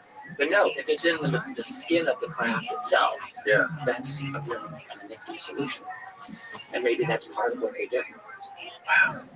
Yeah, the only my introduction to this whole anti-gravity theory was the Bob Lazar story, and how we talked about that little basketball-size reactor being inside the craft or whatever, and it somehow repelled things away. And he explained it. It was a great explanation. That makes sense to my brain. How basically you're falling through space by creating this crazy heart-shaped propulsion pocket, right? Oh, this is above my pay grade. I'm understanding it too. But there's a couple of different theories that people have had as to how these craft do what they do. I'll just finish answering your first question, which I didn't properly do. Like, where did I go and how did I get into this? So I'm looking at all of these early documents. That's really what got me in. So I was always a document kind of person. I wanted to know what was as far as we can understand, classified attitude that was taken during the 1940s and 50s, especially. That's where I started. And I will just say that we can go as far as we decide here, but that the conclusion was very clear that the U.S. national security community knew, some elements knew this was real. This was not made by the Russians. This was not made by us. Someone else is operating this. We did not have control over it, and absolute secrecy had to be maintained over this at all costs. Like, that was a conclusion I came to pretty early on in looking at these documents, and then just reading book after book after book, because I was able to scrounge it up at the time. This is back in the 1990s, and I published my first book on this in 2000. I self-published it, and then yeah, in 2000 that was still kind of a tough thing to do, but then I got picked up by a different publisher, and then that was the start of my entry in this field back in the early 2000s, and I have never left. It's kept me in its grip ever since. So your theory was that your conclusion is that the national security state knows about something that is not from this earth. Yeah. And has that conclusion evolved at all over the years? Yes, it's developed and it's deepened, I guess I could say. I've never since then formed the conclusion that it's fake or that it's not a concern. I've never gone there, but there's different variations of how it works. Like, I remember when I first published that book, I got an email from astronaut Edgar Mitchell, who was Apollo 14. And it was lucky for me, like, he was the first kind of famous person to endorse my work, like, right, moonwalking astronaut. But he said to me, look, your theory about the cover-up is not exactly right. Like, he said, he believed that my theory was that it's like the government and like the president's in on it, everyone's in on secrecy. I don't really know if I truly believe that, but maybe more back then. And he said, this is like 2001, 2002, early. He said, everything looks like that. It's very privatized. You know, there's a lot of fingers in this pie, and it's not all federal government. And so over the years, like, a number of people in that crowd, including including a number of other folks, would drop me little drops along the way, with breadcrumbs.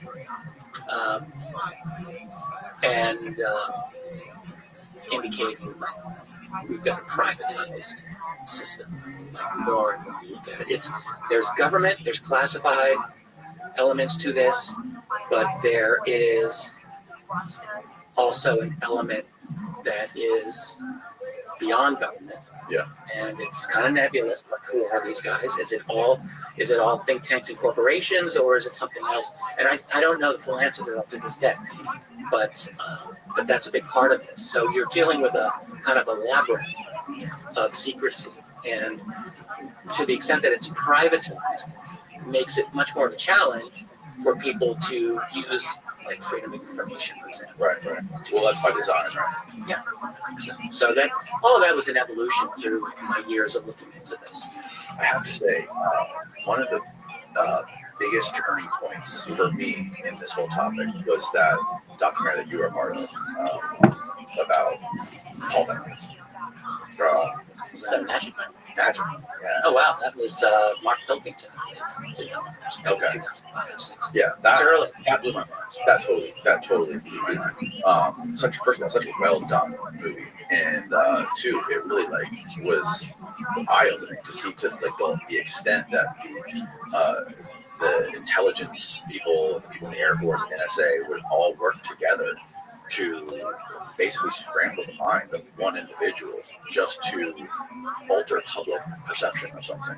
Yeah, that's an interesting one, because to this day, the interpretation of what happened with Paul Benowitz that is still an open question in my opinion. Oh, really? Well, to the extent that why was Air Force Welcome. Special How are you? or CIA? What's good, Amika? Possibly were going after Paul Benowitz to screw with his head. They were. Like, the great book was done by Greg Bishop called Project Beta. Yeah, it's a very fine book. I don't fully agree with every conclusion that Greg has, but he did a really excellent job, and he deserves kudos for that. But the basic question is what? So Paul, for people who don't know, Paul Benowitz was a kind of a small U.S. defense contractor in the 1970s. He lived right near Kirtland Air Force Base in New Mexico, and he's able to see and by the Manzano weapon storage area there, I think. I'm trying to remember this now. Anyway, so he's watching things going on over there, like bizarre aerial activity. And he's got sophisticated tracking information of equipment and things like this to look at it. And he's convinced that there are flying saucers or something like that happening. And he's a good patriotic American. He literally wrote to President Reagan after 1981 about this, like saying, you've got to get on top of the thing. And so he was becoming a hassle and a potential security risk for the people over at Kirtland, whatever they were doing. So Greg argued, and I cannot remember what the magic documentary argued here. I think the claim was that essentially, like 30,000 foot view, is that he was a conduit of this disinformation in the UFO community to poison the well of the UFO community because they knew there were Soviet spies there. Yeah, that's potential. Okay. That's what I took. There's definitely espionage, and there's definitely the attempt to muddy the waters of the UFO community. But the question is, what was Paul Benowitz actually observing? So was he observing advanced U.S. defense systems that were then being tested, or was he seeing something more than that? And I tend to think that maybe a little bit of both. I don't think it was all just that they were only protecting their own tech. I guess that's my own position. I think Benowitz was seeing things that were not all ours. And I only say that because first of all, there were a number of other people who are associated with this who firmly believe he was seeing more than that. But also, when you look at the history of violations of sensitive airspace of U.S. bases across the entire U.S., this is an old story. So it's not a unique thing in Kirtland. It's something that, and through the 1940s, 50s, and 60s, and 70s, and 80s, that was all still happening. It never stopped. And so I think it's very premature to just dismiss it all as if he was only looking at our own secret tech. I actually don't believe that. But the fact that they went in and screwed with him and allowed him to convince himself. That's what Richard Doty would say. And Richard Doty was very much involved in all that. Wasn't there a part of that documentary where they claimed the NSA moved in across the street and was beaming information into his house, saying that the aliens were trying to communicate, or they were aliens trying to communicate with him? They were coming to Earth because their planet ran out of water. They're going to be here in 15 years, something like that. Is that Magic Man? I actually can't remember now. So that's what I remember from the Magic Man documentary. Maybe. Yeah. Maybe. Yeah. And then there was the whole part about the cattle mutilation. It was wild. You know, how they were doing the underground testing they were mining. There's this Myrna Hansen case that all of this was going on at this time. So there were cattle mutilations happening all in the mid-late 70s out in the Midwest and out East. And Benowitz got like really, really, really deep into this, that's for sure. And he hooked up with University of Wyoming, Leo Sprinkle, who used to do hypnotic regressions of people. And there was a woman, her name was Myrna Hansen, and she was, I can't remember, she witnessed the cattle mutilation, I think, and cattle being lifted up, but she was also supposedly taken to a mammogram facility herself. And Leo Sprinkle did the regression, and Benowitz was there. They all got really deep into this, and Benowitz eventually was committed for, at least briefly, for psychiatric evaluation in the late 80s. This really got to him. It really messed him up, and it got seriously damaged his life. It's very sad, and it does seem like he was being used for disinformation. Yes, I think that's absolutely true. And I wrote about this in one of my books, my second volume of history, called UFOs and the National Security State. And my feeling was, you look at the mid and late 70s, and two important things were happening to threaten the secrecy of the UFO subject at that time. One was, as we mentioned, the release of documents of freedom of information. This was a new thing. This had never happened before. You know, in the 50s, 60s, the U.S. Air Force could say, we don't know anything about these UFOs. I mean, it's a little bit, it's obviously people are making mistaken assumptions and things like this, but we're not really into that. We have this Project Blue Book, and we're not really finding any evidence of aliens, and they could get away with it until in the late 70s, researchers were petitioning the government for documents pertaining to UFOs, and holy cow, like they got a lot of them proving that the Air Force was lying. They were lying through their teeth for years. And so that was one thing. So the Freedom of Information Act was a threat to the secrecy, and if you're on the other side of it, trying to guard the secrets, you have to be thinking, what is our exposure here? What do we have to worry about? Is if they shake the tree enough, is something going to fall out of the tree that's really compromising? Like what came out was compromising enough, but anything worse. So that's one problem. The other problem was this was when UFO crash retrievals were starting to become a thing in research. It was all in the late 70s. This all happened at once. Prong number one was FOIA. Prong number two was crash retrievals. And so we have people like Stanton Friedman researching Roswell for the first time, things like this. But there were other crash retrievals that people were looking into and were revisiting. There was a researcher no longer around called Leonard Stringfield back in the 70s and 80s was actively cultivating ex-Air Force and ex-military people, getting all kinds of stories with crash retrievals. It was kind of a first. No one was a magnet the way Stringfield was at that time. And so he started to publish his research bit by bit, in these tiny little UFO journals that no one was reading, but they were coming out. And so, again, if you're managing the secrecy, and if there were crash retrievals, which there certainly were, you've got to be concerned, like, how long can this go before someone actually uncovers something that's truly compromising that we don't know now? And so the theory, and I think this is probably true, is you muddy the waters and you put out information that would sow the seed of doubt into documents. And this is one argument about the MJ-12 documents that came out in the mid-1980s. And it's possible that that's the case. And then the campaign against Paul Benowitz that we were just talking about could be part of that as well. So it's like kind of the Empire Strikes Back. You've got all of this, all of these threats to the empire of secrecy.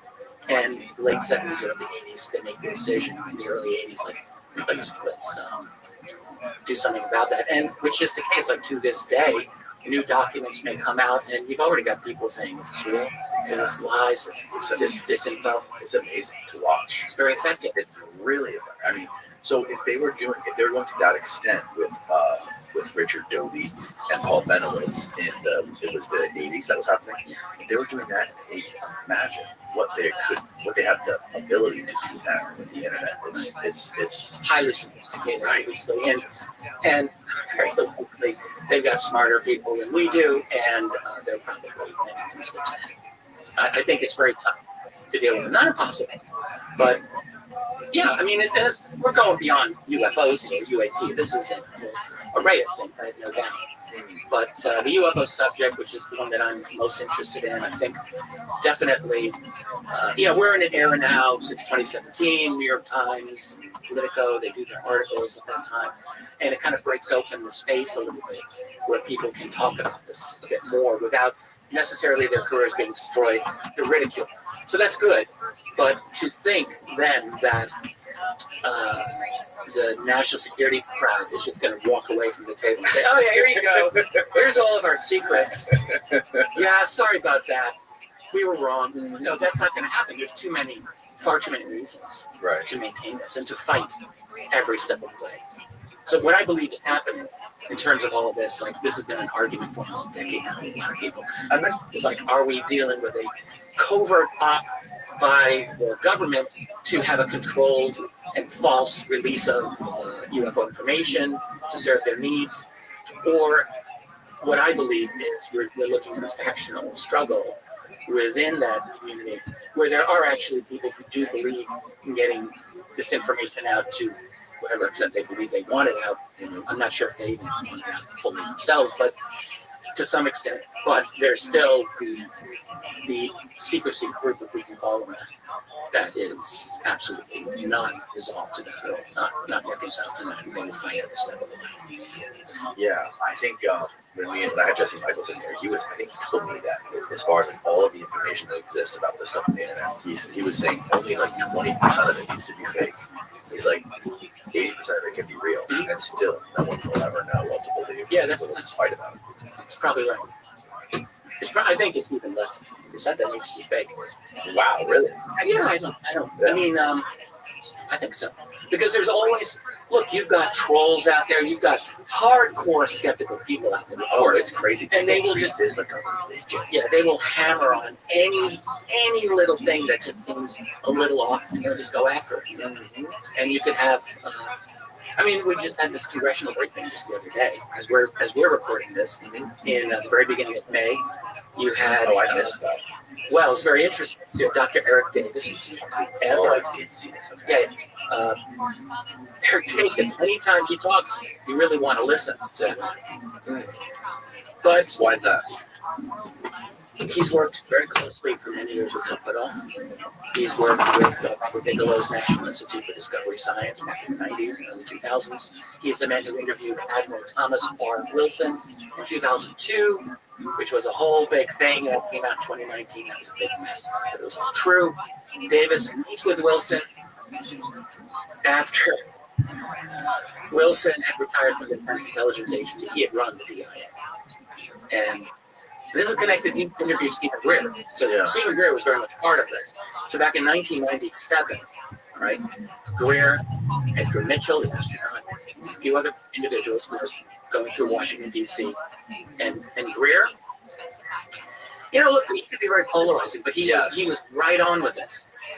And I will always say this. In 1997, Greer was like, there are black programs that are rogue, that deal with ET tech, reverse engineering. They are beyond the formal control of the U.S. government. And so they're trying to get audiences with different people to talk about this. And they get to meet with Admiral Thomas R. Wilson, who was head of intelligence with Joint Chiefs of Staff at that time. This is April 1997. And they gives a presentation. And Wilson, and I know this is absolutely true, said, I'm going to look into this. The head of Joint Chiefs? Yeah, well, he was head of intelligence with Joint Chiefs.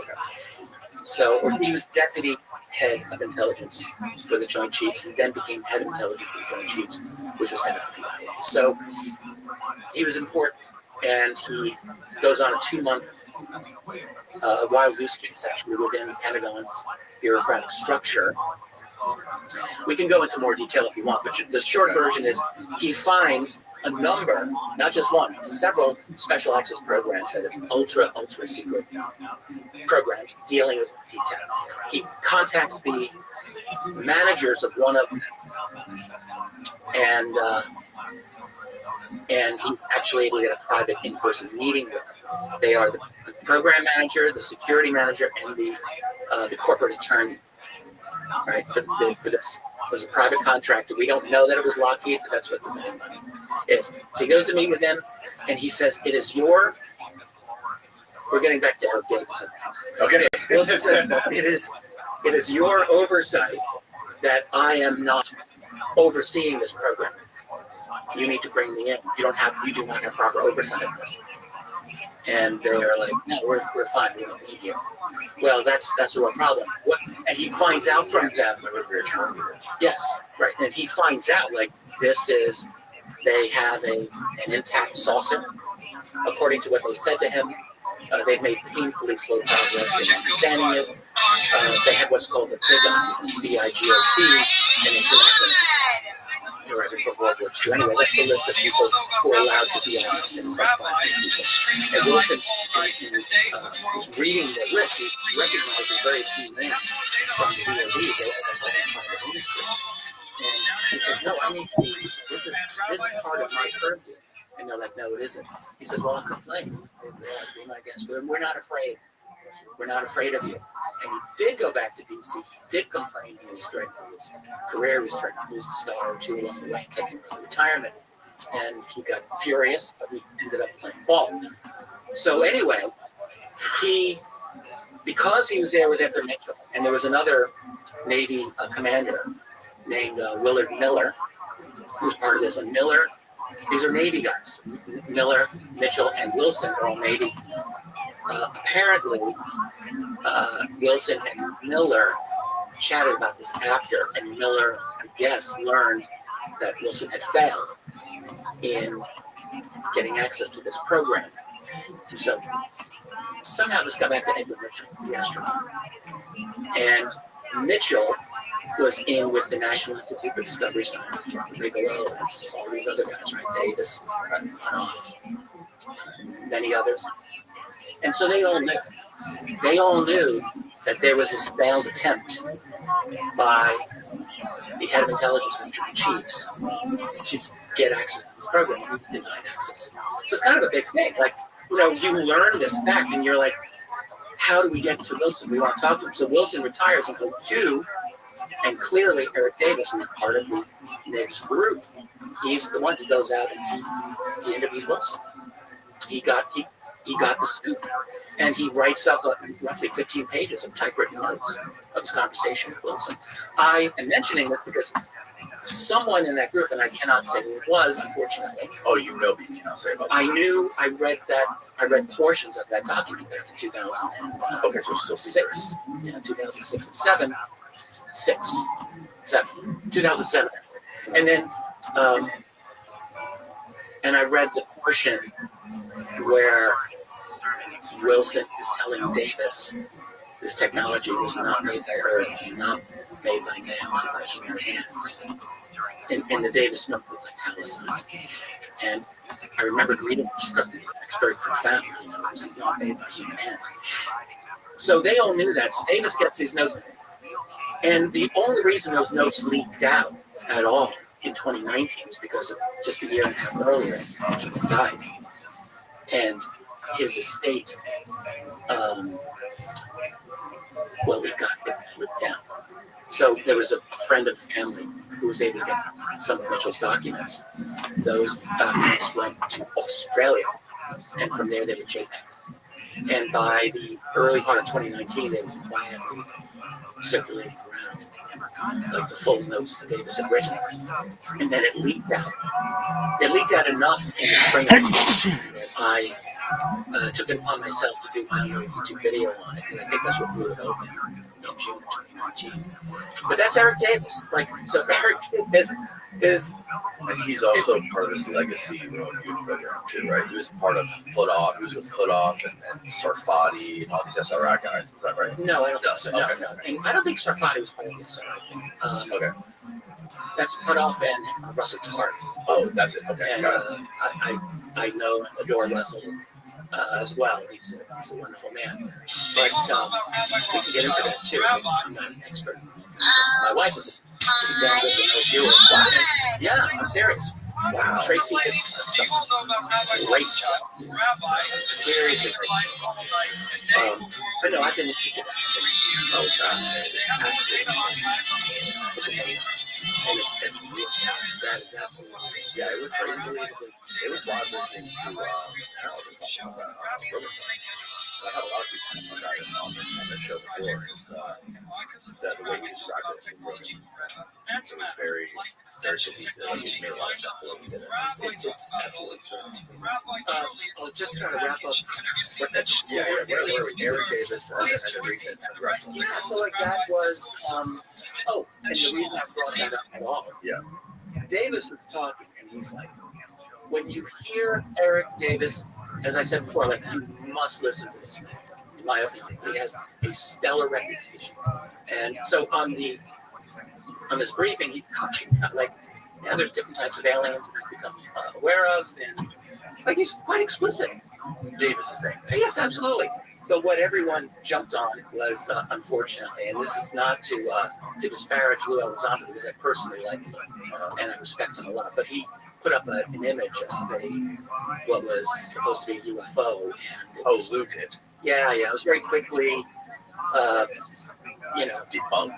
Yeah, pretty much. It's like, irrigation circles that when you fly over, it looked like a white, UFO with a shadow below. Like it could look like that. When I looked at it, I thought, oh yeah, it looks like that. I see these things on X, on Twitter all the time, and I just sometimes I just don't have time to scroll. No, exactly. I saw what you were referring to. Yeah, that got very quickly, and people were just hammering on that. But like the whole point is like, all right, people can make mistakes, and maybe you can say like you shouldn't make a mistake. Okay, fine, whatever. But I don't think that any of that was in bad faith at all. I absolutely believe he did that in good faith. It was just a mistake. We shouldn't have made it, but okay. But this is what, you're hearing people focus on. I'm talking about the skeptics now. You got Davis with these amazing statements. You had Admiral Tim Gallaudet with very impressive statements. Christopher Mellon is always on point. Made very good things. Had very good things to say. More Mike Gold and NASA. But they focused on this mistaken photograph the whole time. Well, the debunkers, they'll do. They'll look for the one. I see what you're saying. They look for the one little thing rather than you look at the big picture of what these other individuals are saying. What did you think? Well, you think about the news stories that have come out in the last week from this moment that I'm here with you. Today is what day is it? May 5th. Monday, May 5th. Cinco de Mayo, baby. Yeah, that's right. Just a little over a week ago, I think Jesse Michael put out his Harold Malmgren. Harold Malmgren. Welcome.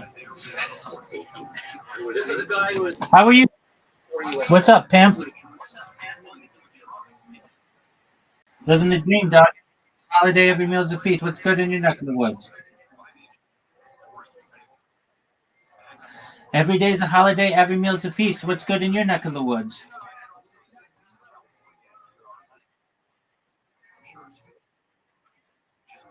That's the only way I speak, big man.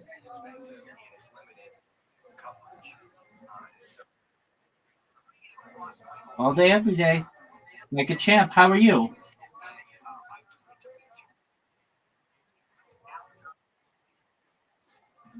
What's on your agenda for today?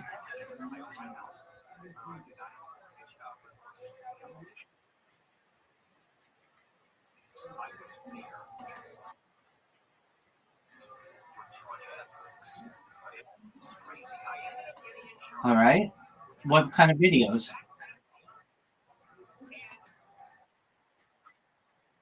Oh, yeah. How have things been?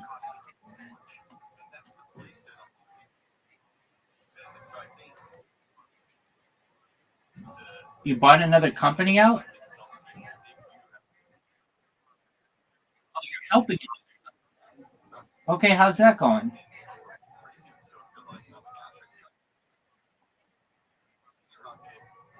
Have you automated anything yet?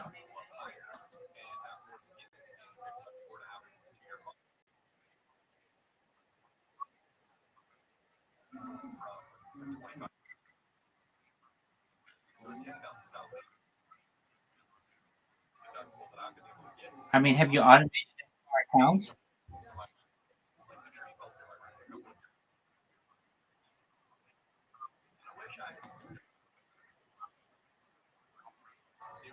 Why does it take so long?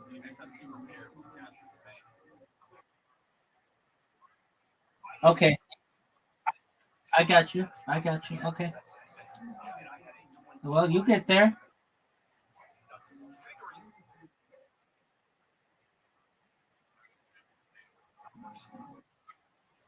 There you go. Is that the goal? What's the goal? How many?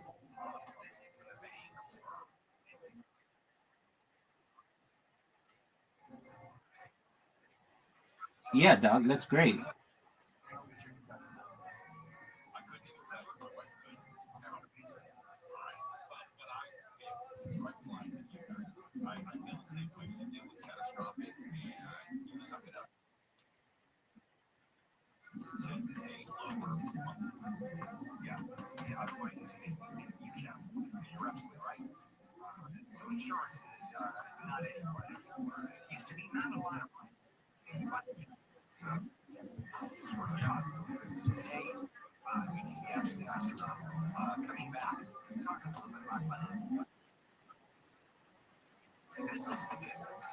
VO3, enlighten me.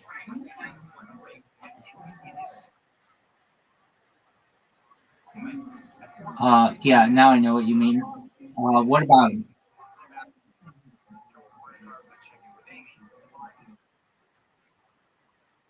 Here's the latest. Yes, I do. Yes, I do. 42 people on board the flight bound for London. Yeah, I agree. Downtown LA. They can already make a feature film using it. So who knows what's possible in the future?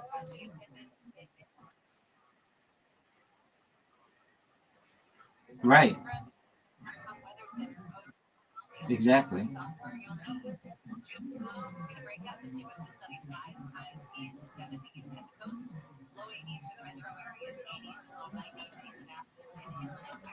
This report brought to you by. We got a crash near Baldwin Park on the 605. Are you on Reddit?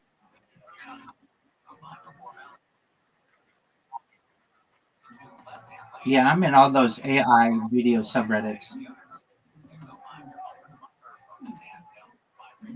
You should be too. Are you in the TikTok subreddit? Why? Because you like to jerk yourself off raw. Baby, I want to make you millions of dollars here. You got to be informed. You got to be involved. Why aren't you in the TikTok subreddit, big man? I'm I'm busting your balls. And excellent job, Tony Montana. What other ones are you in? What other ones are you in?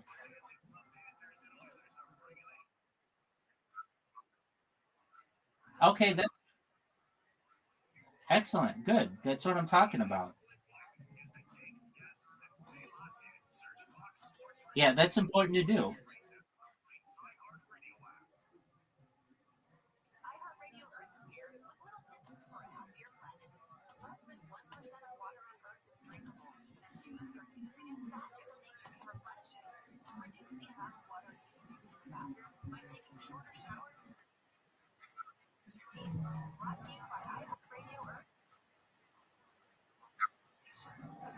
Word, dog.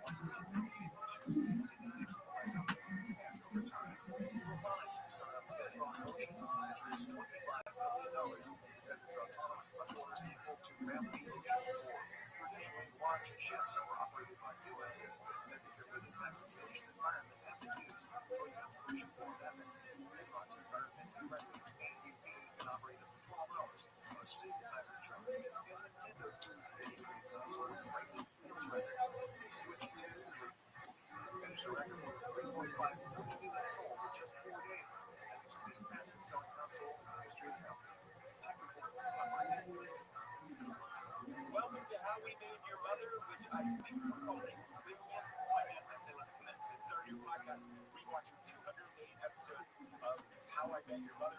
I'm Josh Radner, and I played Ted Mosby on the show for 9 seasons. And I'm thrilled to be joined by Craig Thomas, who co-created the show along with Carter Bates. Well, if you're a super fan, we're going to get into all the secrets, theories, Easter eggs / pineapples, and general knowledge. We'll also use him and our relationship to it. Let's talk about life, love, art, and everything in between.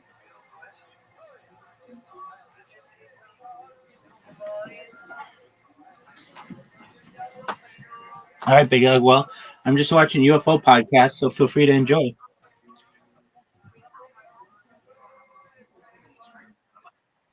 Enjoy. Including Kennedy. Kennedy, Johnson, Nixon, Ford. What? Yeah, he was 89 years old and then died immediately after this interview with Jesse. When you, I mean, everyone's Pull that up. See, I gotta see this. Busy. No one has time, but that is a hell of it. And Malmgren, he got very sick immediately after this and died shortly after that. But you listen to this man. He was a brilliant economist, maybe genius level. I mean, absolutely top-notch intellect, and he was razor. during this interview. So he was great. He whacked. I doubt it. I don't think so. But anyway, what he said, let's see if he can pull up here. Yeah, I touched the UFO. 12 days ago. Wow. Yeah. So anyway, we had that story. Then we had trying to get these in order. Oh, Matthew Brown, he's the latest we can say whistleblower interviewed by Jeremy Corbell and George Knapp. Very interesting guy. And then we had cut off on Rogan. We had the congressional briefing, and then just yesterday there's a new one. I don't know how powerful this is or not, but Dr. Gregory. This was put out in the Daily Mail by Josh. Josh. Forgive me. He's a friend. I like him. It'll come. Anyway, that came out in the Daily Mail. What was it about? He was an Air Force major, and he was a NASA doctor that he's looking for. Dr. Gregory Rogers, and it's by. I want to give Josh his props. He deserves it. Look at what maybe it'll be in there. Scroll. Josh Boswell. Yeah. He and Christopher Sharp, both very good younger journalists who do very good work on this. Anyway, so this man, Gregory Rogers, was a NASA doctor, worked on a number of shuttle missions, and said in 1992 he's down by Cape Canaveral, I think, and he saw CCTV footage of he was shown this by another Air Force officer of a flying saucer that had USAF markings on it, U.S. Air Force flying saucer. He said this thing did things that we do not have the ability to do. Tilt and angle while hovering, rotate this way, rotate that way. But he supposedly, and look, this has not been vetted, but this is all just new stuff. He said, I asked him, where did we get this? And he said the guy just pointed up and indicated it was like from outer space. So it's a new story. Is it true? Is it not true? I don't know. But think of this. In the last less than 2 weeks, all of those have come out. Like, that's profound. That's powerful stuff. Yeah. More than a decade ago, you would have had to wait. Like, there would have been years in between stories like that. Yeah, it's drinking from fucking fire hose.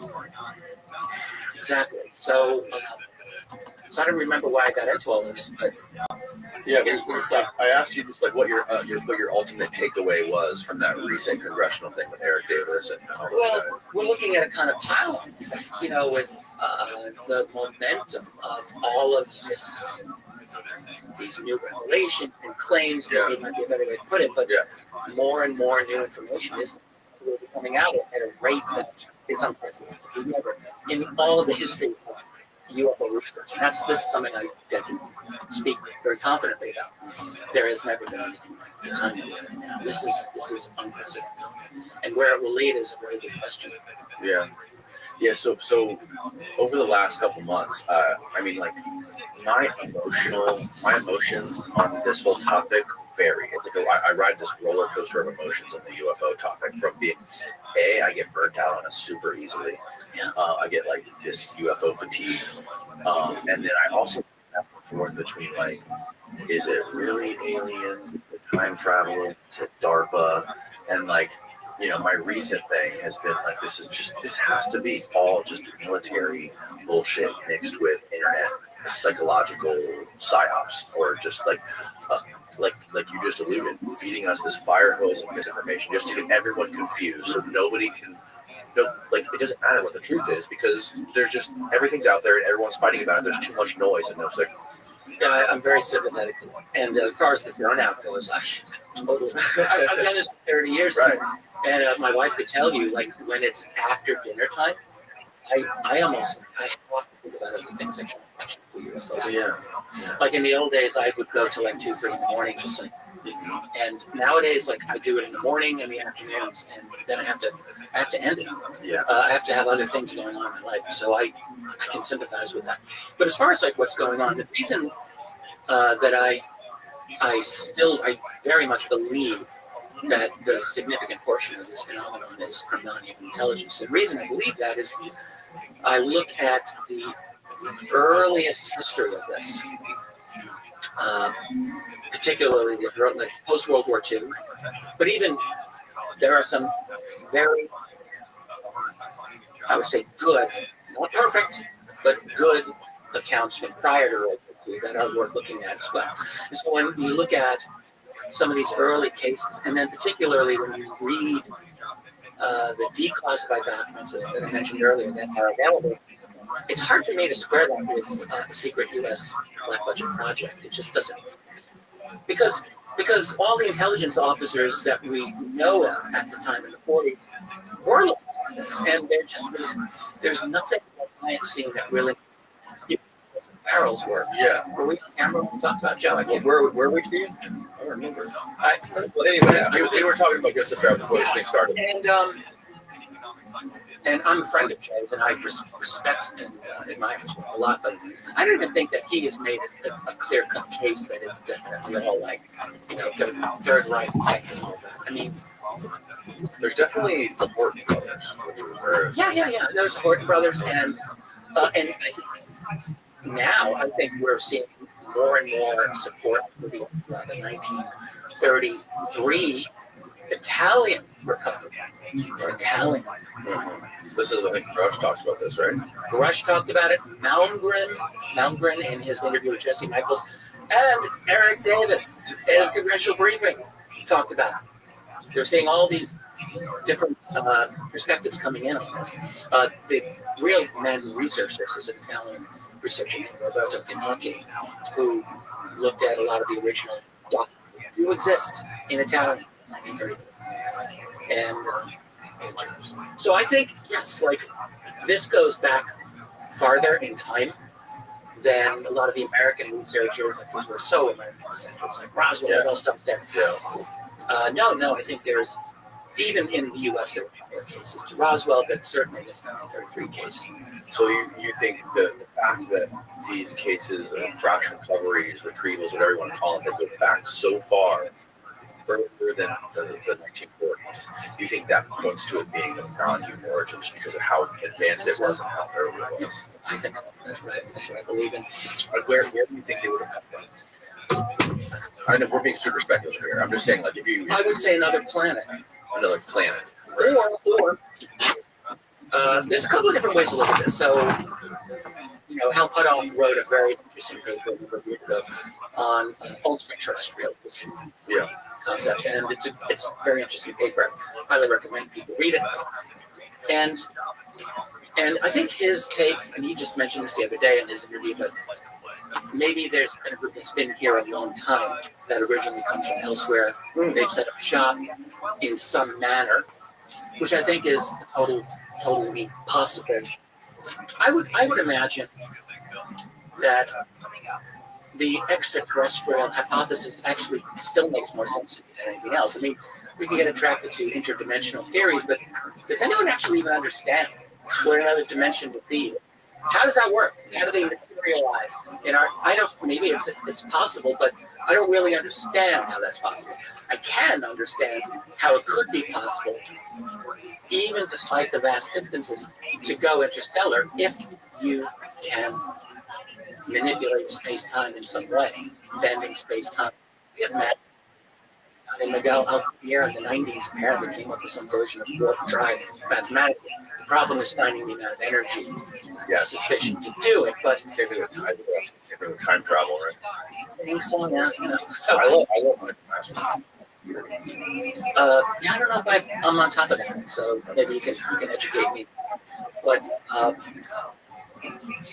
I guess I'll just say I think the fact that they come from East still makes no sense to me.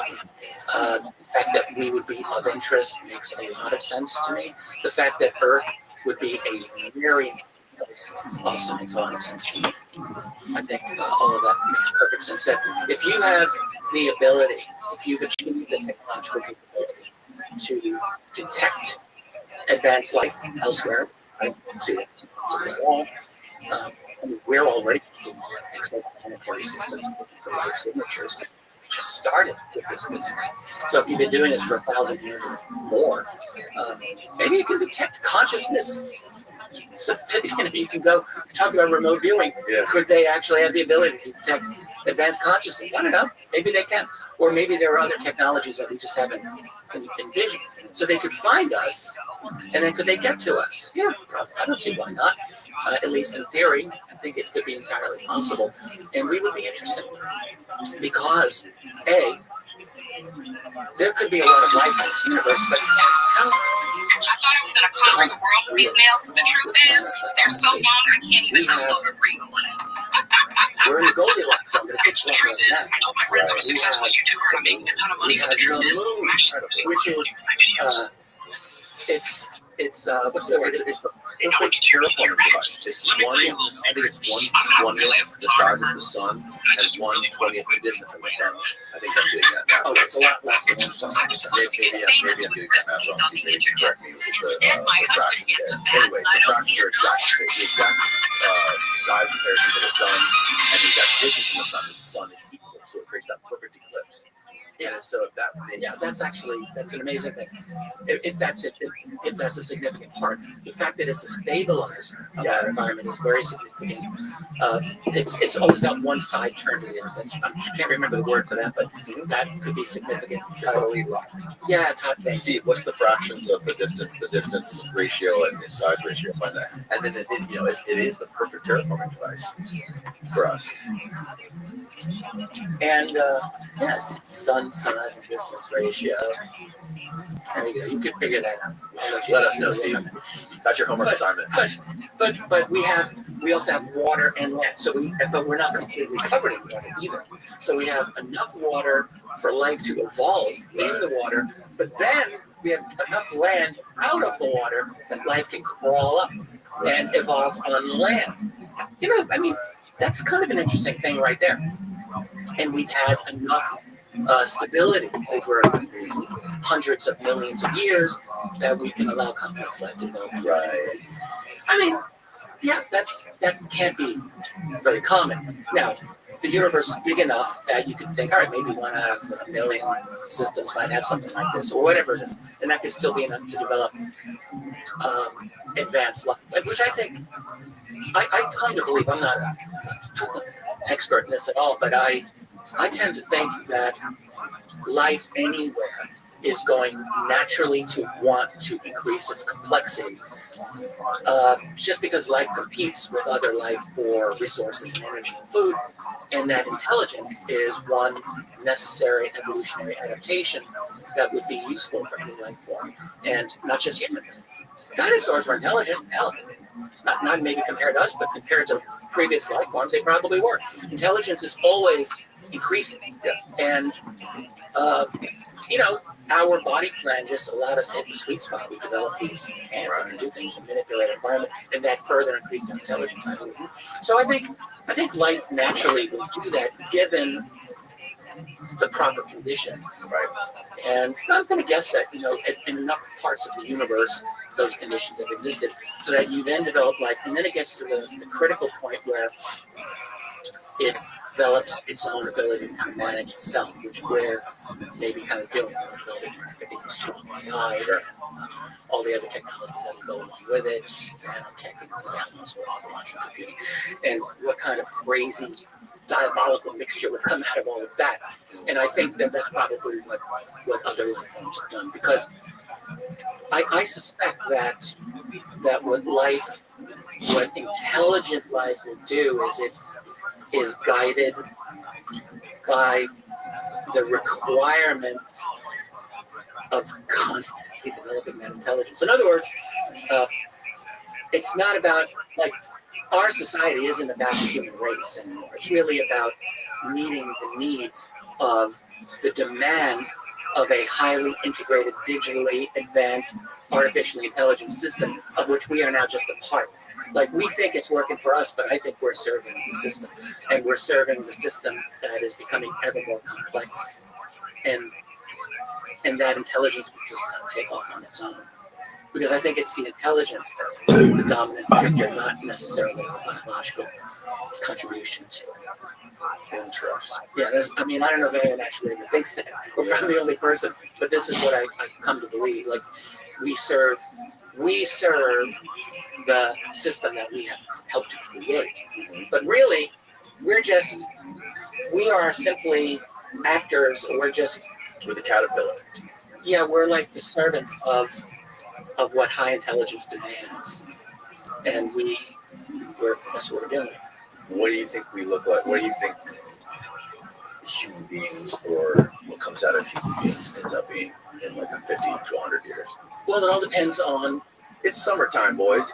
All that we do is we adapt to the environments that we live in. We are now radically changing our own environment technologically in all different ways. And so clearly you're seeing probably a speeding up of human evolution. Right. I think it is. Right. Experts would be better able to say this than me, but I think it's quite. I mean, look, in the last 10,000 years, we're so, and we've domesticated ourselves. It's just like you look at domesticated sheep, as opposed to wild sheep, well, domesticated human, as opposed to wild humans. Right. Before we started settling in large communities and societies, roughly 10,000 years ago. So we're going on a path to show what we're going to look like. The problem with our future is that every new technological leap you make, whether it's mastering the use of fire or stone tools, or now working in it, getting to AGI and whatever else we're going to get to, means that you become dependent on that for your species surviving. Like, honestly, like once we've had fire for like a couple 100,000 years, right? It would be very difficult probably for those people to survive without it. Yes. Because you become dependent on it. And then not only that, but the fact that you have fire means you have to develop all of these other technologies because we have to maintain the fire. We have to protect the fire. We have to find and process the right kinds of wood. Like all of that prompts further intellectual development. Same with stone tools and all that. So once you develop that, you have to maintain it. And now we're so deeply embedded in our technology. Can you imagine? Spain and Portugal just went without electricity for 5 hours last week. 5 hours. Sister lives in Seville, and trust me, I live in Florida. I've been through a lot of hurricanes. Exactly. So, but they were freaking out, man. They were not happy. So imagine if we had to go without electric. Forget internet, just electricity. That's It was even worse for a week, 2 weeks, a month, forever. It would suck. It would more than suck, because most people would probably not live.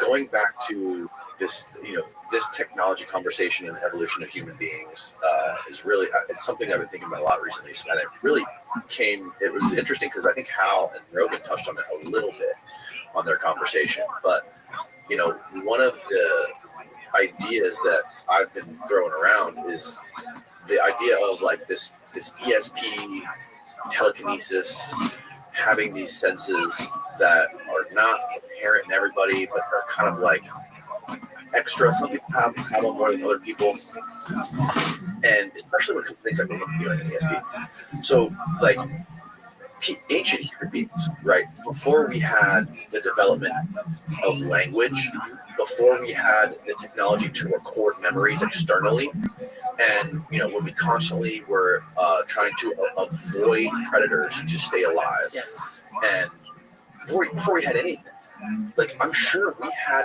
some sort of extra senses that have atrophied since we've developed language, we've developed computers. We don't have to memorize shit anymore. Everything's on a computer or an iPhone, you know what I mean? Absolutely. So I feel like that is radically, we have senses that are radically have been diminished and atrophied over millennia. My wife and I talk about this. This is like one of our pet theories. Yeah. Hashing around for a couple of years.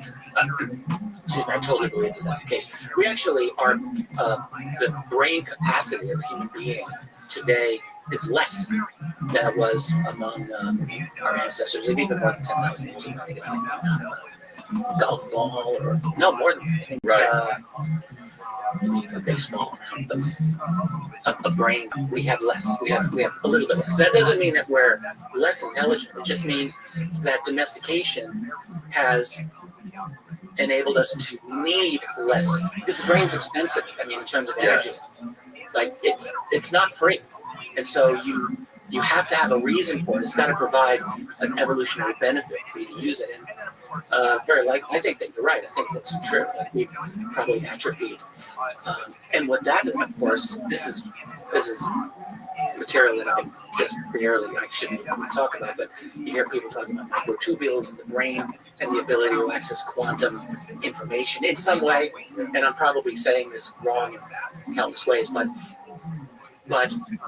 essentially that we have the capacity to perceive some very small non-locality, things that are far away, that logically you would think they're able to perceive. But hell, remote viewing proves that you can. And I think it's a fair theory, a fair notion that our ancestors did a better job of this. And another thing about, so we were just talking about how like there's other Goldilocks planets, and there definitely are, we know of, that are really, really far away, but we are so rare in this solar system. All the different species that exist on Earth, I think so this is kind of getting into what Mike Masters explained to me. He's an anthropologist, and he was explaining to me there's over 2 million species of animals. I didn't mean to interrupt you. Isn't he the one who, am I getting my people mixed up? He came up with a paper about a year or two ago that got a lot of attention. And I should stop. I'm maybe. Anyway, keep going, please. Yeah. So he's an anthropologist, and he wrote a bunch of books on his. I think it's not the most recent one, but one of them is called The Extraterrestrial Model, and he basically explains, having a background in this stuff and evolution, is that there's 200 species there's 2 million cataloged species on planet Earth. Out of the 2 million, 20 of them are hominids. Out of the 20 hominids, we are the ones that developed technology that was able to escape the Earth. So we are like 0.0001% of all species of human beings on Earth. So that is extremely rare for Earth, which is an extremely rare planet, being such a, having the moon the way it is, having so much water and land, being habitable, teeming with life. So now let's go look at all the other Goldilocks planets that we know of that are so far away. How many of them have the same gravity, the same atmosphere, how many of them are water worlds or not? And what is the likelihood that those beings that evolve on that planet, that Goldilocks planet, are going to be exactly like the 0.00001% that ended up being human beings on this planet? So he's like, basically the case he made was it's virtually impossible for them to have 2 arms, 2 legs, upright walking hominids. There I disagree. I disagree with that. Okay. Respectfully, because I'm sure he knows what he's talking about. But no, I think that our body plan is probably not unique to us. And I think if you're going to, again, I think because what life does, life evolves and life adapts. And so if the necessary thing you have to have is an ecosystem that can support enough diversity of life for this to happen. And yes, you need water and you need land. You need both. And so it's going to be very rare. Like, I completely agree with all of that. I mean, it's entirely right. But the fact that our body plan is an anomaly, I don't agree with it. I think our body plan is probably, I don't really, do we really truly understand what is the mechanism of evolution? What is it really? Is it truly just random mutation? Or is there something else going on? I'm not going to pretend that I have that answer. But I think that somehow life, didn't Jeff Goldblum say this at Jurassic Park? Life finds a way. And I think that life does find a way through adaptation, through the need for survival and luck. Yeah. But like this is, if you're going to engage in planetary domination of any capacity, honestly, I think this body plan of ours might just be the best way to do it. Because what you need is an ability to manipulate your environment. That's key. And so hands and fingers are perfect for manipulating environment. What's better than that? I don't know of anything that's been better. And then the thing is, once our Australopithecine distant ancestors of 4 million years ago, or 3 million years ago, to realize, oh, I can break this stone. Wow, this is really useful. So that encourages further intellectual development. Just even napping stones, like that's a skill. So you're working cognitively. And so I think adaptations, I don't think it's impossible that life would form adaptations similar to our own, that you would have humanoid beings that develop that way in other planets. You know, I just think that, I remember as a kid reading what certain scientists thought like life elsewhere would look like, and some of those ideas were kind of goofy when you look at them now. I don't think they make a lot of sense, because a body has to be efficient, and it's got to, and so you're looking at all of these different factors that go into it, and it seems to me that bipedal, standing upright with a couple of extra hands to do the job, like that's quite useful. I could imagine that happening elsewhere. What do you got, Steve? Oh, the crab species conversion. Yeah, it's similar to what he was talking about. Like you have 5 different species that have independently grown crab-like bodies. That's just what works in the ocean for little creatures like that. Independently unrelated. Yeah, it's convergent evolution. Yes. Yeah. Which means basically species that have not related to each other can, due to the environments that they live in, develop very similar. Like, you know, bats can fly as well as insects can fly. Right. Birds. Yes, that makes a lot of sense. When I brought this up to Greer, he was explaining to me he believes it has something to do with morphic resonance. This theory by Sheldrake, to win there, it's like some sort of a quantum idea. It's a quantum theory, essentially. So I guess one of the examples that Sheldrake used was this: a monkey on that side of the world discovers some sort of technology, figures out how to crack some a coconut open with a rock or whatever, and at the same time, in this quantum field, the monkeys on the opposite side of the world figure out the same thing. So he thinks that might tie into evolution between planets. He said this isn't just on. Yeah. Hey, I'd entertain that. I mean, you know, there's The Secret Life of Plants, which came out over 50 years ago, which talks about, like, there's all different ways. We know that fungi under the ground are somehow, I don't understand it, can be a means of communication among plants. Right. So how does that work? I don't know. So there, something like that could. Sure. Why not? Steve, what did you find about the sun? Anything? Yeah, I'm going with a goose egg on that. I got a ratio that I don't understand. Oh, come on. Well, it's certainly less than 1/20 of the sun. It's a 1 to 43,000 is the moon's ratio to the distance to the sun, and the Earth is similar at 1 to 11,700. I don't know what that means. Google, what's the distance? What is the distance of the Earth to the sun? All right, we're not going to waste time on this one. I gave up. So explain to me what made you want to start working on this project involving USOs specifically? One of the most rewarding little rabbit holes I've ever gone down. So I have, I've had a long-standing interest. USO simply means submerged objects, water-based UFOs, water-based. And, you know, I've heard of this type of phenomenon for many, many years. It's always been very interesting. I mean, to me, intrinsically, it's interesting to hear a story about an object that comes out of the ocean, making a big display like that. And I thought, how many of these stories exist? I have a website with a lot of amazing members, and they'll ask me questions. One person asked me a question about a particular case from 1945 near the Aleutian Islands, a little island called Adak Island out there.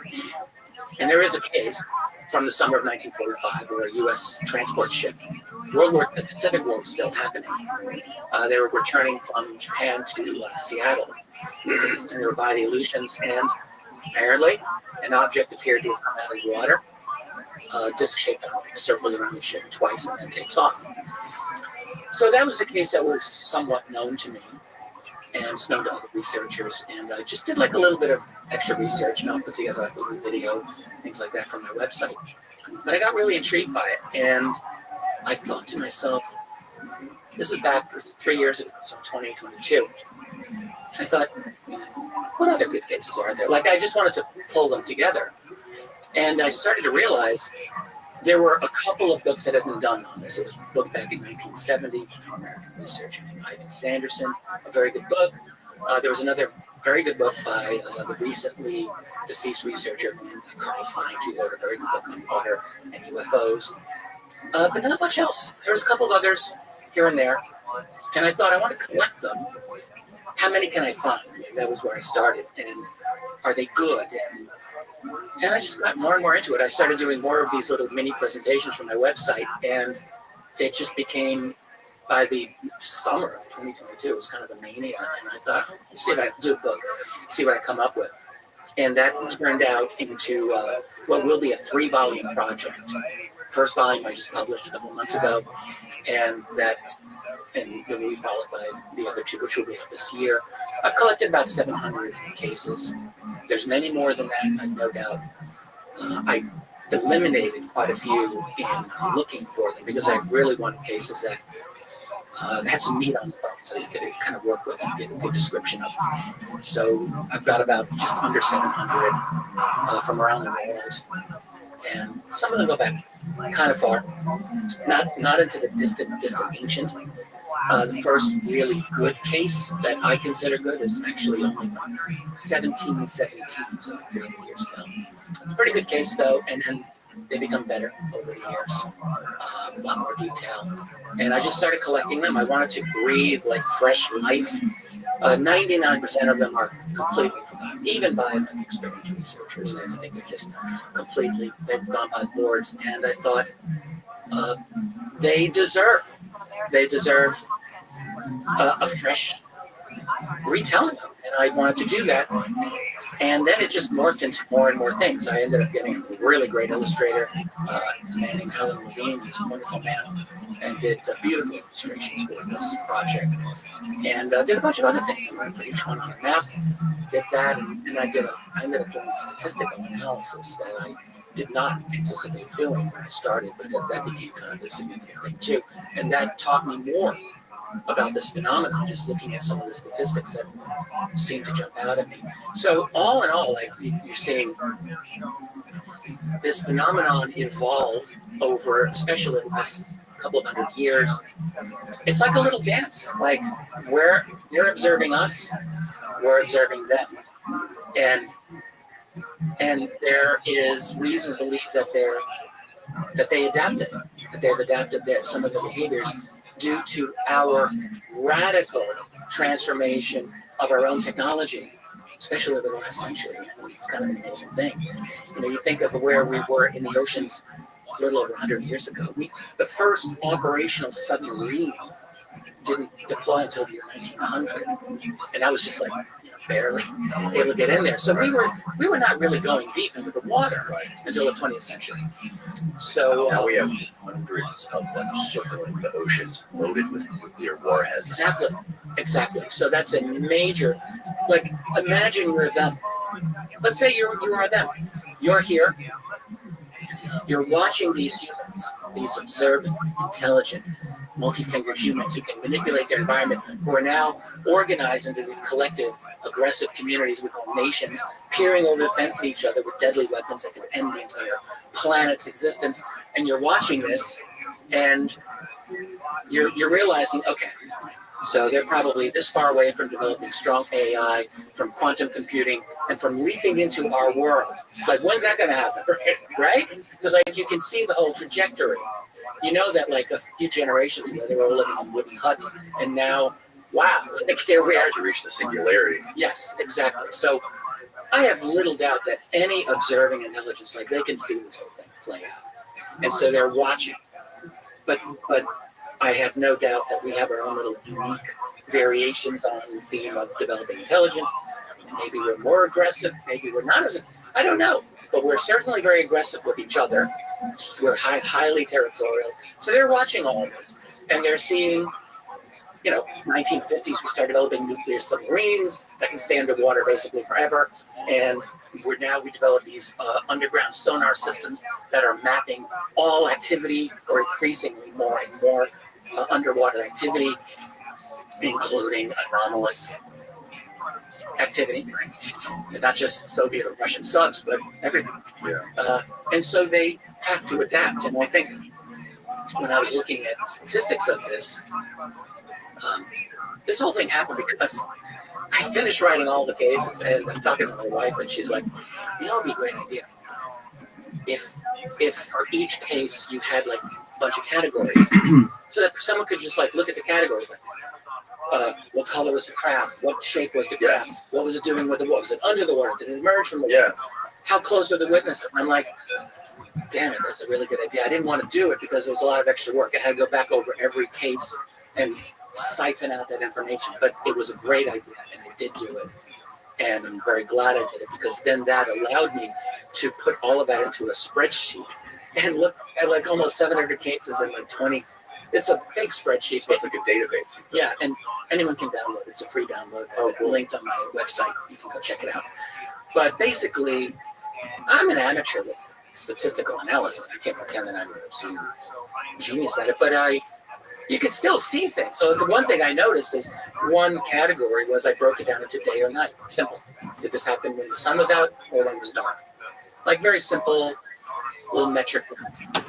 And one thing I noticed was that up until around 1967, 68, it was almost exactly 50-50 day versus night. And then suddenly, starting in the late 60s, USOs. Yeah, USOs, exactly.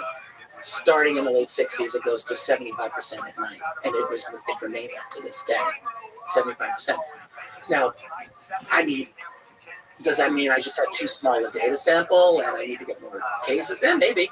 Could it be that I was just somehow not selecting a broad spectrum of cases? I mean, all of that's possible. I don't think so. I try to pick what I thought were the best and most meaty cases, and something seems to have happened in the late 60s. How do you go about finding all this information? Do you just look for and just scrub the internet for cases involving USOs, or do you interview specific people, ask them? A little bit of both. Okay. Mostly pulling up the information from. There are a couple of websites where there's a lot of information. So one is the National UFO Reporting Center. That's very wonderful man, Peter Dan. Look in the fucking ears. How you living? Yo, dog, how's the bear scare going?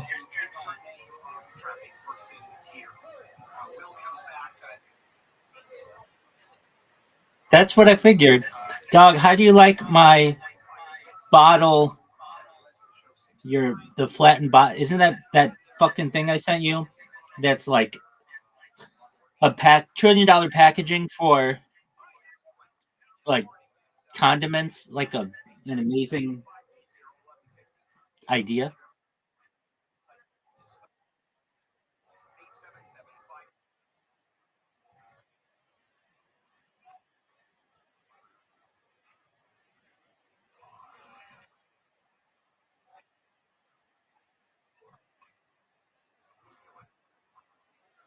Dude, we are.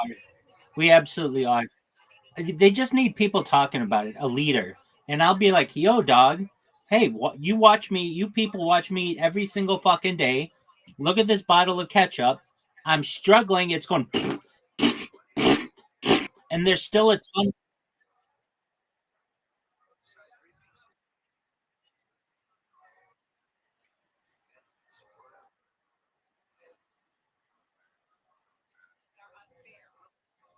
Well, oh,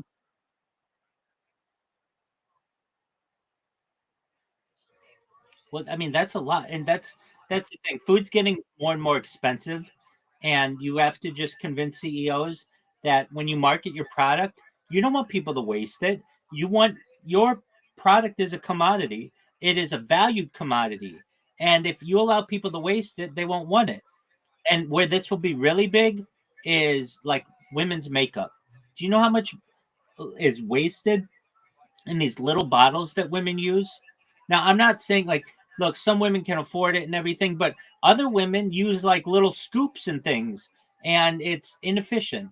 So it'll just take a leader, and I'm that leader. And look, I can say to the CEOs of the world, I know that you're not going to quote unquote make as much profit. You'll make the exact same amount essentially, but you have to understand for sustainability purposes and your environmental footprint, it will be good because these bottles are really big and they take up, space in recycling centers and landfills and stuff when a tube is very small and collapsible. Dog, it'll be easy.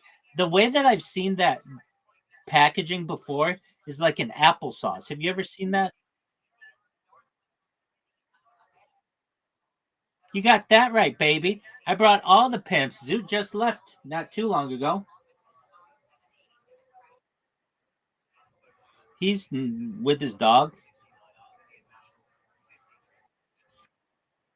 Yeah, not too long ago. He's the one who's got me watching this podcast.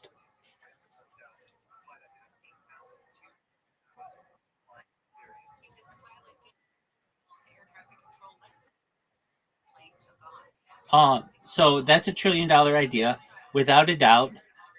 And dude, let's talk inflatables. Inflatable furniture. I'm a huge advocate for it. I think it's phenomenal. I think big furniture trying to keep this down.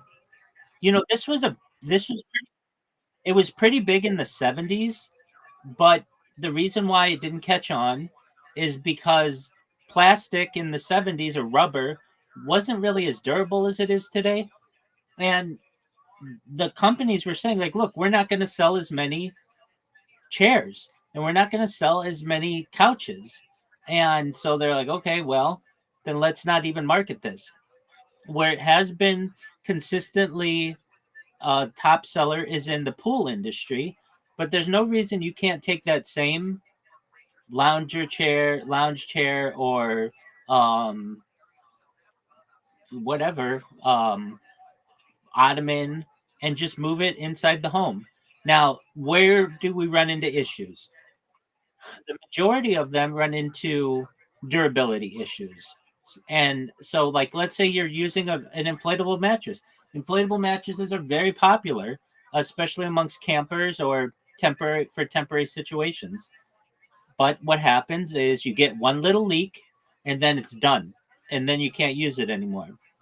Now, I feel that there's a current technology that could be utilized. It may make the furniture a little bit more expensive, but over the course of time, it'll pay for itself. And that's the same technology that's used in never flat tires. Basically, like, you can puncture it and it seals itself. And I think that that's definitely something that can help. And it's so easy to move, but like the lazy boys of the world and the Ethan Allens of the world, they want to sell people furniture that is going to be high priced and doesn't even last that long. Even IKEA. um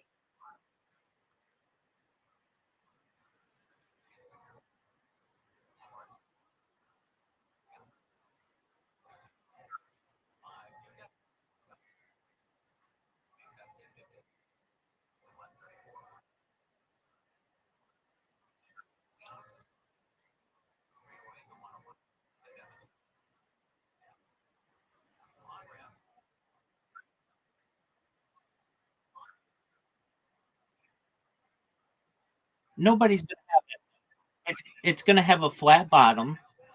It's not going to have little legs.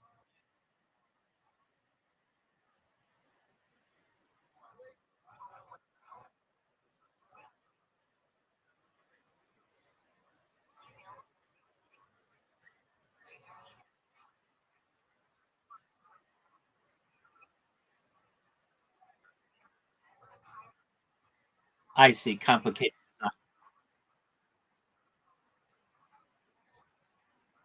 Yeah, but I mean, you could have an office chair.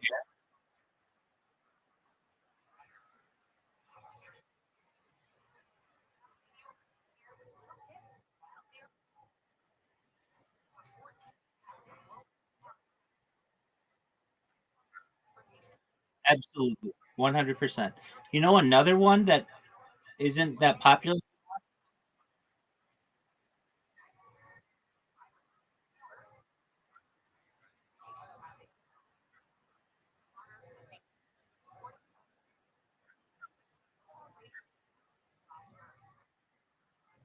Exactly.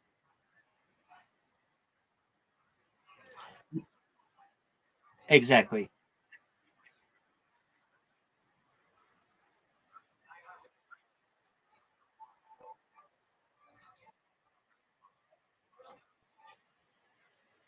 Did you know?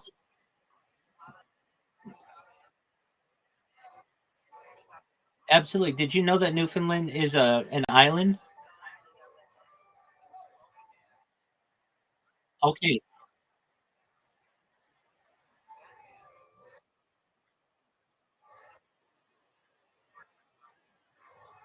Doug. We worry about one group of people in Eastern Canada at a time, and the Newfies are our target market for inflatable chairs and furniture. Now, where do we run into issues? Well, having sex on an inflatable is difficult, not necessarily because sex is difficult, but it's the amount of weight that you have and its distribution. So it's, if you're really getting into it, you're going to perhaps have an issue popping the the air mattress. Now, like, but that's just,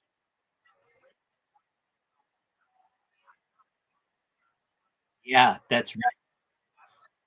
That's what you need.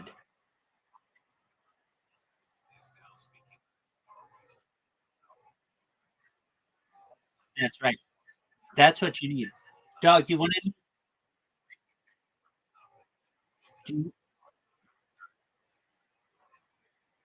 you want you ready for another $1 trillion idea?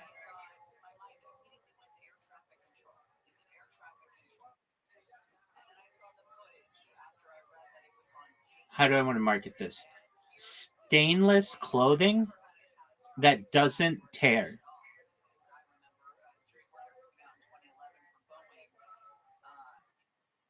You ready? Okay, and you have this. You probably are wearing it right. You probably don't even know it, but you're wearing it right now. A part of your clothing is probably this right now. You ready for this?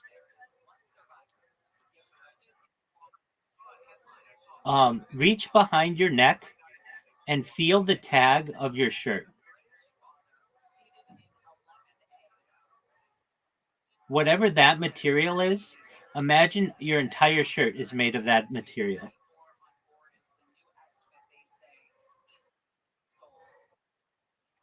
No, it would be just as comfortable as a normal shirt. Okay, well, you've never worn it. Yeah, you could soften it though. But basically, it breathes in your neck. Yeah, it breathes. Now imagine an entire suit or like a shirt and pants made of that material. It basically wouldn't tear. Like, I'm talking a little more durable than seatbelt material. You know what seatbelt material is, right? That like super thick, canvasy. Yeah, like that. And guess what? If you had a shirt made of soft seatbelt material, which could be done very easily, it would basically never tear. You would be able to live your entire life with one shirt and pants, one set of pants. It would be more durable than denim. It would literally, like, you'd be able to go 50 years.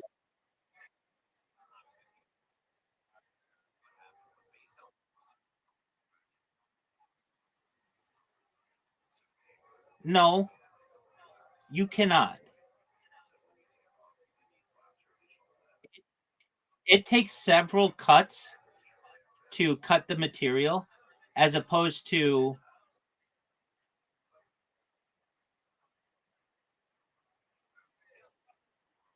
dog, I've got a tag right.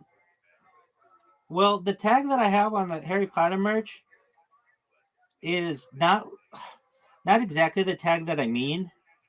I mean the tag that you find on like a normal shirt. I don't know how to describe it, but like a normal T-shirt before they went with tagless T-shirts. Like it would be like a little square flap that was very durable. Can you at least admit that the tag is more durable than the shirt?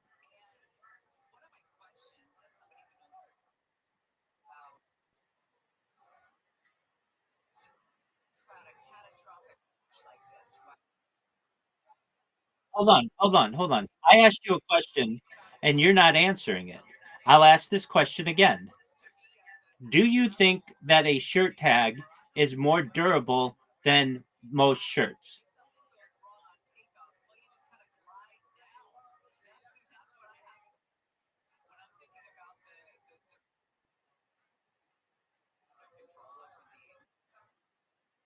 Okay, now imagine a shirt made of seat. Imagine,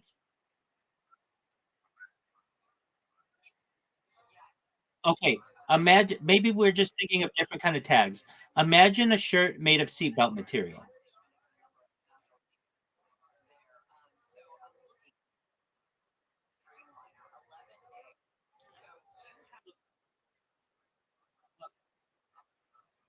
Yeah, exactly. You scotch guard it, and it would never stain, and it would never rip. Well, okay, so think about seatbelts. They've been they've been in cars since about the 1970s, and in any car ever. No, we'll get there. We'll get there. There's a better seatbelt design that I have. You want to know it?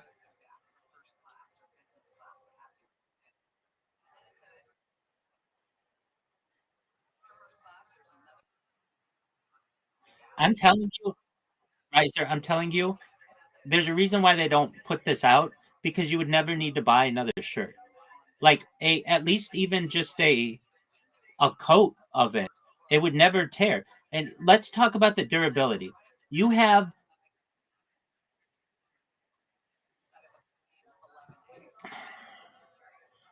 I think it's a polyester.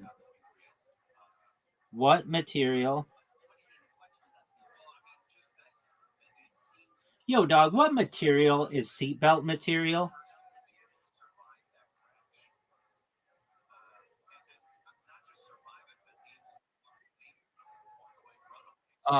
It's no, not dog seat belts. No, I always say yo dog because I'm sick. Here we go.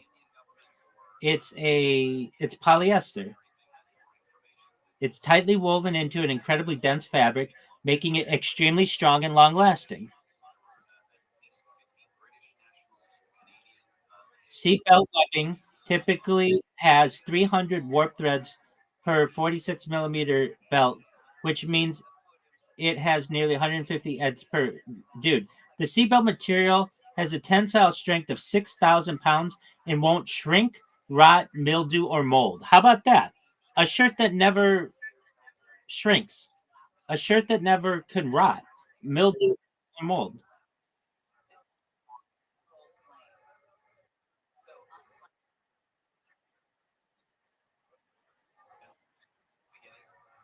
Yes, I am. I'm not saying that it has to have. I'm not saying that you have to use. I'm not. I'm not saying. I'm not saying you have to use the 6,000 pound version. Just imagine seatbelt material that's a little softer and more flexible, but it would never shrink, rot, mildew, or mold.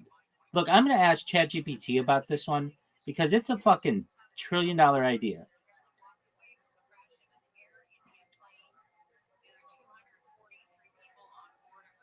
Like,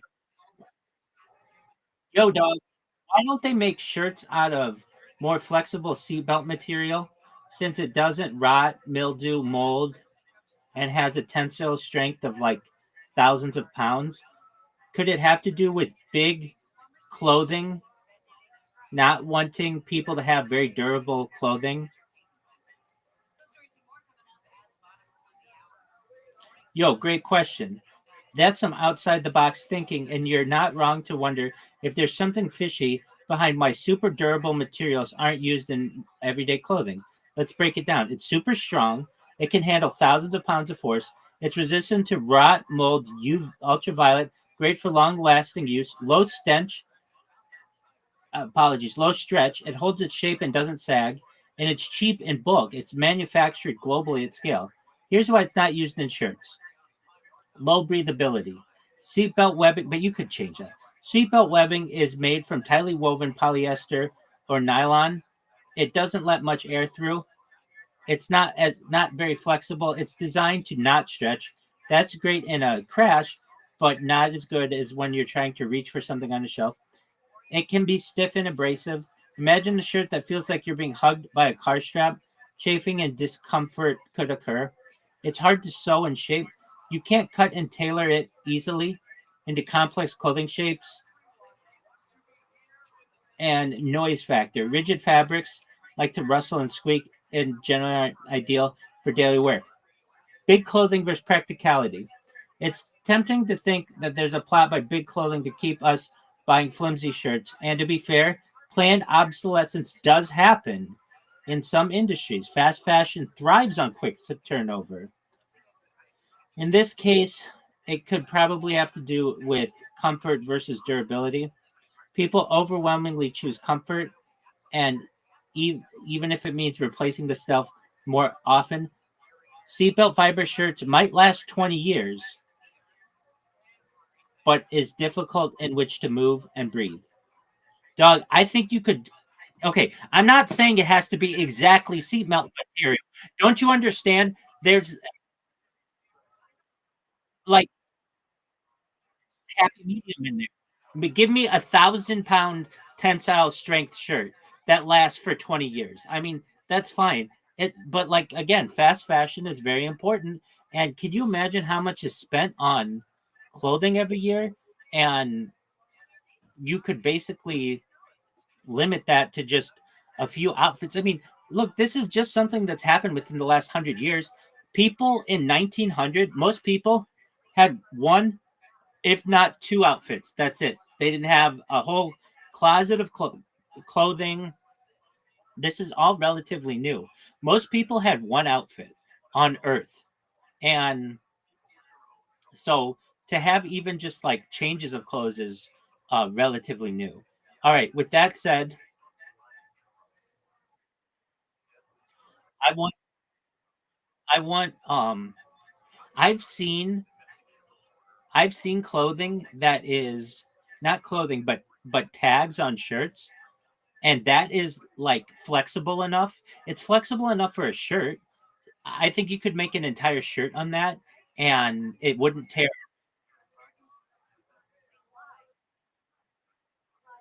Well, okay. Do you know what Kevlar is? I mean, yeah, I mean, it's like bulletproof material. You don't need bulletproof material. You just need durable material. So something like that doesn't like that could you could wear every day or, relatively often, and it just wouldn't get destroyed. And also, you could make it waterproof pretty easily. So basically,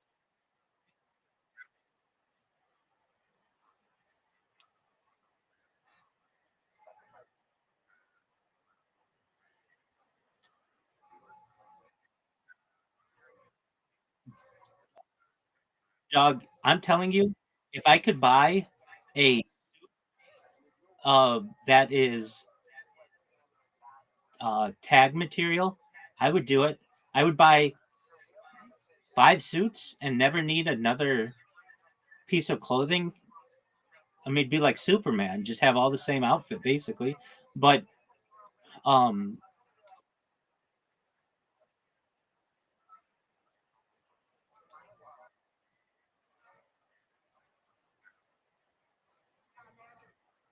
well, because I asked it about seatbelt material. So it's thinking seatbelt material. If I went in and said, okay, I'll just change it. Yo, dog, okay, maybe not something as rigid as seatbelt material, but you get what I'm saying. Like a really durable material, like t-shirt tag material.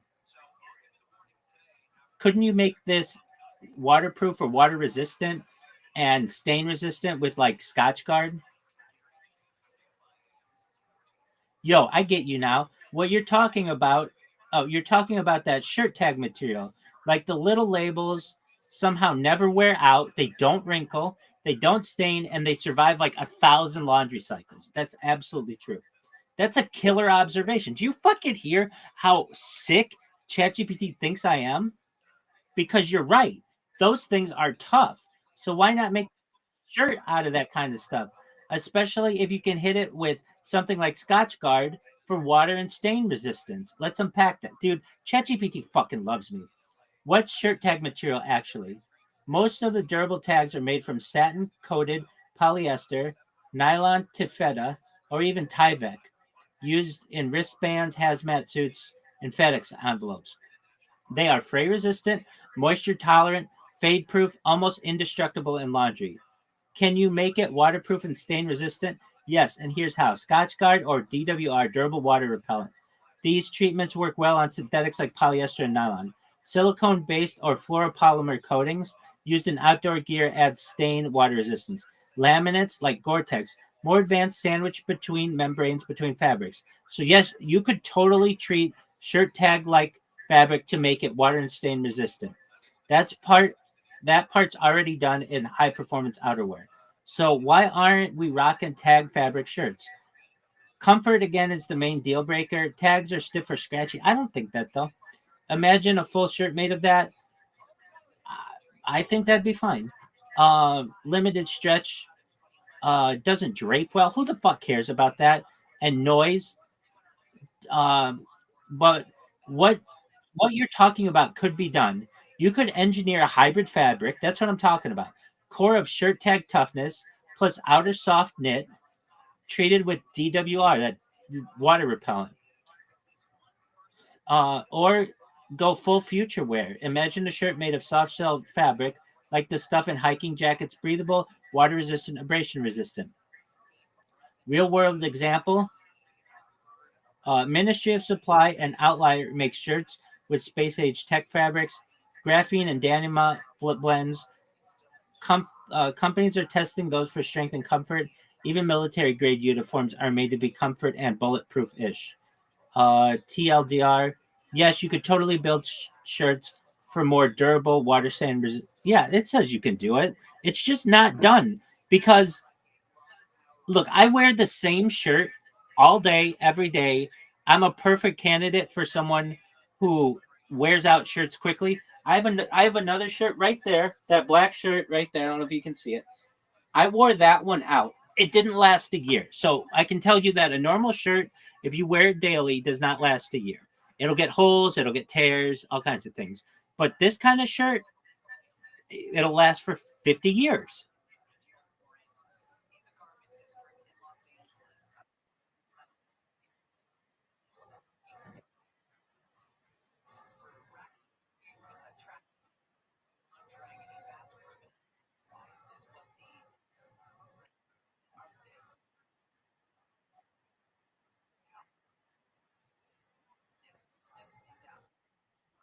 Exactly.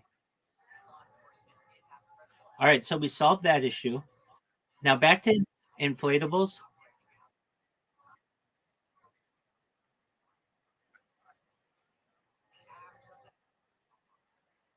No, it wasn't.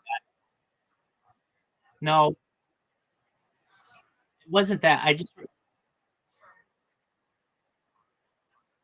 no, it wasn't that. Remember, I told you I had a dream that like where all this really good technology came to me, and that was one of them. Was seatbelt material, but it wasn't that. It was shirt tag material. Though seatbelt material would be really great, and just like you said with those big inflatable things, why couldn't you have a couch that was of that? It would last for like I don't know, like maybe maybe 100.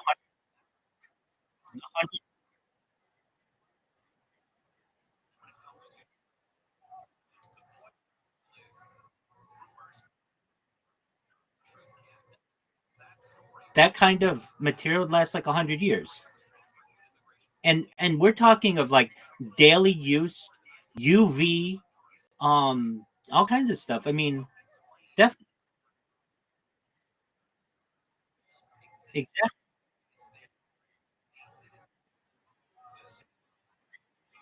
I agree. I so what that's true. Okay, so why doesn't it sell? It has an idea. No, here's the thing. It's about the marketing of it. No one cool has that kind of furniture. No one wealthy has that kind of furniture. So you need someone who is an influencer to purchase it, and then it would be very everyone would love it. I mean, like, truthfully, if Joe Rogan, who sells everything under the sun, basically started saying, "Yeah, I've got inflatable furniture and it's really comfortable and it's good for my back and all these other things," do you know everyone would buy that shit all day tomorrow? I mean, they couldn't keep it in stock. You just need one person like that to talk positively of it. But Joe Rogan has the money to buy normal furniture, so he doesn't give a shit about it. But if I did it, no,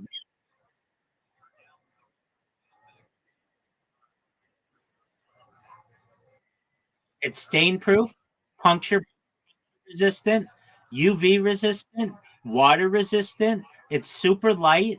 It's like malleable.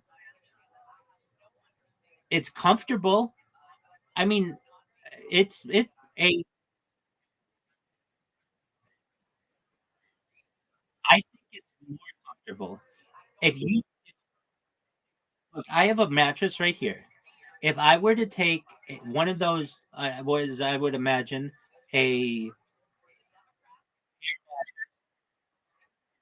exactly, and just all you would have to do is just like I have a Duvois. Is that what you call it? A duvet. Apologies. Like a duvet, like a comforter, and that like if you just took a duvet and put it over the material, you'd never know the difference. And, and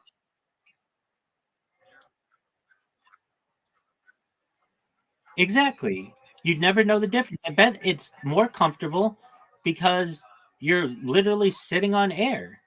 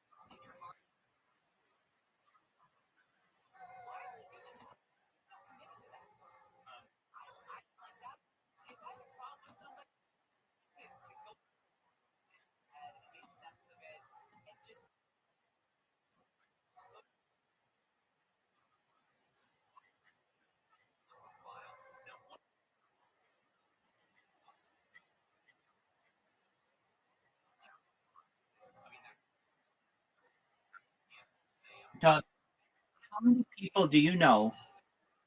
You could all you need to do is put no, you just put it on like a rubber pad if you wanted to do that. Just something that wouldn't allow it to move. Exactly. Even better than that, even better than that, you could just have suction cups on the bottom.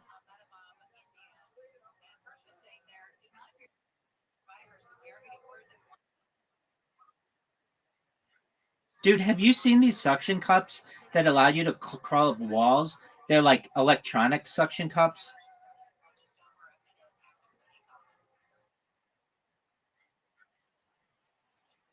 Yeah, exactly. They're like becoming. They're being used in like construction to pick up like drywall. But I've just seen people, at least online, using them to climb random shit. Like they'll just seriously, they'll be like at the bottom of like a 10-foot pool and they'll just climb up, or they'll be like next to a barn and they'll just climb up a barn.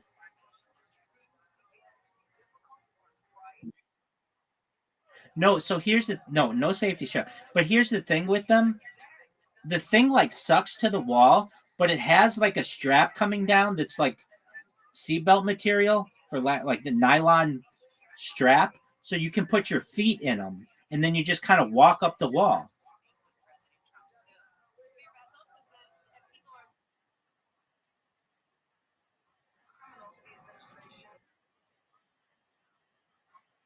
Don't they? But apparently they're very strong.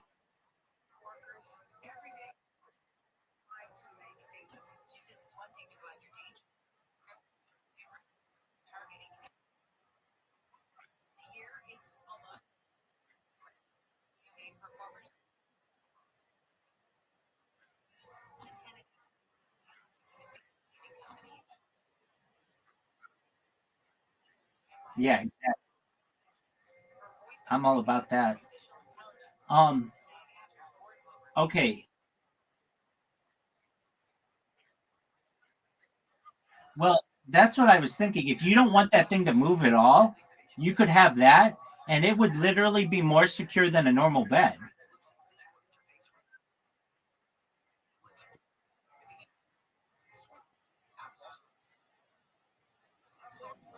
That's what I like.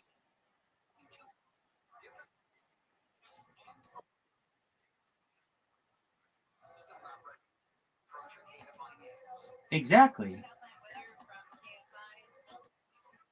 I love it. You could even put it on the ceiling. I mean, you couldn't sit.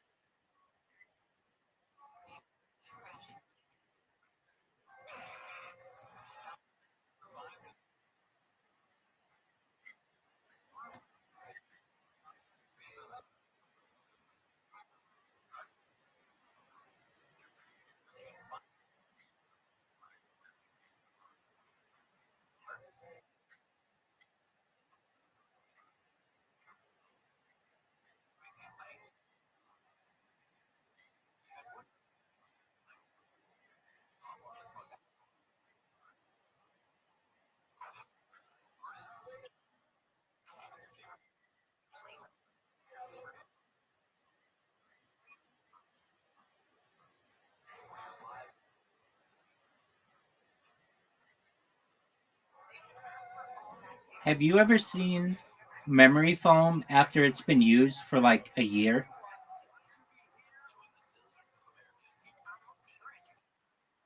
It okay. It's disgusting. Did you know that a mattress weighs, I think it's 3 times, depending on how long, but an average, like if you have a 10-year-old mattress, it weighs 10 times as much going out than it did when you put it in. And that's because of all of the body oils and skin that it absorbs.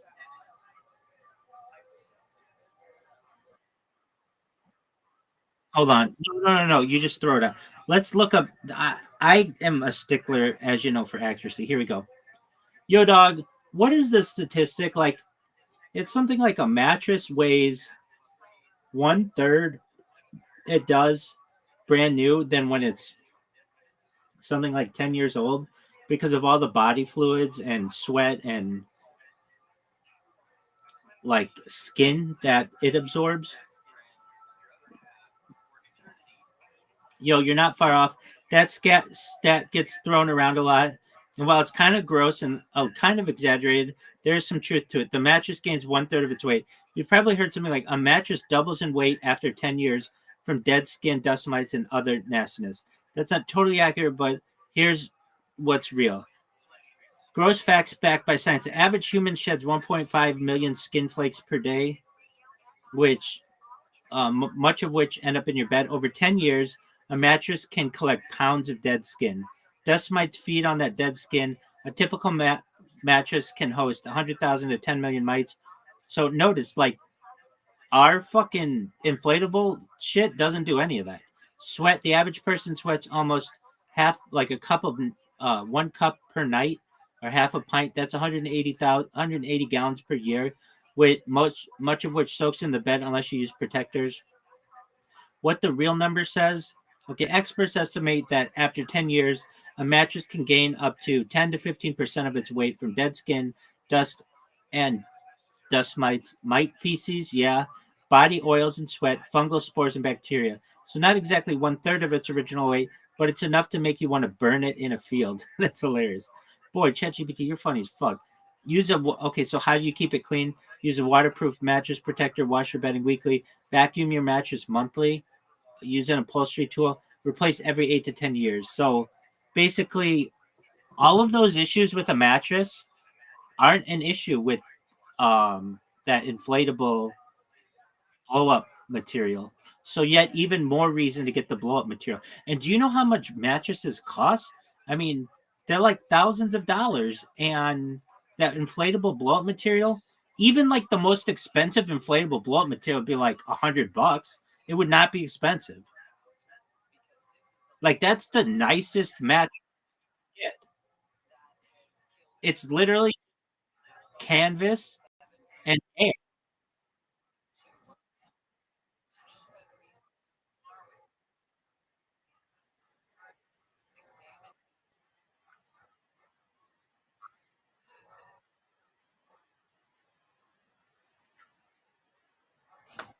Let's look this up.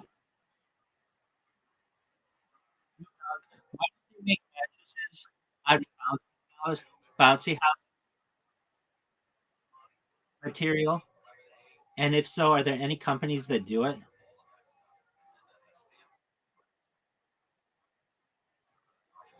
Yeah, dude, I have an air mattress. Yeah, everybody's got an air mattress. I have an air mattress if anybody ever stays. Yo, solid question. And again, you're thinking on the mad genius level. Like, why the hell don't we sleep on something made of bouncy house material? It's airtight, waterproof, super durable, and fun as hell. Let's break it down. What is bouncy house material? We know what it is. PVC coated fabric or vinyl coated nylon. It's super strong and tear resistant, waterproof, holds air like a champ, wipe clean, air bouncy, obviously. Could this work for a mattress? Yes, technically it would be waterproof, meaning no sweat absorption nastiness, air based, adjustable firmness, mite proof, no dead skin getting inside. Sounds great. Here's why it's not a thing yet. It's too bouncy. Who the fuck gives a shit? Too bouncy or not as supportive. Sleeping on it would feel, dude, I've slept on air mattresses, and some of the best sleep I've ever had is on air mattresses. So I don't believe that. No airflow heat trap. PVC doesn't breathe. You'd wake up drenched in sweat without airflow layers or cooling tech. I don't believe that either. I've literally slept on air mattresses for like long periods of time before I've gotten mattresses. Now, here's one I could see. Noisy. Vinyl makes a squeaky, sticky sound with every move. But if you put a blanket over it, it doesn't. Is anyone doing it? Oh, you know what? I had a bed like this. Now that I think about it, it was a sleep number bed, and it was controlled with like a machine. It had like a number, and you press a button, and it would become more bouncy or less bouncy. I had a bed like this. I don't know why I didn't mention it. This was like more than 10 years ago. Exactly. Exactly. Yeah. Um, it had like a bladder inside. So I've had a bed like this, but what it just wasn't like, it wasn't out of that PVC material. But if I wanted to be a certain number, I could be, and then the girl next to me could be a different number.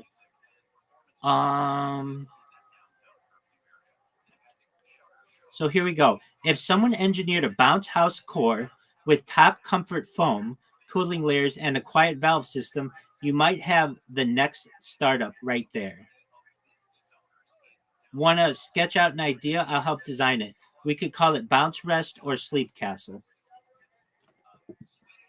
I'm sure. Okay, what are we going to call Sleep Castle? Is an amazing name.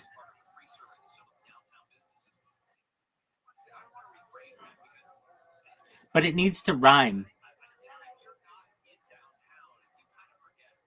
I would call it Snooze Cruise.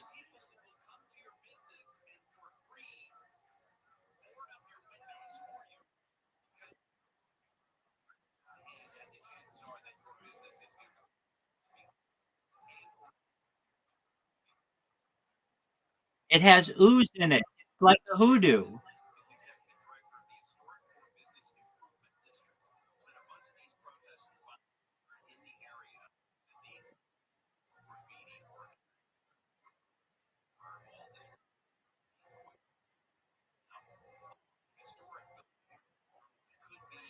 That doesn't make any sense.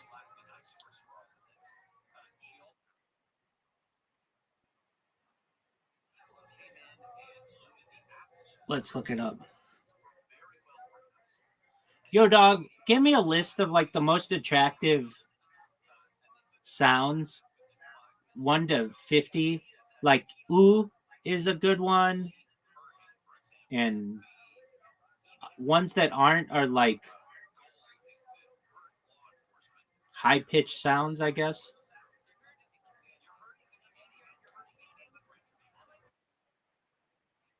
I don't know. I got you. You're talking about the most attractive or pleasing sounds, like ooh, versus irritating or attract. It knows what's up. Oh wait, 25. Okay, ooh. They say ooh is number one. Low, soft tone, like a breathy sigh of or surprise. Laughter, crackling fire, rain or rainbow. No, that's right. It doesn't. How does rainbow sound? Oh, rain on a window. Oh, apologies. No, no, I don't mean actual sounds. I mean like they're like oh, like ooh is a good one, or AA is a good one. But ones people don't like are like QQ. Oh, you're talking about vocalized sounds. Phonemones or syllable. That's what I meant. Phonemones. Okay. Oo, ah, eh, ah, o, you, like you. So I guess oo is better than you. Ha, s, la, woo, ba, hum, z, n, vu, sh, sha, lo, lu, di, mi, ra, su. Okay, now let's do the opposite. Oh, okay. So like bad ones are tick, pick, rick, znick, pufut, gunk. So like ooze are better. All right. So we solved that one. Dog. I like snooze cruise.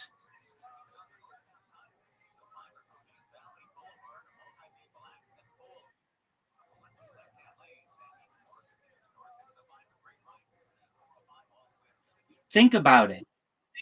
Hold on. Let me sell it to you. Okay. People like to take cruises. They take cruises to the Caribbean, to the Mediterranean, to Alaska. It's a cruise for sleeping. It's like, oh, I'm going to go on a snooze cruise.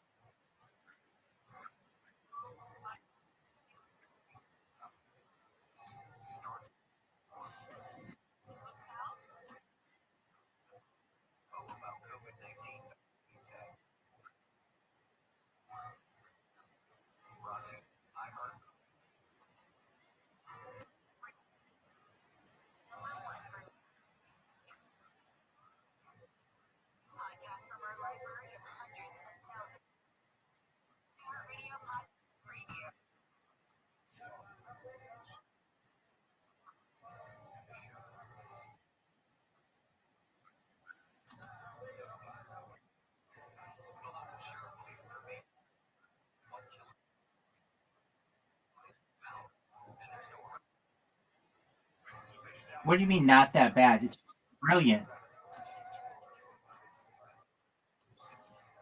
Name something better.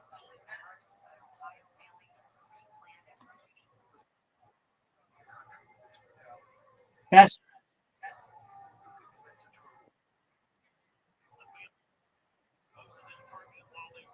That doesn't make any sense, though.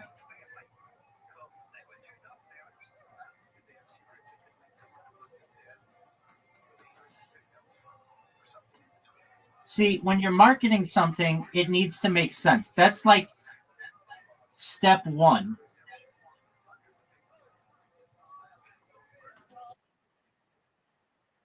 No, if it was a smelling thing, yeah.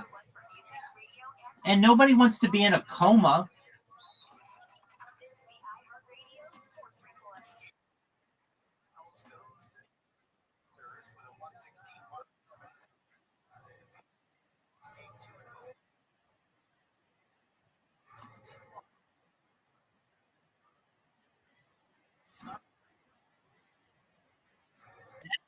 Do you know what aroma is? Aroma is smell.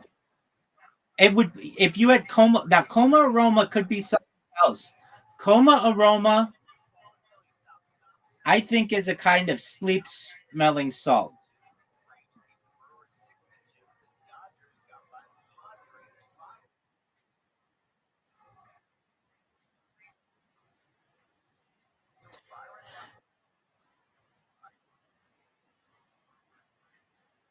Nobody wants that. Snooze Cruise is amazing.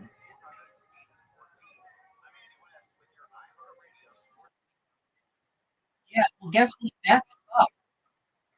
Coma aroma sucks. Snooze Cruise is where it's at, baby. Look, let me ask you this. Hey, girl, you want to go fuck on my snooze cruise? Oh, hell yeah, baby. Versus, hey, girl, you want to go fuck on my coma aroma? Like, it sounds like you're going to rape her on an air mattress.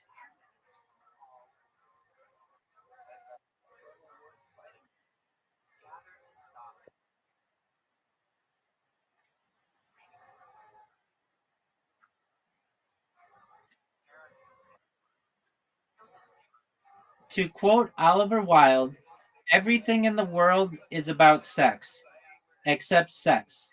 That is about power.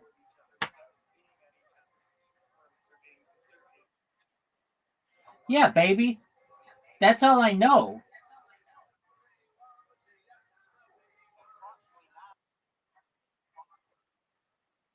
Fuck yeah. We got the bear scare, voodoo.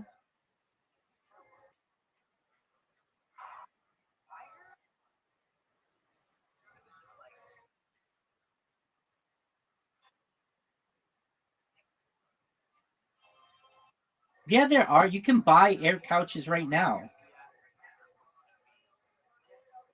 They're popular. I saw them all over college. Yeah, absolutely. They're popular amongst really broke people. Yeah, dog.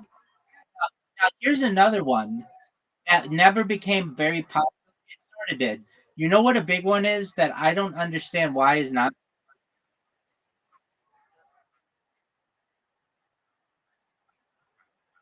There you go. Dog, what are your thoughts on beanbag chairs?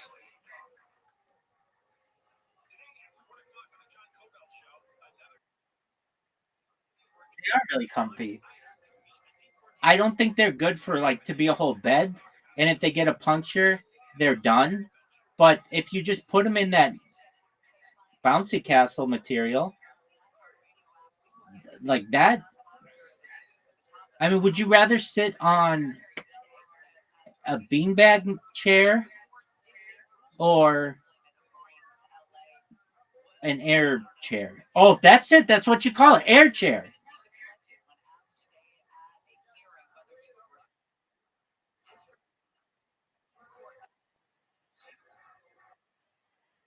Dog, air chair. Air chair. Oh, by the way, any of the products we market, we have to throw the word super before it. So it's a super air chair.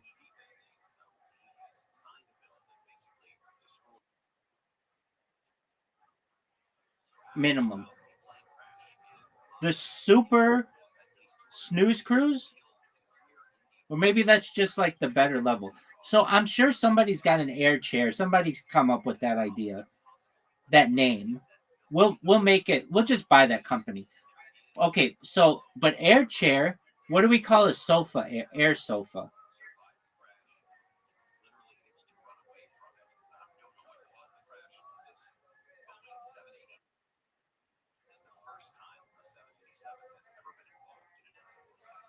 Super sofa. Super, super sofa. Yeah, it has alliteration though, which works.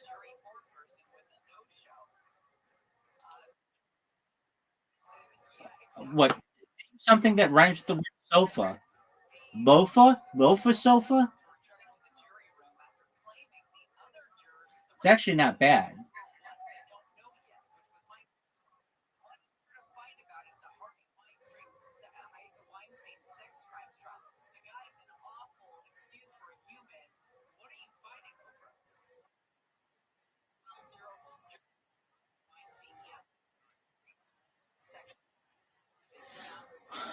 That's a different thing. That's an inflatable boat. That's like a dinghy.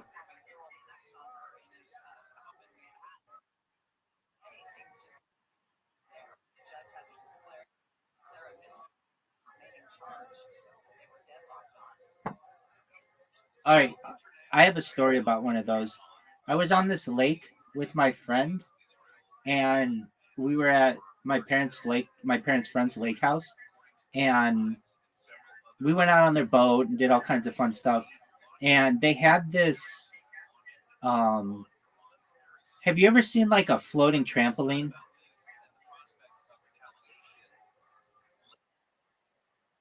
Okay, so it was like a floating trampoline. In fact, I think it was one.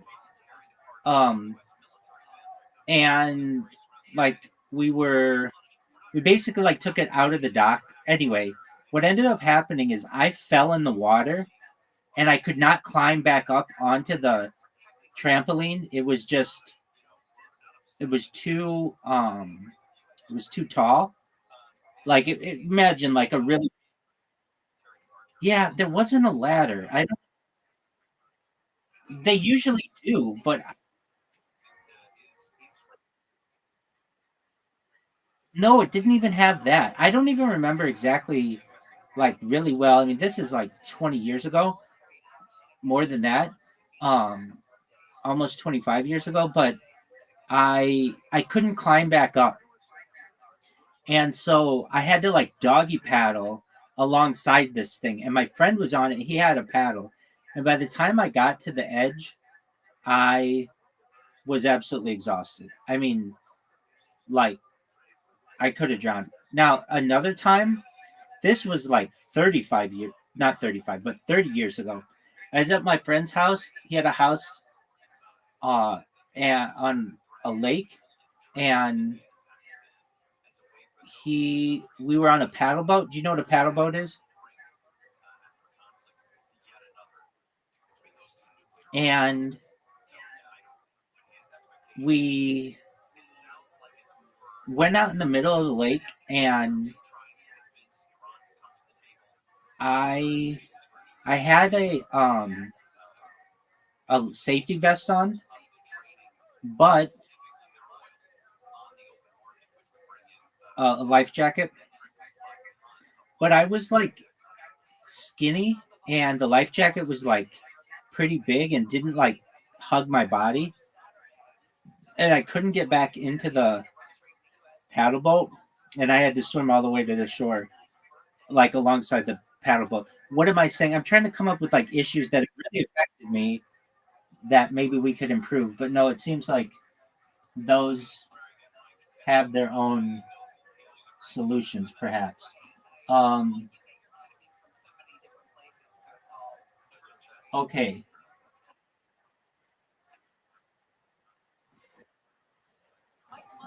it but it wasn't. It was, but it wasn't a water trampoline. It was just like a big inflatable, and it probably should have had a thing on the side, but maybe it just, I don't know what happened to it. I don't know. But it was pretty dangerous, I can tell you that. Okay.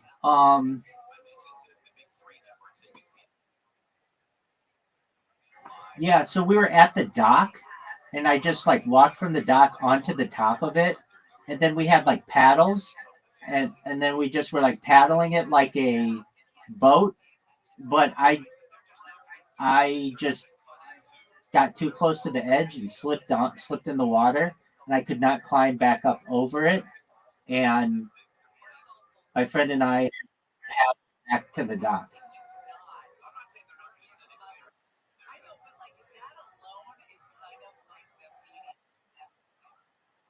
You know, it really was.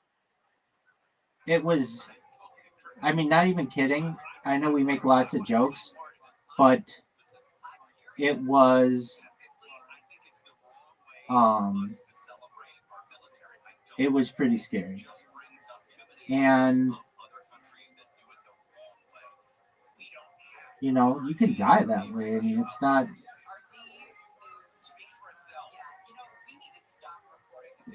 not like too much of a, joking matter, so to speak.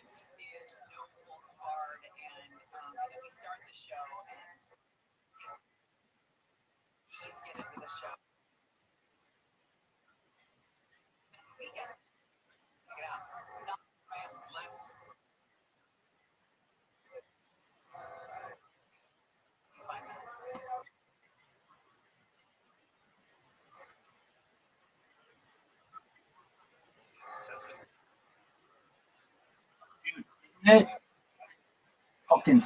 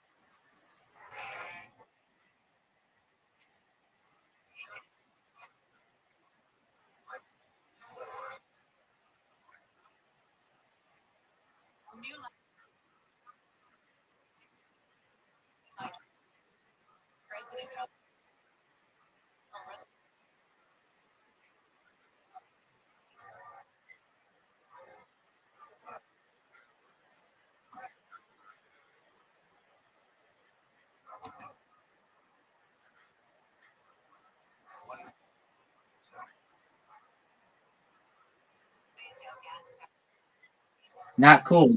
Dumb. Not cool at all.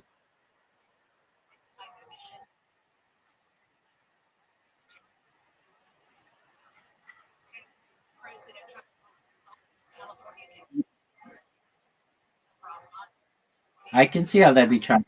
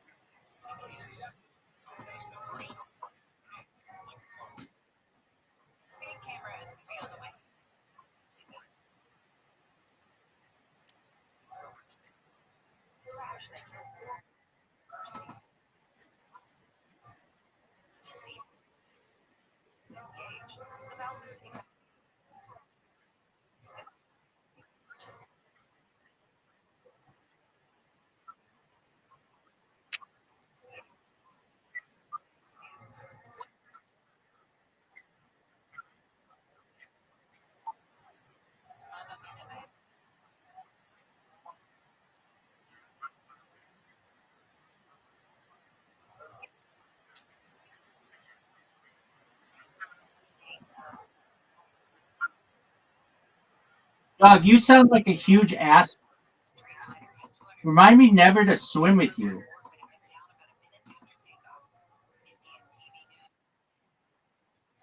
Right. Why wouldn't you warn him of any of this stuff?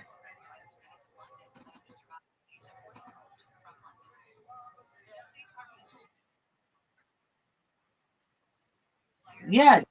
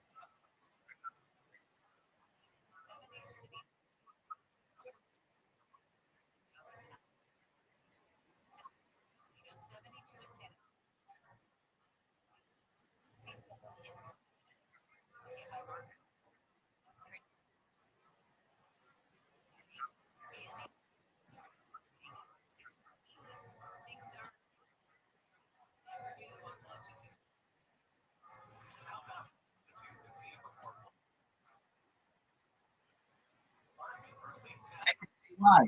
You're like the worst friend at the ocean.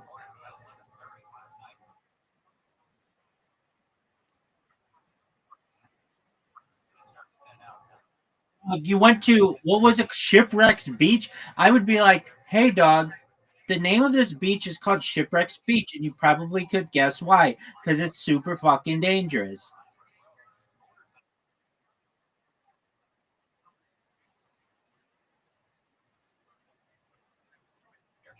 You didn't tell him.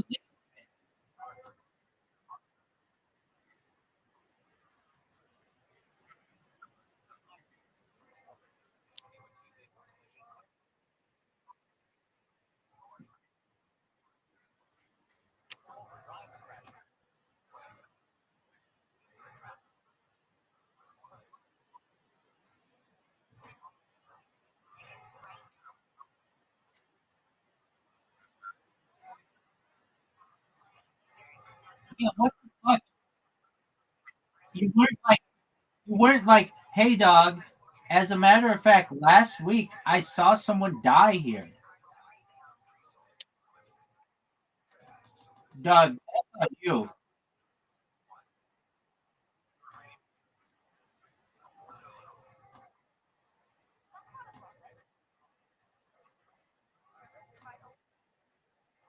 No, that's not a drag.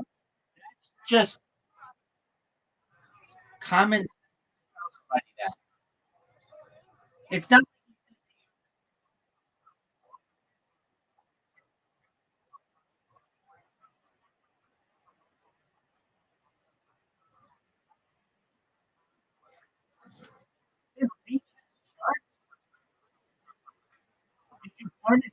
Did you want?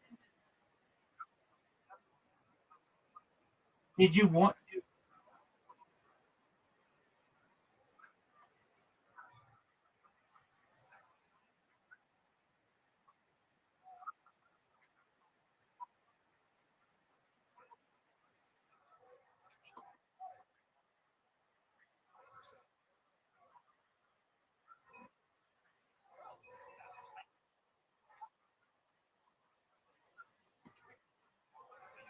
Dog, what did I tell you? You did your water trick, which doesn't fucking work. Just do what I said. Just try it. It's a perfect example to see.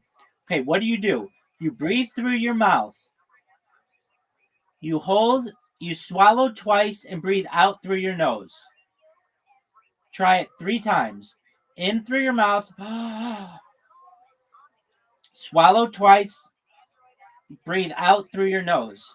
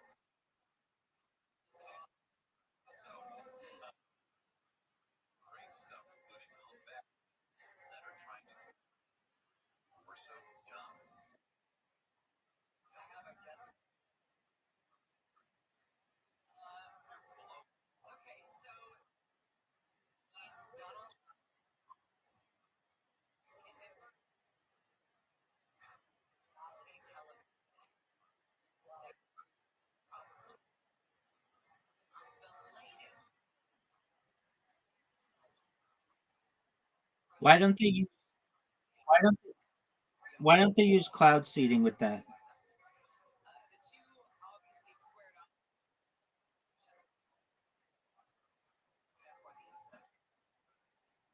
No, they use it in Dubai once a week. It automatically.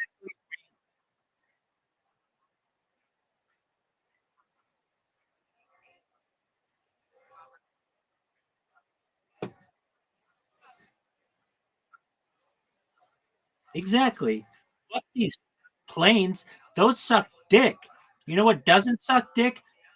Rain.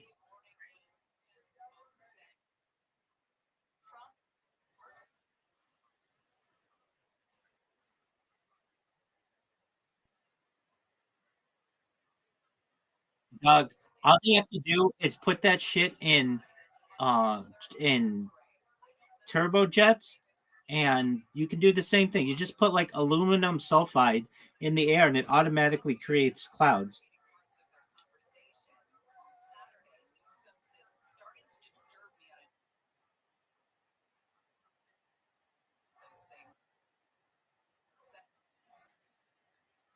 Absolutely, yeah. It's done quite often. Here, I'm looking it up. Yo, dog, why don't they use cloud seeding planes for forest fires? Yo, good question.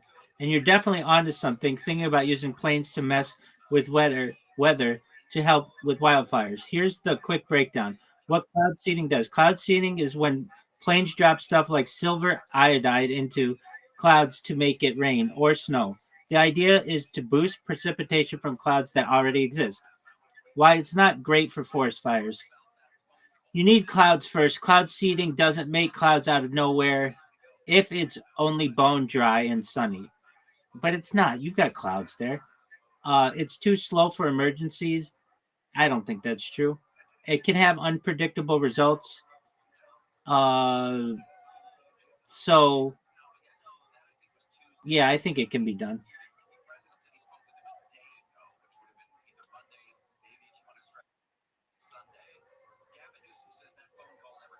And that's like with no development right now. Like we could improve our cloud seeding abilities to have, I don't know, sodium iodide plus oxygen, or I don't know, creates even more clouds. You could improve that.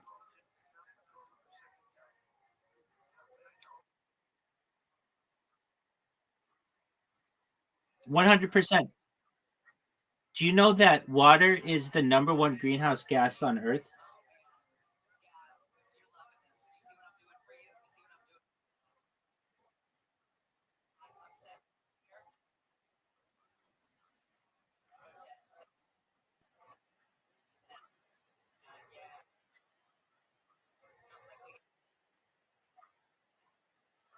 Yeah.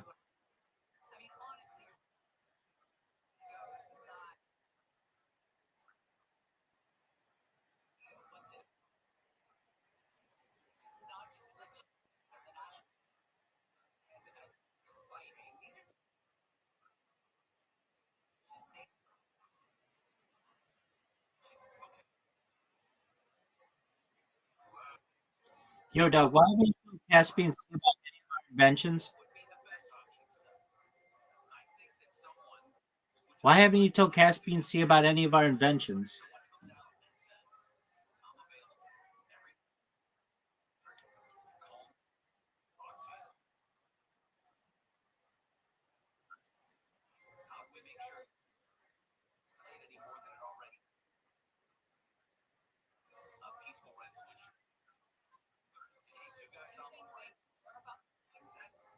What kind of sound puts up the best?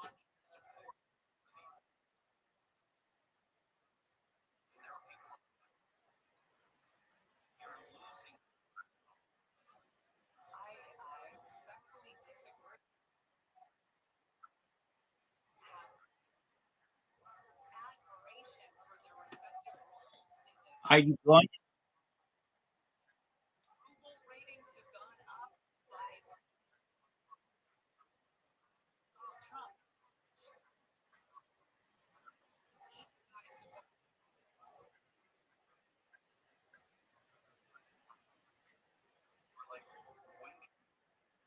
Yo,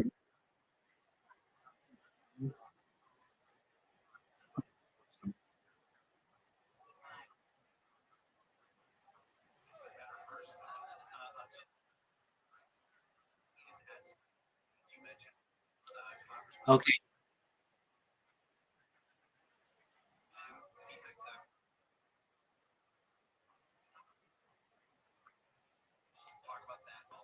that's kind of how sound can put out a fire.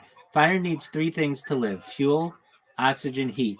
Sound doesn't take away the fuel, but it can mess with the heat and oxygen. How it works: low frequency sound waves, like deep bass, push and move air back and forth rapidly. This disrupts the flame and blows away the oxygen around it. With no oxygen feeding it, the flame dies out. It's like smacking the fire with invisible rhythmic air punches. You can have a base cannon fire extinguisher using sound. That is what you were thinking. But why not use it on forest fires? It only works on small flames so far. Yeah, you just need a bigger one. I like it. Riser, what are we going to call our base fire?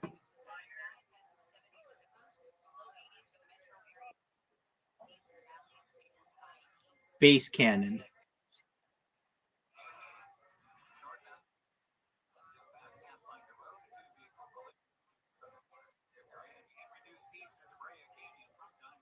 I like base cannon.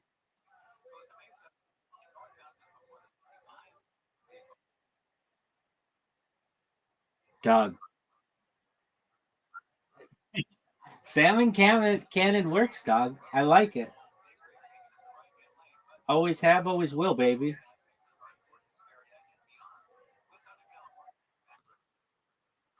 I am an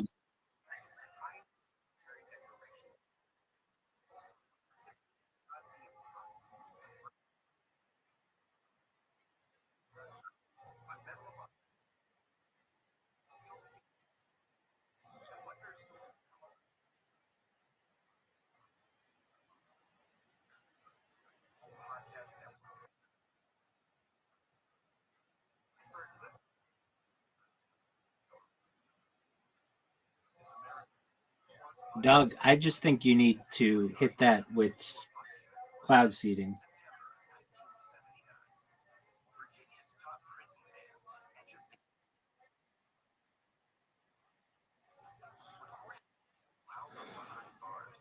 Not if they're not properly marketed.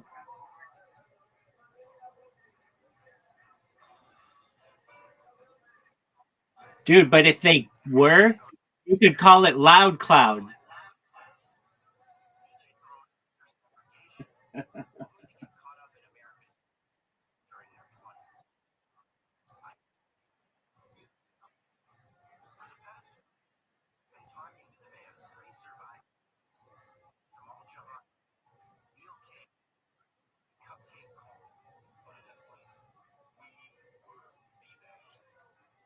Doug, we should have a beach festival where they sell meats and call it the salami tsunami.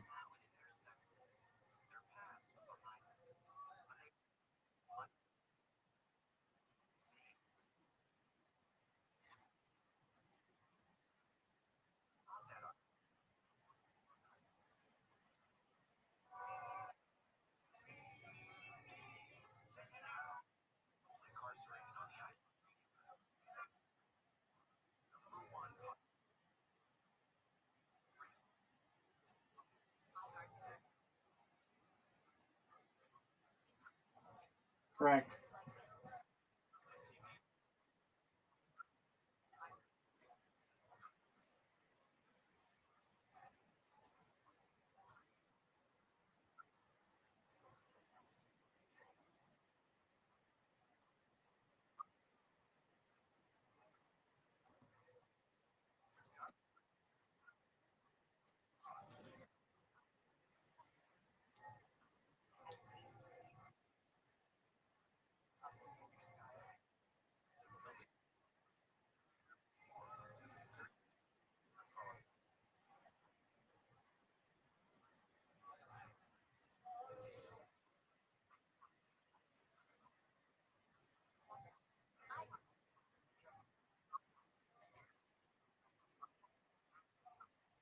Yeah, uh, my kosher butcher does. We have beef bacon. My kosher butcher has beef bacon.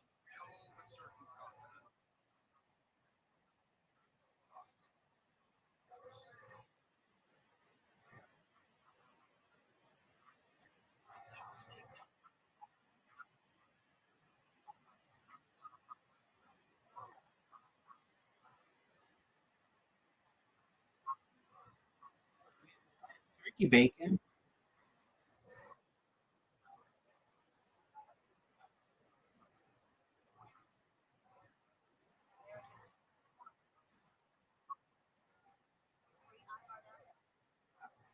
I mean, there's beef, turkey bacon.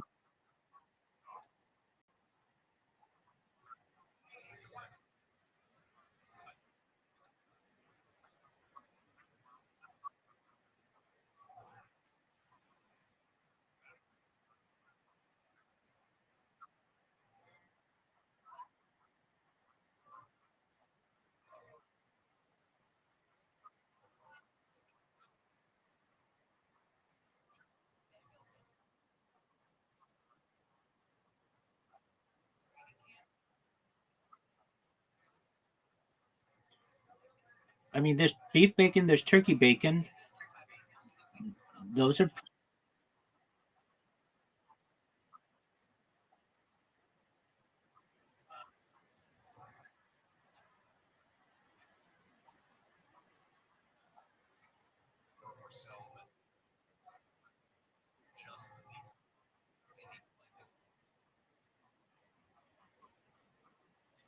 there is.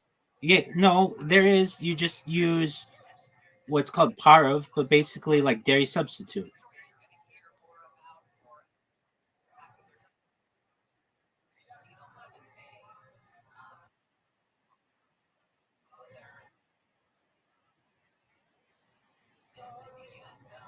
Uh, you can eat buffalo mozzarella, but if it's dairy and meat, we don't mix them. So we have to use like a dairy substitute.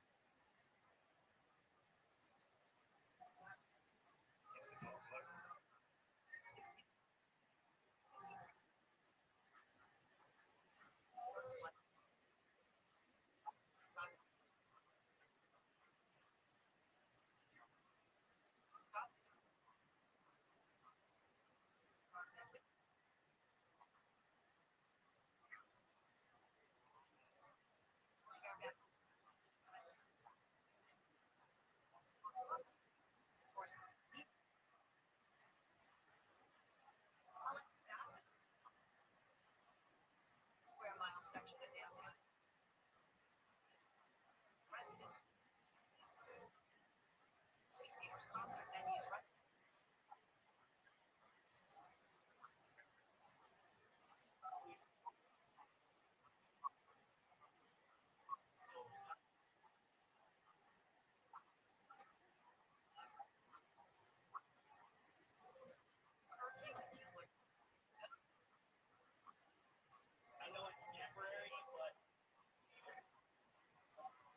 city says the curfew will back to further notice. City council is respond to the meetings will not pass because the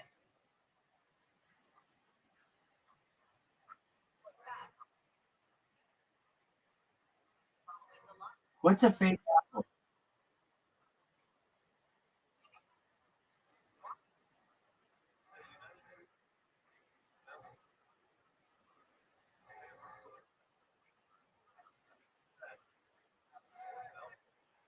What's a fake apple?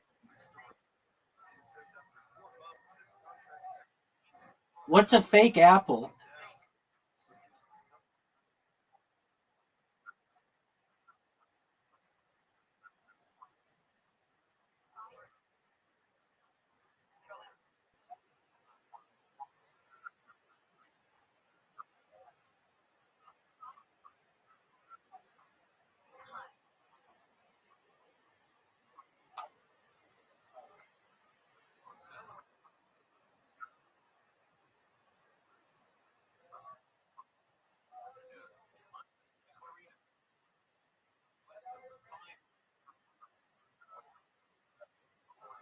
I've got.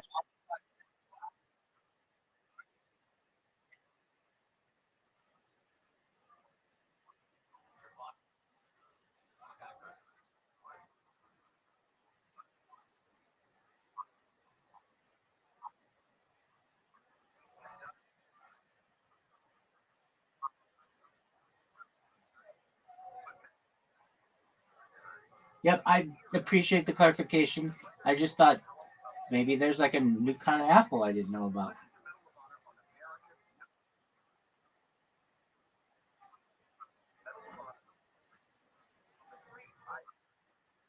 I didn't mean to call you. I just was.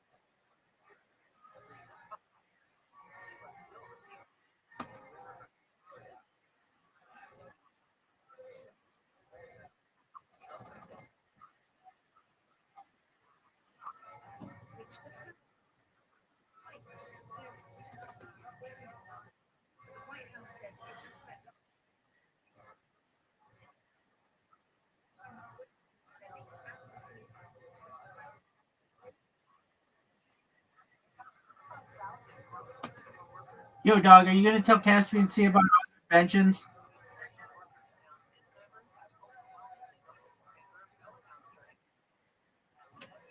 Start with the University of Vancouver and work your way forward.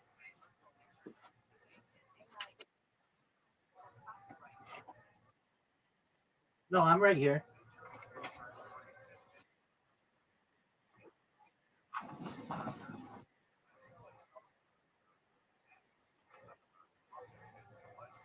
Seatbelt illumination? Glow in the dark. Oh, yeah. Um, I mean, it already exists, but it's just um, seatbelts should not be like over one side. They should be over both sides, like a race car, like a harness. Yeah, exactly.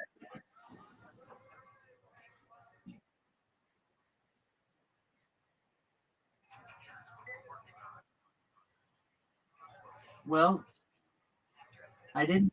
I didn't say it was the best idea ever.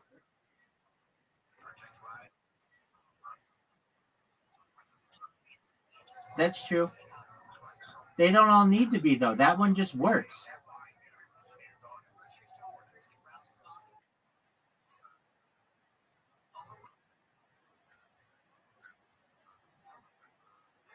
Well, yeah. I mean, it allows you to take the impact in a symmetrical manner, and it doesn't force your body one way or another. So you basically are better supported in a crash.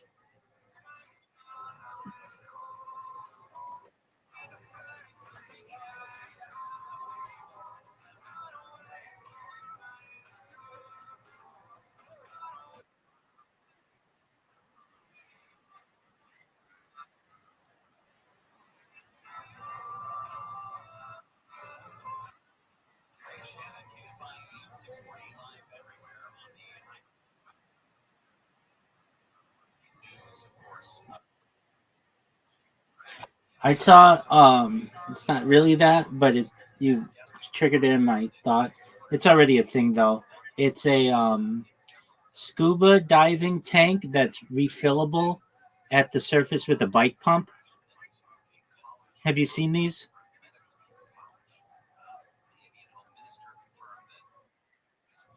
It's they are. They just it's like it's smaller. It just goes it's not like one you wear on your back. It just is like on a mask. It almost looks like a tube that's just coming out of the mask.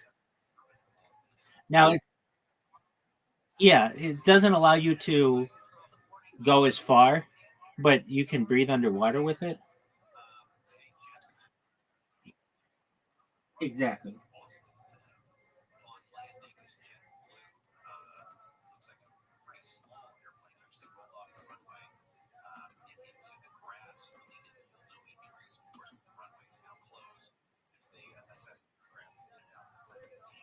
This was a story that we didn't get to last week, but it's not protest related, and we needed to take a break. Okay, so are you going to tell him about all the good ideas, or are you going to jerk yourself off raw?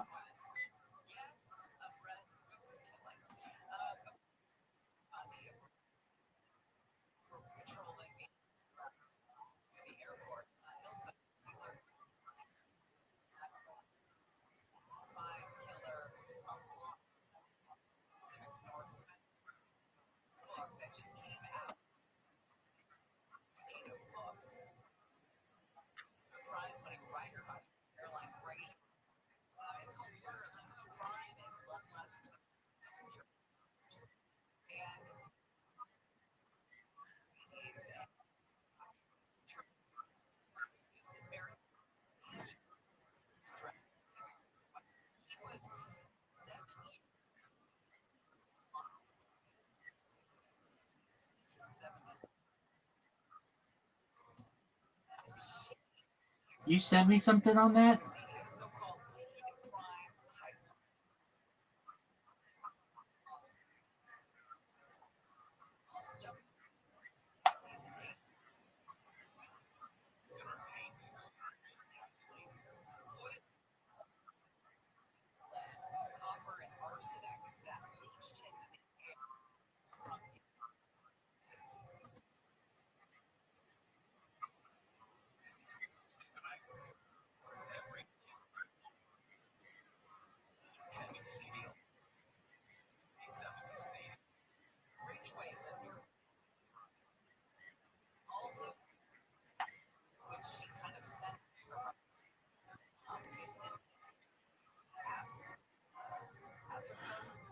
I personally think that every living creature emits some kind of energy waves. So I could see it. Definitely could see it.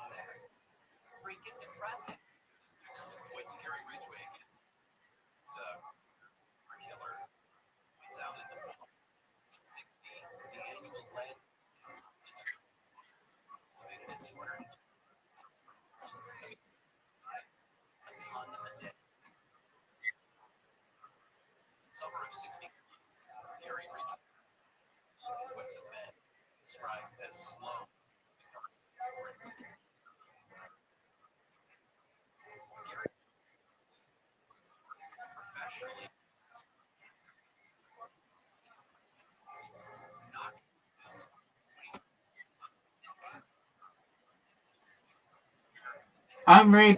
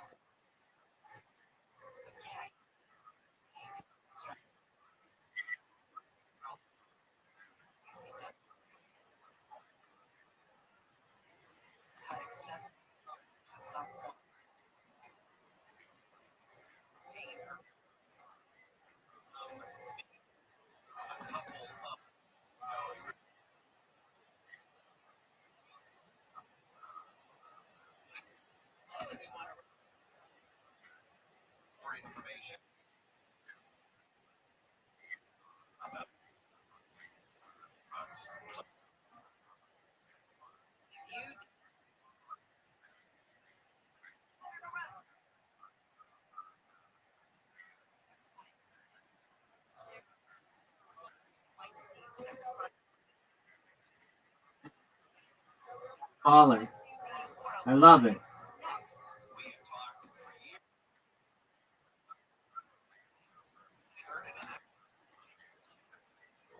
Love it.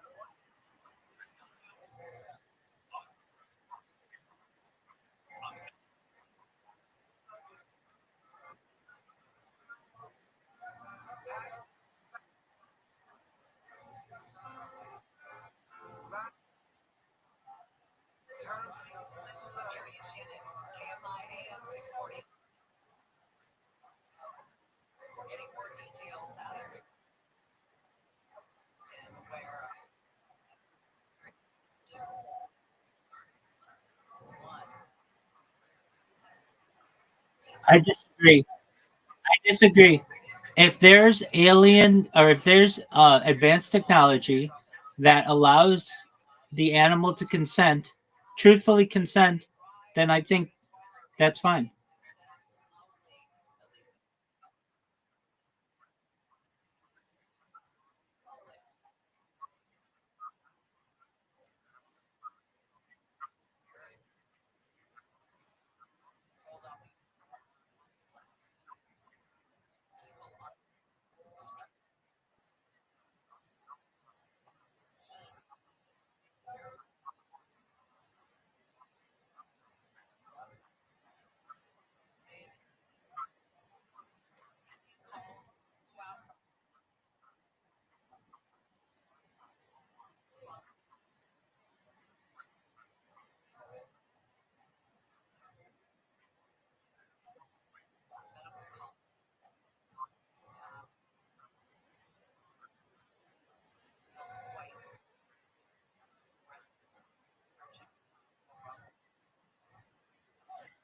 Ligers,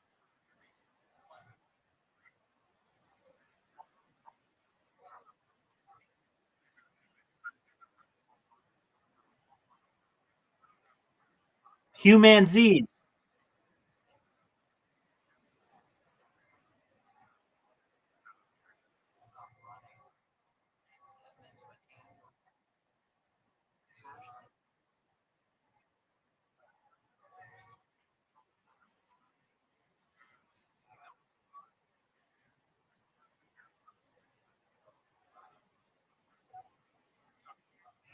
lions, tigers.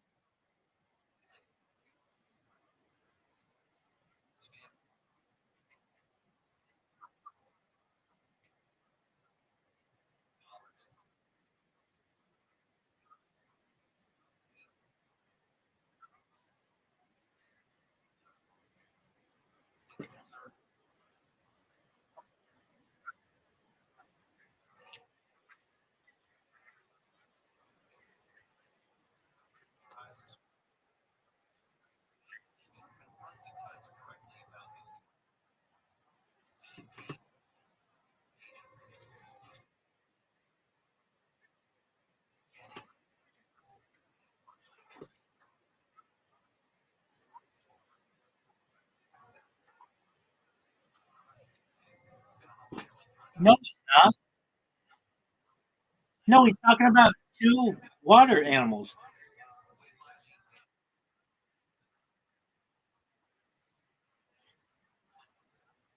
Yeah, he's not.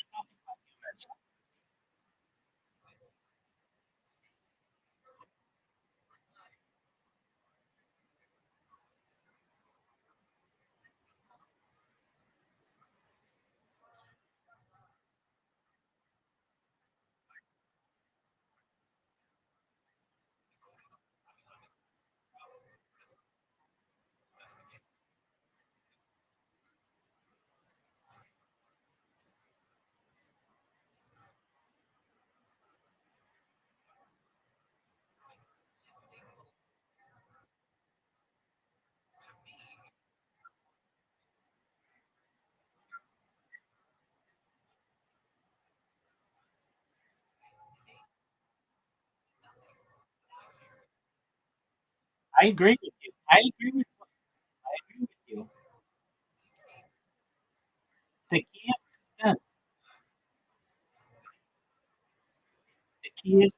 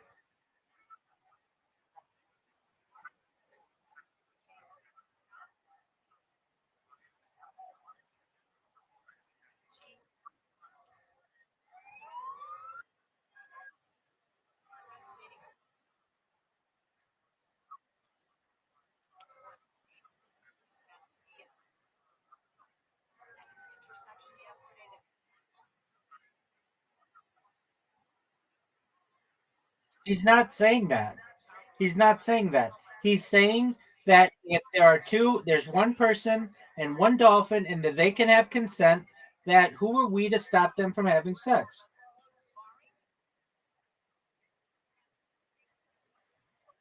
You go wherever you want to go. If you don't like the conversation, then leave.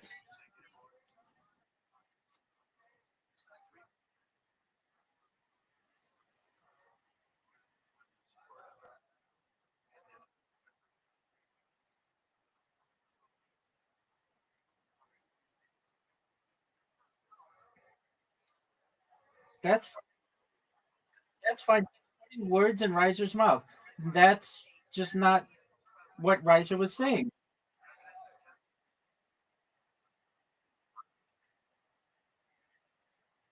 He's trying to twist Reiser's words into Reiser wanting to have sex with the dolphin, and that's not what he's saying.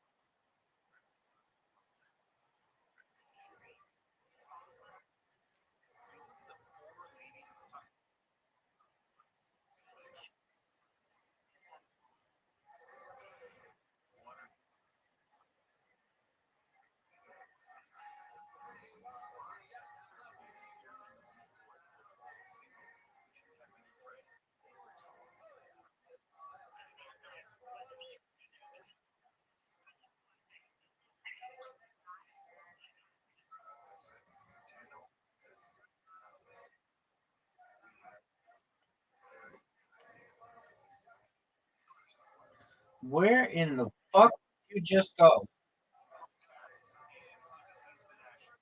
Yeah, you.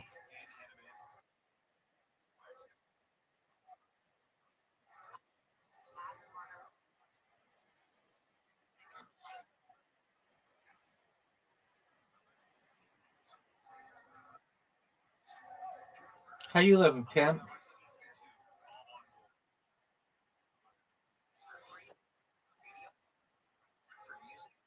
Um, yeah, I mean, I think that no one knows. So anyone who wants to venture a guess, their opinion is just as good as anyone else's, whether religious or secular. I personally define the soul as the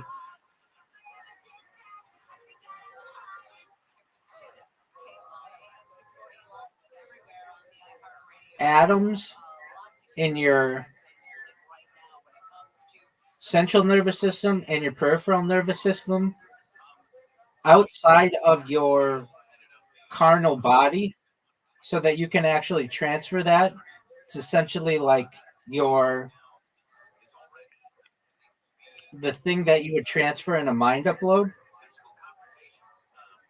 So that's all your memories, but it's also your like synapses. And now is that's not the religious term on it, and but that's more scientific take on it. So you have your carnal body, but then you have your quote unquote soul, your spirit, the molecules that make up your central nervous system, your peripheral nervous system. And so, to Caspian C's point, because a snail has a central nervous system and a peripheral nervous system, it would have a soul. I think that plants have a certain electric current that runs through them that's been proven, so they have a soul. But that's what I refer to it as.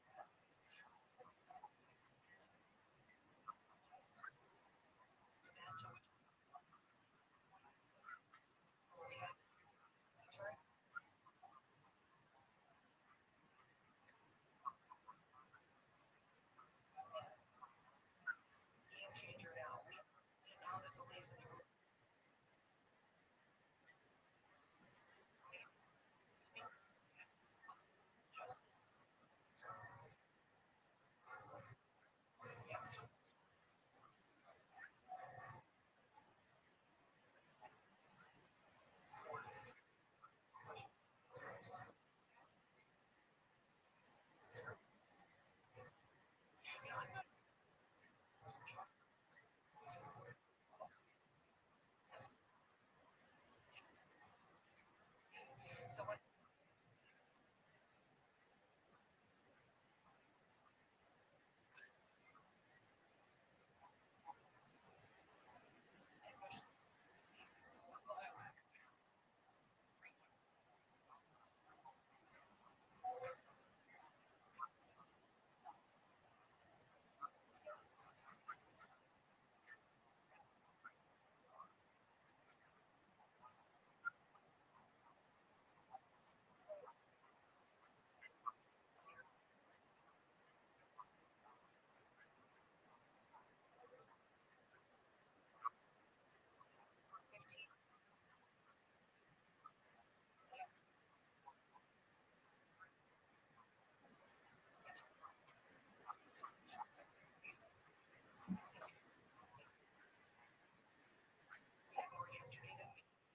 So we are only built to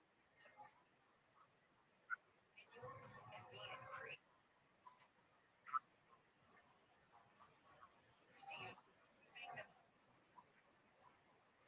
folks know that we care about because crimes too long and that we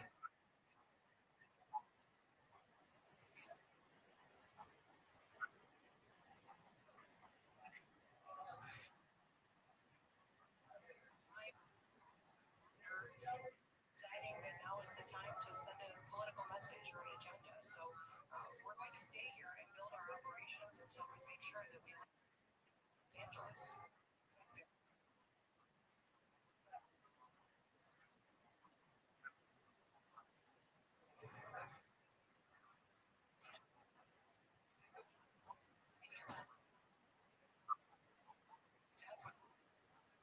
That's what that get means.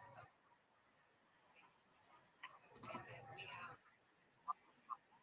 thousands of repeat criminals and the worst of the worst. We're excited. Where DNA testing shows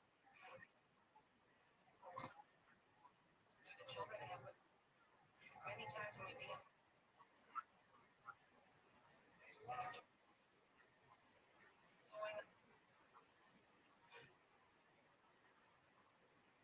those individuals that we have until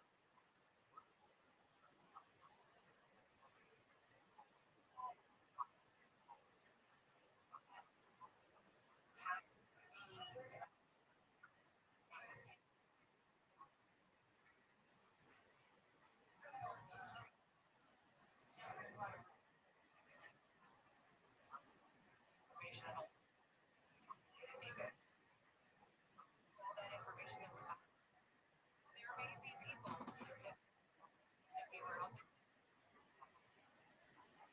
that were collaterals, them and all those people will be fed.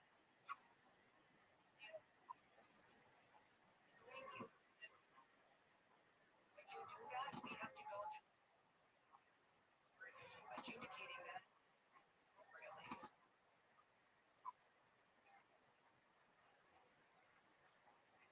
Yeah, I'm going to have the opportunity to buy you a plant, give you a land in your, and then we'll get you scheduled.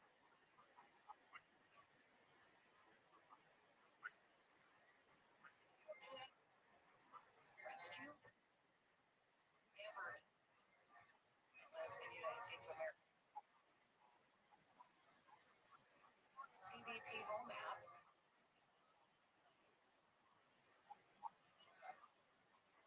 If you be correctly, everybody has the opportunity to do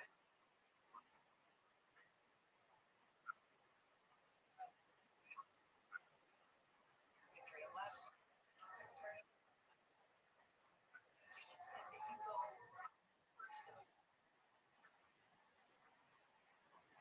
first.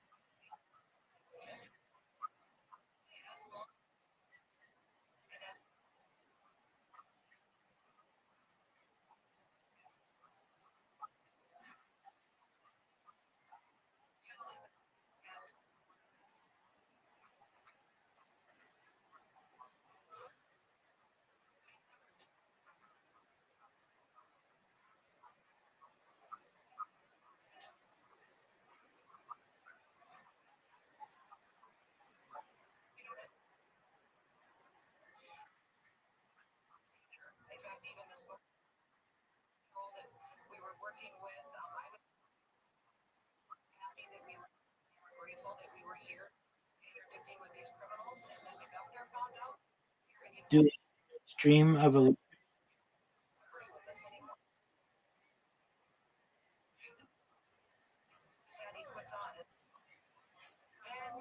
I don't.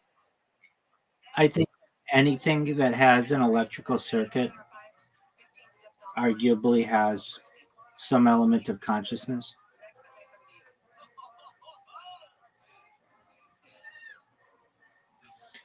Now, that's different than self awareness, but the question arises, does a computer have a soul?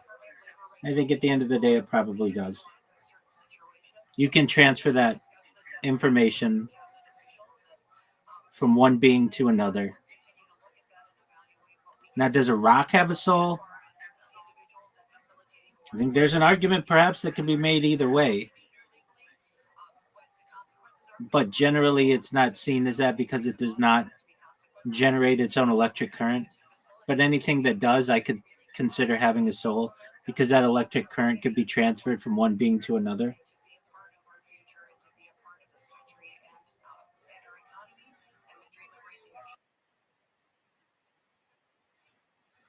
That's correct. I think that's a beautiful thing.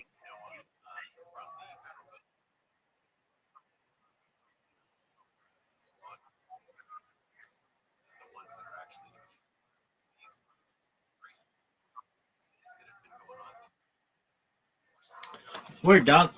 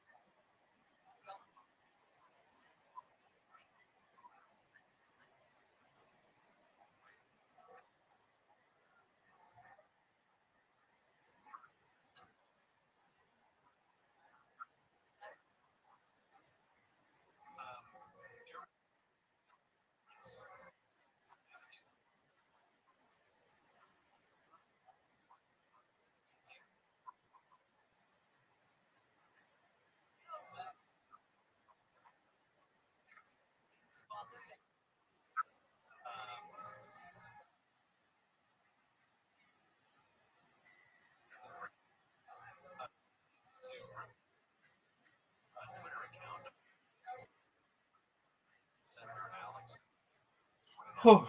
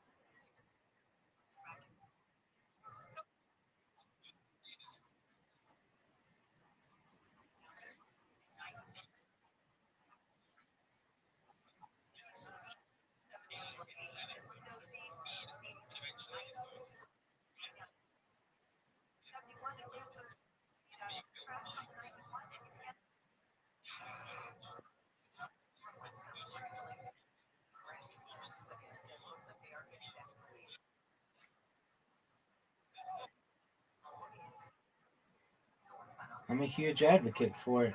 I believe that we already have cyberneticism with the implementation of artificial limbs and pacemakers and other biological related technologies that are implanted into the human body.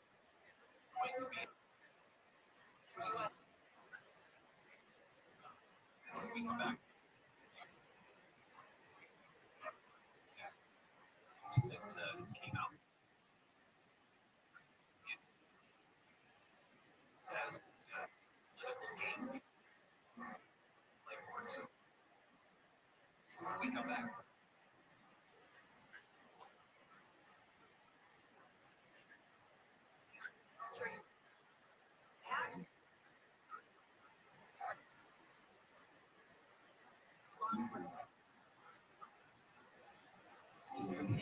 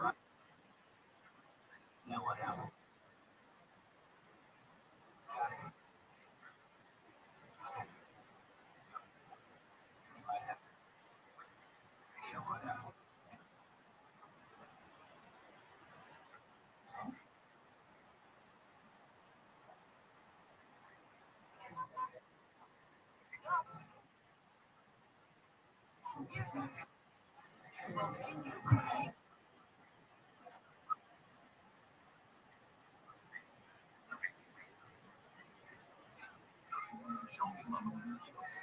Visit nhtsa.gov/. Brought to you by the National iHeart is America's. Remember that time you were telling everybody about inventions and then you stopped?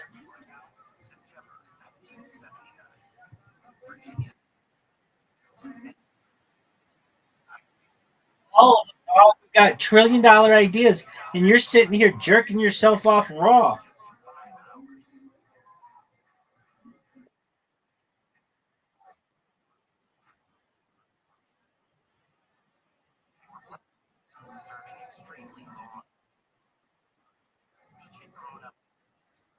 Precisely. What are you going to call your cybernetic soul?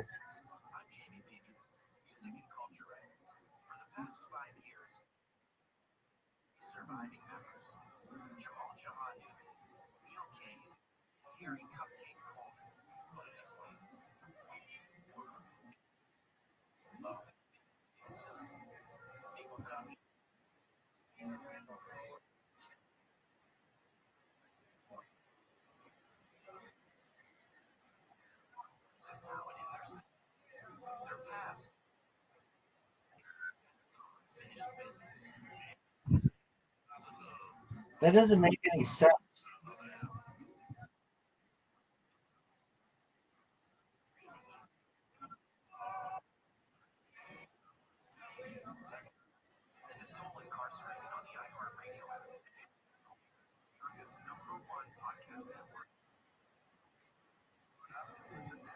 Salmon Cannon, Bear Scare, Hoodoo.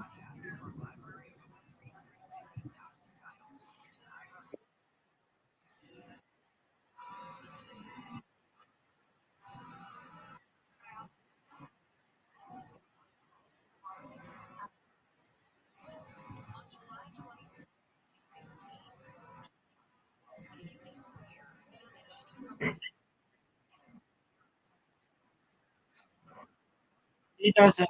He doesn't because you haven't told him about it.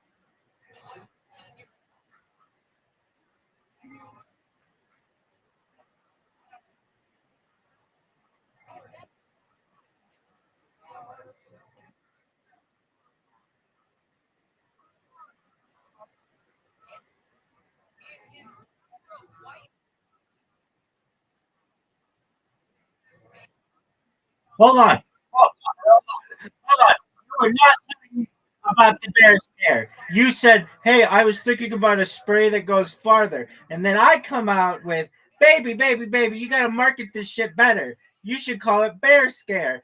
You should add a strobe light to it and an alarm that's really high pitched.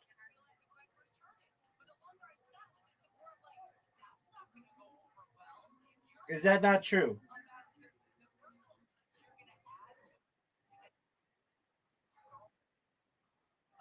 Brilliant.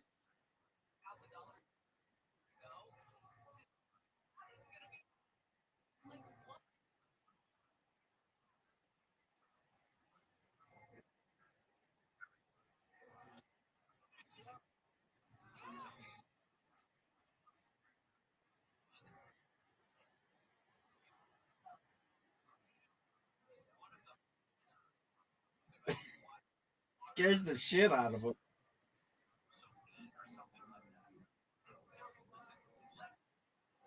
And it all works at the push of one button. When you fire it, it's not like you have to do any of it. You just fire it, and it's going to have a strobe light that also functions as a flashlight.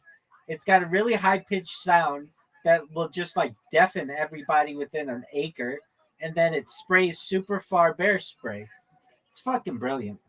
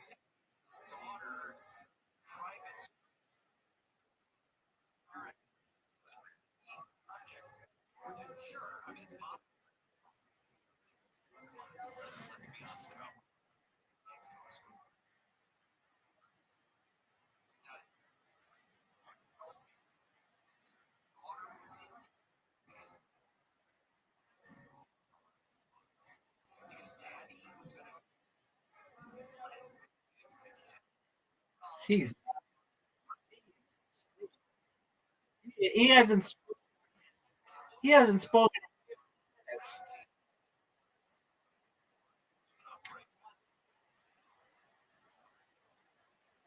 I don't. Yes, I do. And Salmon Cannon's already taken.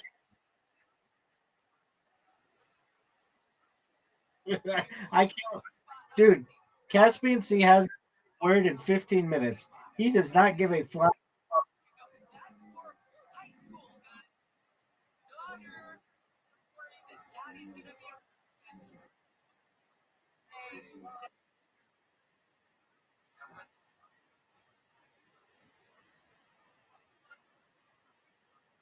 Oh yeah, sucks.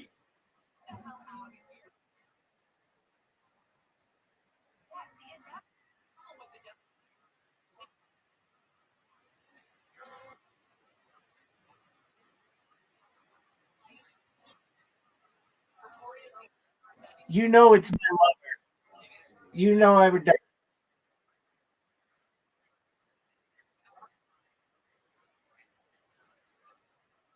Dog, remember what I said? It sucks in comparison to bear scare. So what is it? It shoots a salmon like in the opposite.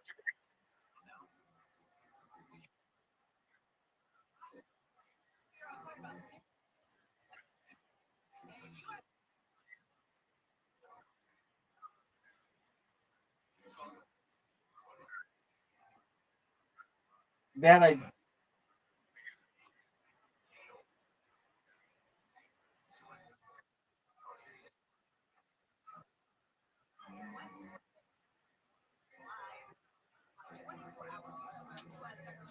all right. Um I mean, I don't think it's gonna stop a bear is the only issue. The bear's already focused on you and pissed off. So you're gonna shoot like a smell like 10 feet away or 20 feet away, 30 feet away, and that bear is it's going to explode all over, and the bear is going to like magically smell it and turn away from you and go after the salmon. That's what you're saying, right?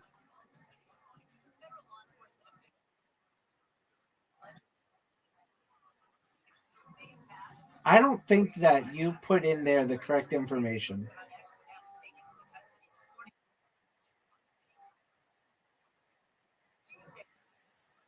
Yo, I'm going to look this shit up now.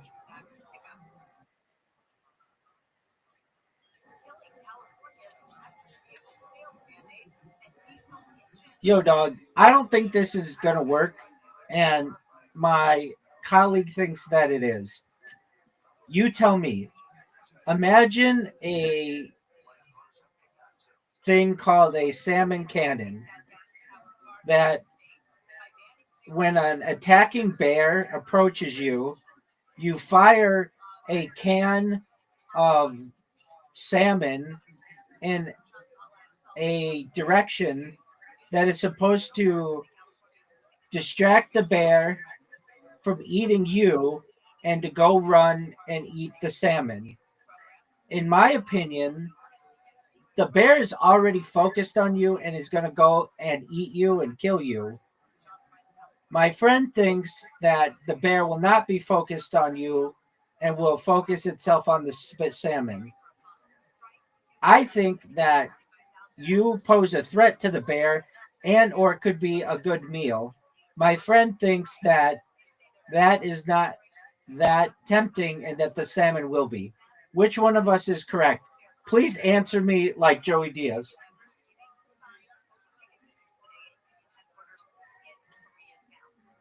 Listen here, cocksucker. You're out in the woods, right? Minding your own business, trying to enjoy nature. Maybe roast a marshmallow. Then, boom, a bear shows up, ready to tear you up like a pork chop on Thanksgiving. You think this animal, who just skipped hibernation and is starving like a missed six buffets, is going to be like, oh, look, a flying can of salmon. That's exactly right. Oh, a flying Can of salmon. Hold on, I'm gonna shit myself. That's hilarious. And you just walk away? Get the fuck out of here. It even said, get the fuck out of here.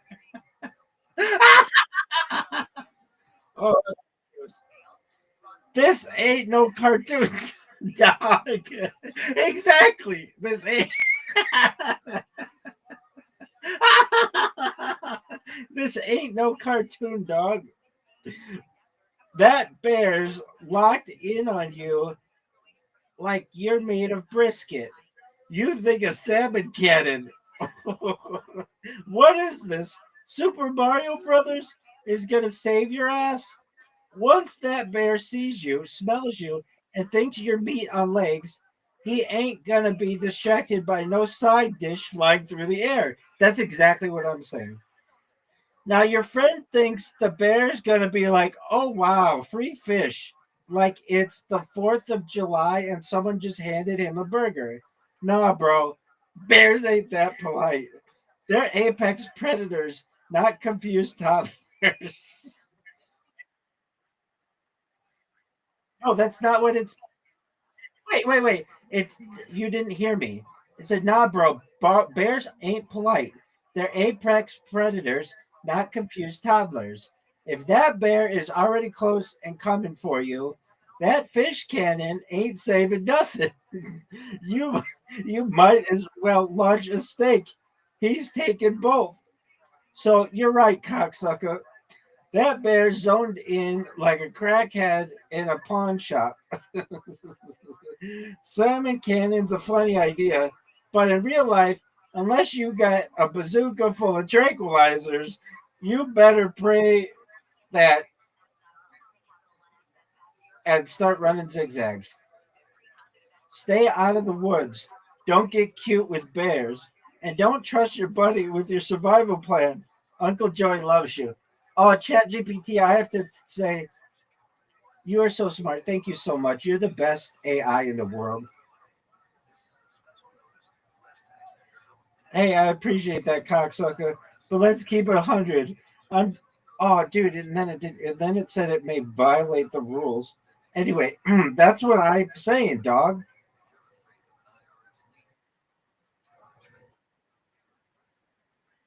Dude, any bear is gonna fuck you up.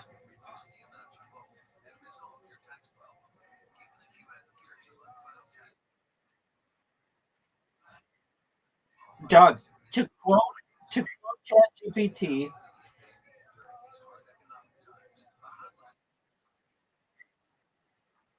yeah, because it said, oh look, a flying can of salmon. You think that it's gonna be like, oh look, a flying can of salmon and just walk away? Get the fuck out of here,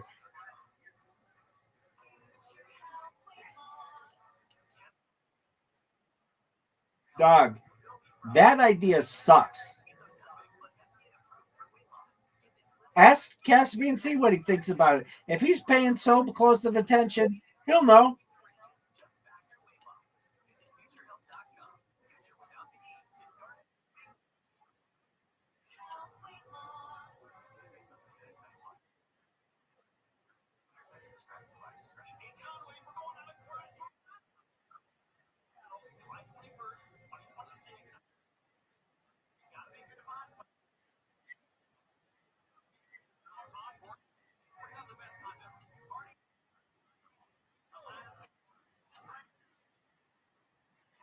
That idea sucks so much dick.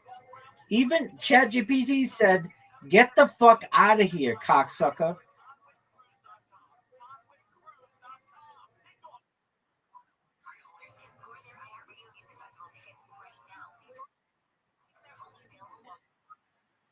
Dog. Okay, Caspinci. I'm gonna put you in the position. There's a bear 30 feet away. That's a long fucking way, but it can cover that distance in like 5 seconds. If you had the opportunity, would you take a gun that shoots a can of salmon And I mean, shoot it in the opposite direction and think that that bear is going to stop running at you and go run after a can of salmon that explodes. Fuck no. That God.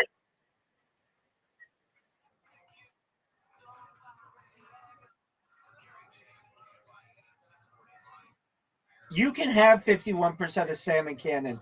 That idea sucks.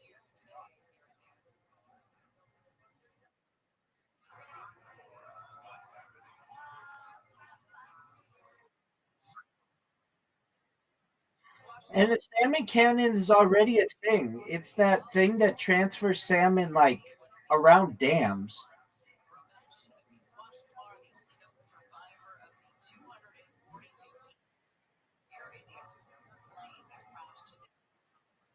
Oh, dude, this company's amazing. Guess who makes the salmon cannon? Whoosh Innovations out of Seattle. The name is Whoosh. WHOOSHH.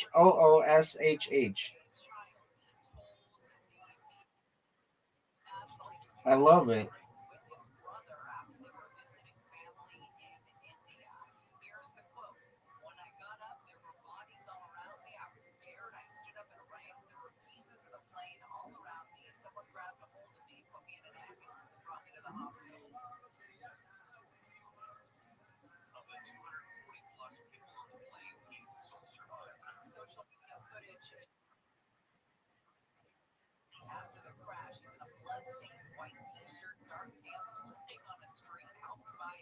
I don't think that that is like ruining a city is not a good thing. I can tell you that. I mean, they've broken windows, they fucking looted stores, did all kinds of graffiti downtown. They did graffiti in Santa Ana, um, and in like other cities around the States. To me, it's not a good move. If you're going to be here and we're living in a world that has borders, then you have to have your papers. If not, then there's every right of the country to not want you there, wherever country it is. If I go to China right now on a boat and just get off, China's going to send me back, and that's not going to be a big deal. That's just how countries work. But here's the thing. With that said, I think it should be much easier to be a citizen in the United States. So I do agree with these people that we make it too difficult and that there should be perhaps 10 times the amount of immigration, but it should just be legal.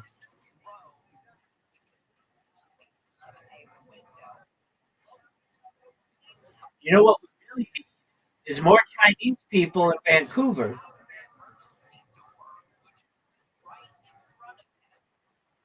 We need more Chinese people in Vancouver.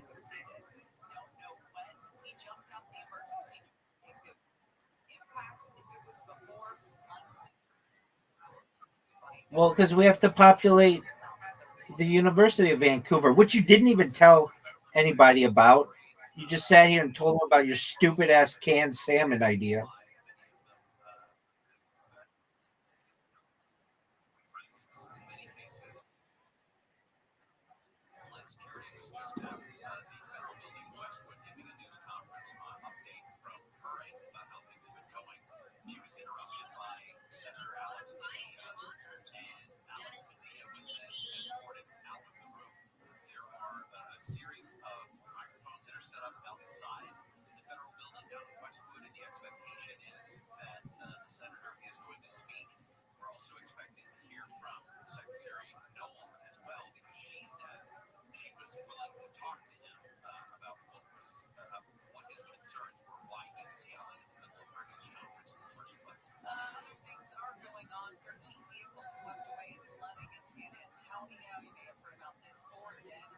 Dude, do you want to hear the funniest shit of all time?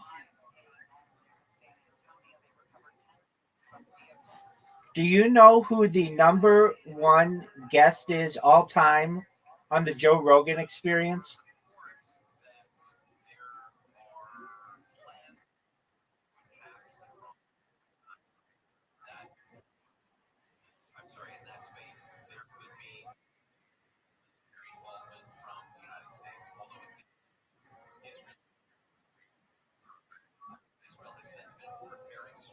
Who?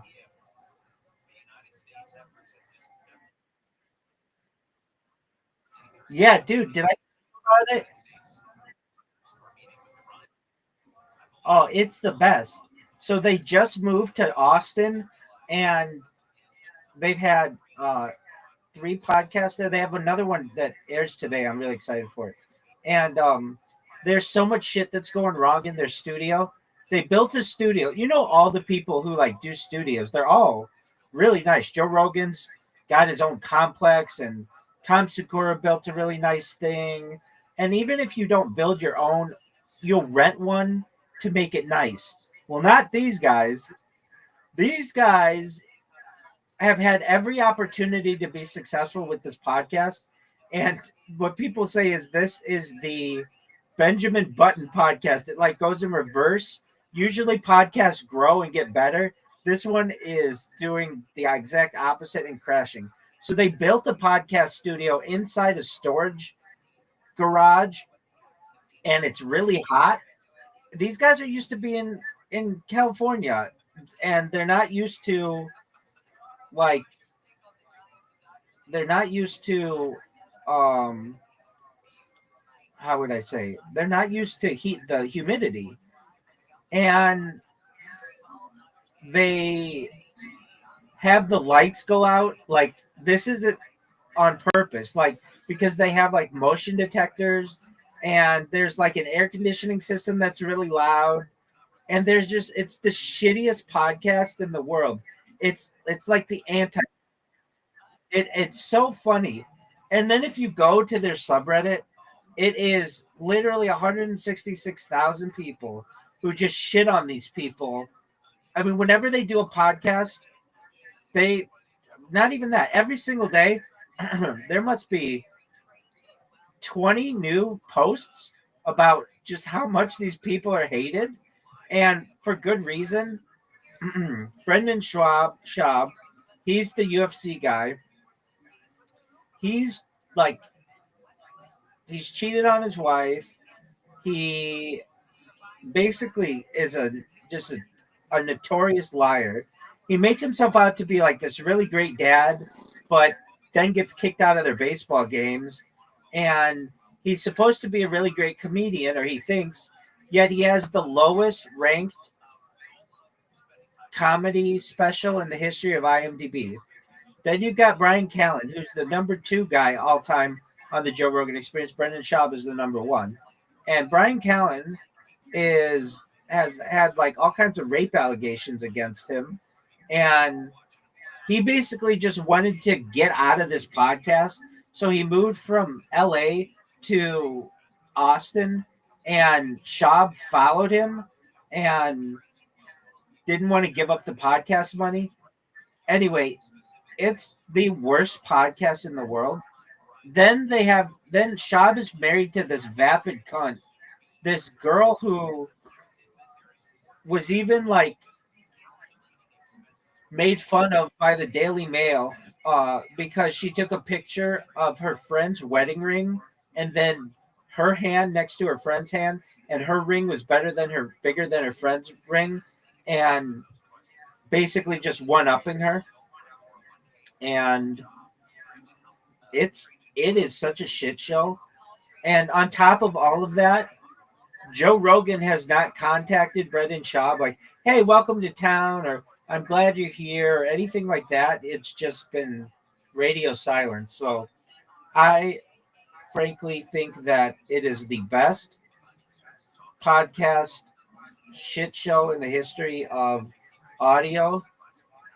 It's everything that this guy has launched, this Brendan Schaub, has just gone to shit. He launched like a truck notification company. No one watches it. He launched a whiskey brand. No one watches it. No one drinks it. It went out of business. He launched merchandise. He had to give his stuff away at 90% off at his store. He wasn't really that good of a UFC fighter. He got cut from NFL teams, and it wasn't even like he made the team. he is a baseball coach, but gets thrown out of the games. He just fails at a lot of the shit that he does, and people fucking love it. And I've got to say, in my own way, I fucking love it too. I don't want to see anybody do badly, but it's one thing to just be bad, have bad shit happen to you, and to try to recover from it in a mature fashion. Not this guy. This guy blames everybody else, and his downfall has just been absolutely hilarious. And like more than any of that, the subreddit has its own culture. Do you know what PF Chang's is?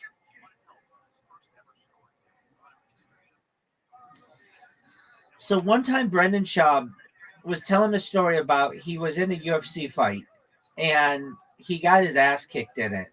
And afterward, he went to PF Chang's with his family. And when he was there, the waiter was like, "Oh, I saw you in a fight. And, you could have done this better and you could have done this better." And Brendan was like, "Okay, well, thank you. I appreciate that."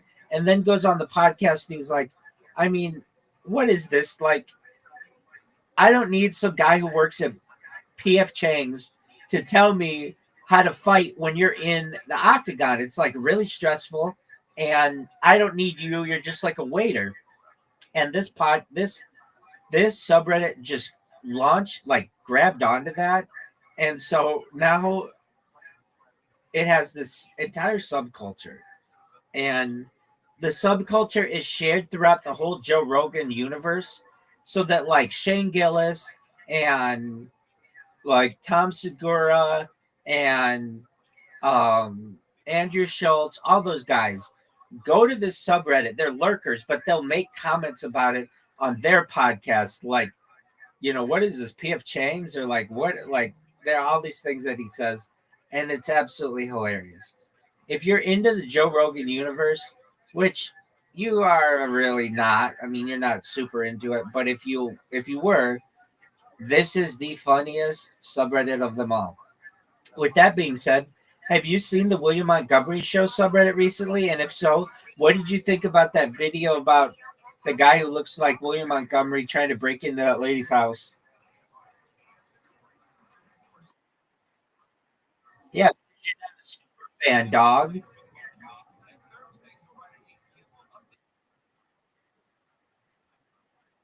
Right, you didn't even know it existed because you're not the super fan that I am.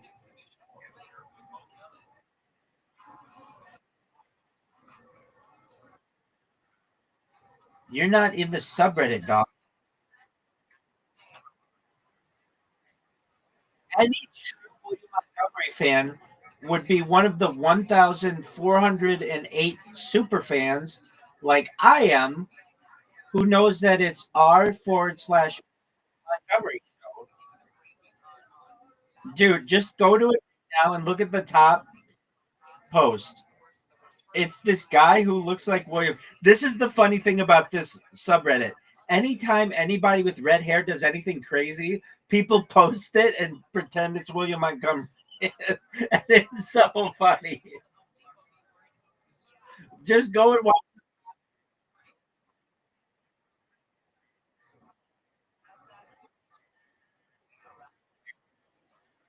Yeah, that's what I just said 15 times.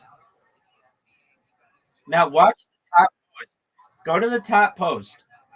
I almost sent this to you, but I figured, oh, you're a big fan of William Montgomery's. You're the second biggest William Montgomery fan in this Discord call. Of course you're going to know about that subreddit. But psych, you do not, because you're not even as big of a William Montgomery fan as I thought you were. I figured you'd be the one telling me about this, not me telling you about it.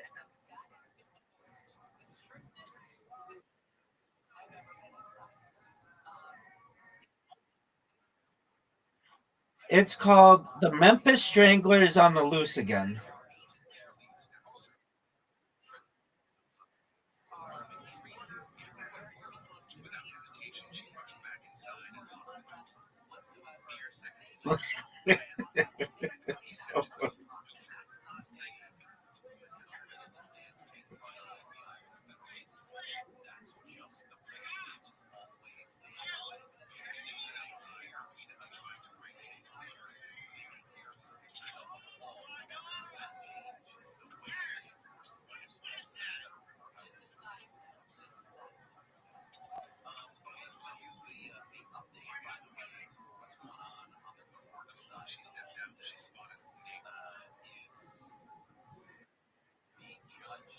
Isn't that shit wild?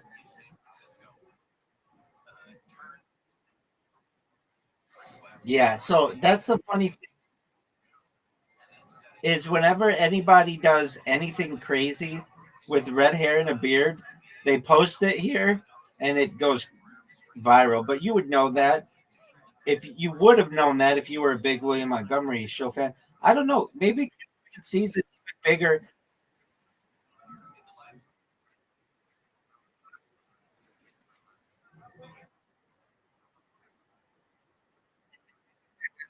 Second biggest in this call.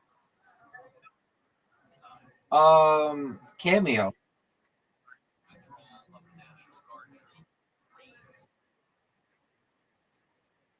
What did you think I was going to say? I know everything about him. What did you think I was going to say?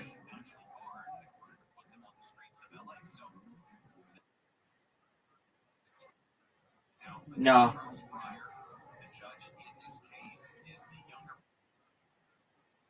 I'm too sexy for it. Dude, are you?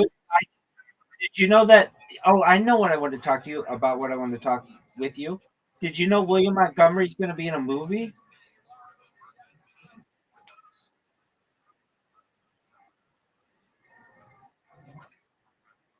Theo Vaughn and Casey Rocket and Cam Patterson. Yeah, dog.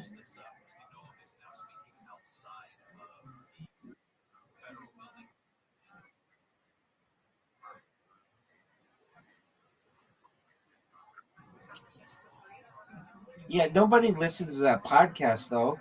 What they do is join the subreddit. Are you a member of the subreddit, Riser? I think so.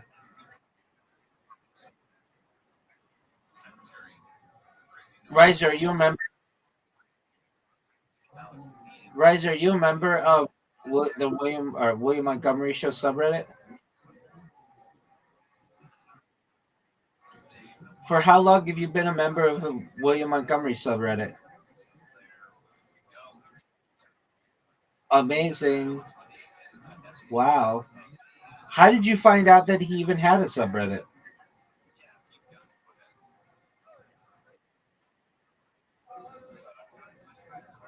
Hey, did you watch William Montgomery on this week's Kill Tony? Or did you not because you're not even that big of a fan?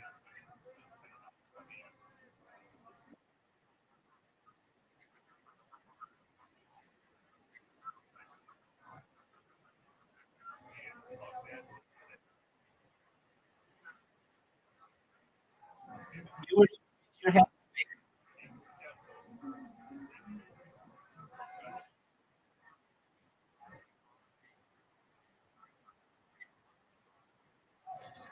Oh, everybody loves me.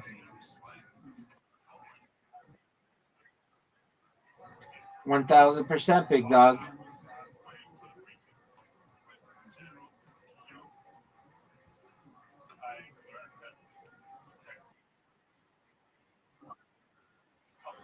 Like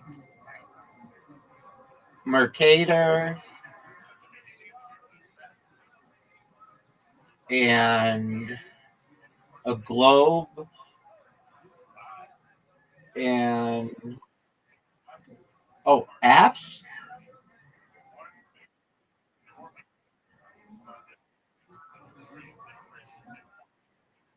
like Mercator, cartography, dude. Okay, so there's Mercator map and there's like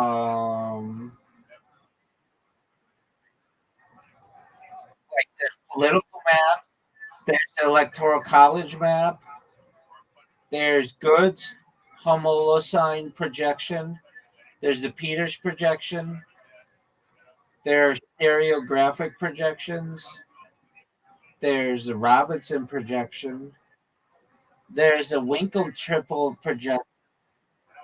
There's the Lambert conformal conic projection. There's the mall wide projection. I mean, what else do you want to know about map projections? Mercator.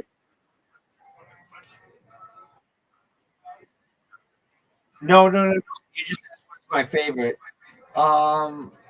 My Mercator map actually isn't good. Um, my favorite kind of map is uh, the good Homolocene.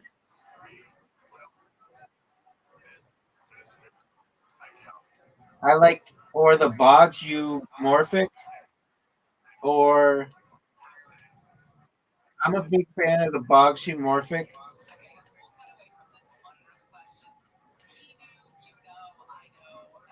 Maybe even the Gott Goldberg and Vanderbies.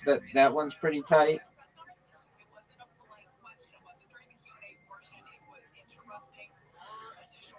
I'm a fan of the Equal Earth map as well, or the Natural Earth map. Those ones are tight.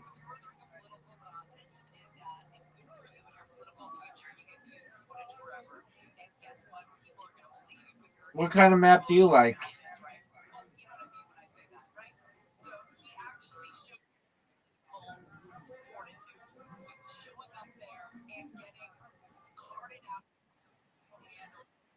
Dog, are you ready for some mind blowing information?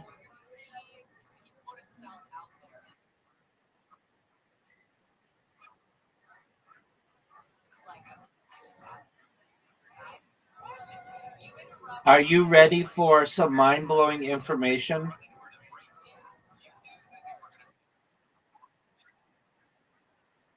I have a theory that, like, the way that we see the globe, with like North America in the northern hemisphere and Europe in the northern hemisphere and like most of Asia and stuff, is actually not the way that the Earth is.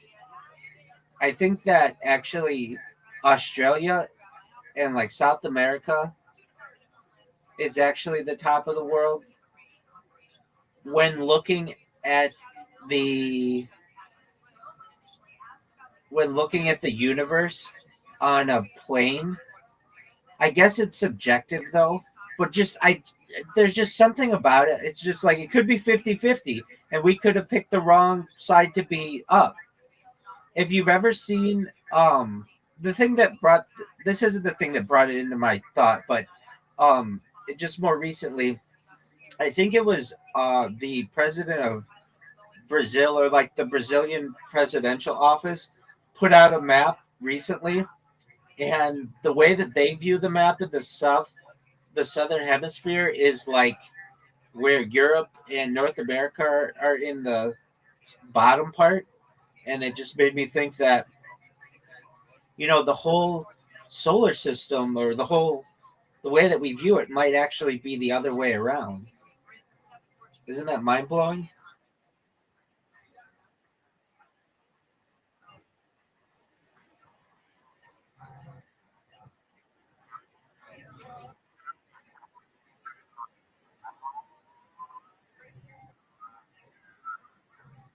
The Caspia centric view of the world.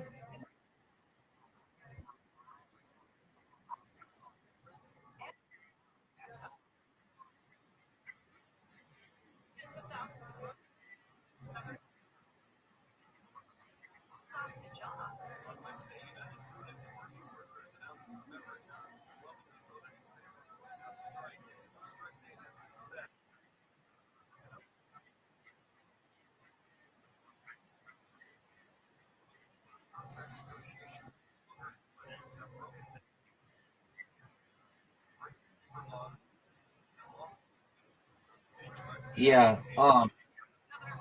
If you Google Brazil map president, no, that's not it. They made it was like in the news, like former Brazilian publish. Brazil map published.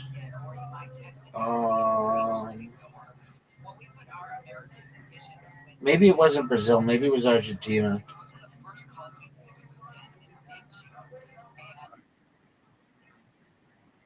Yeah. Well, yeah. The other thing is that was cool about it is it was focused with like Brazil in the middle.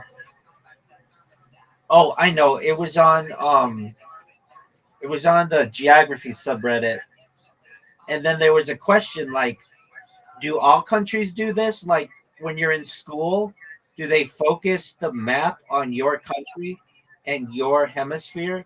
And then most people were saying no, that they use the standard one. But at least in Brazil, they were going to use this revised one that was focused on Brazil and upside down.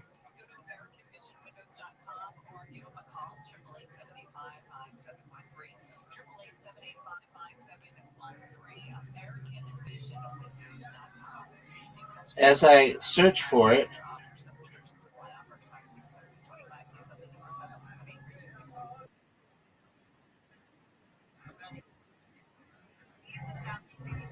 did you find it?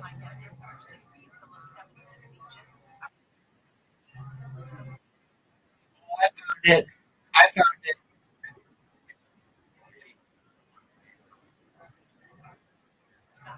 I found it. Maybe it didn't happen recently. Hold on. No, dude, it did. It did. I'm gonna go to the subreddit as well. It could be on the map subreddit. Brazil map. Let me see. New Brazil map. Let's see if it shows up with that. Reddit's search function sucks. A map, entire map of Brazil. No, here it is. The world. Oh, here it is. It was in map porn. The world map as issued by the Brazilian government. So go, just type that in. It's by user Jao Loves Camels. JAOLOVESCAMELS. The world map is issued by the Brazilian government. Look at it and you'll be like, oh, okay. So you mean people look at the world like that? And it's like, yeah, I guess they do.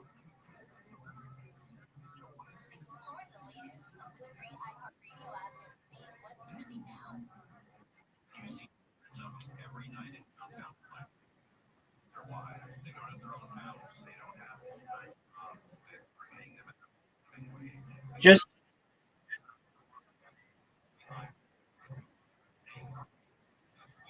yeah.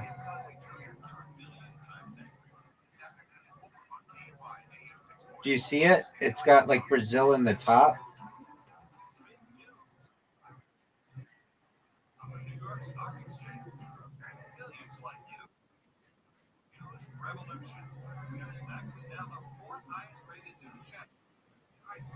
It was 1 month ago. I'm searching by relevance, and it's like the 8th one down. It has 22,000 upvotes and 1,000 comments.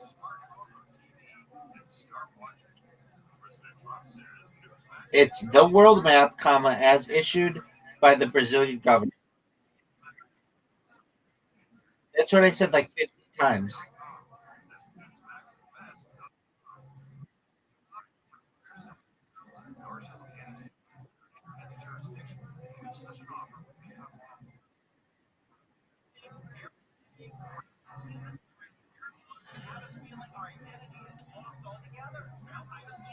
See how Brazil's like at the northern part, and the map's focused on Brazil?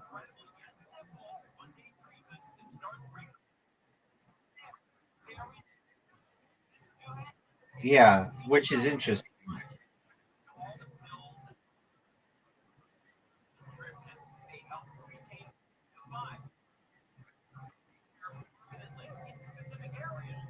That's true.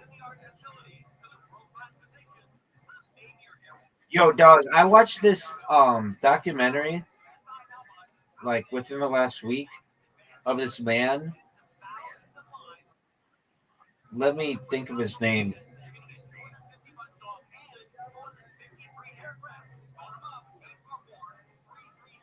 because he's an important person. His name is Carl Bushby. He's a he's trying to circumnavigate the globe. He started in Argentina and he walked all the way from South America to North America.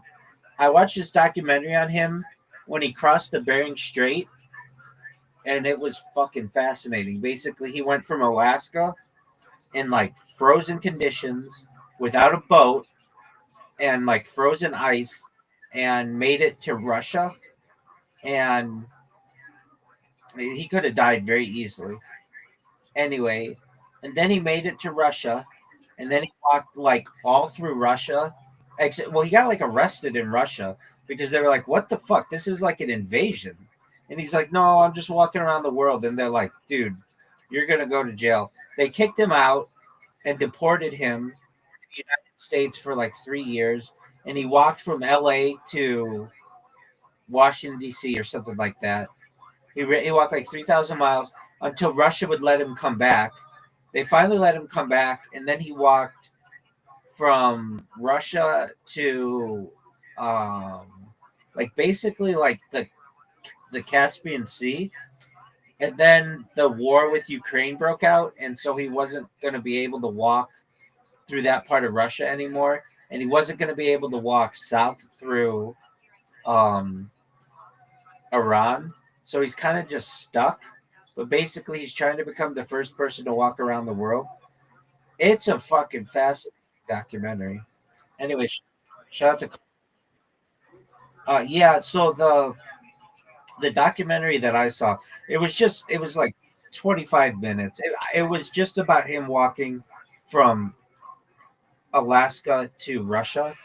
Um, Let me get the name of it. Carl Bushby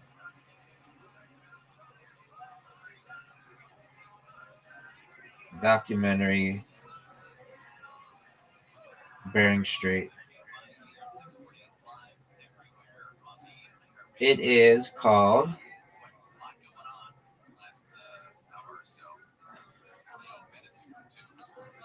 So the whole project is called the Goliath Expedition. A bunch of documentaries, but the one that I saw was just that part of his trip of the Bering Strait because that's just it's called Out of the. What is it called?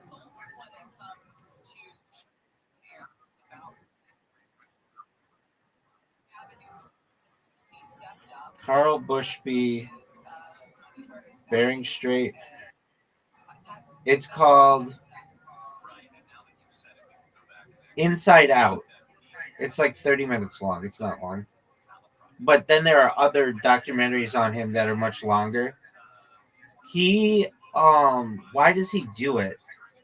He had it rough growing up and he just like had a traumatic childhood and this is what he uses to cope by just walking.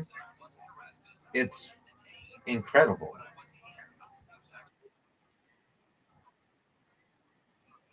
Yeah, so he gets like he has different sponsors that basically pay his for his needs, his food, and he gets like drop offs. Like when he did this Bering Strait travel, he got like care packages that would be flown to him. Like it's not like he could just do this without all the help. Like he was literally on the middle of these like ice islands, these like floating ice, like floating, literally just like floating icebergs, and there'd be like a helicopter that would drop off food. Not a helicopter, a plane that would come in low and just drop off like a crate of food to him.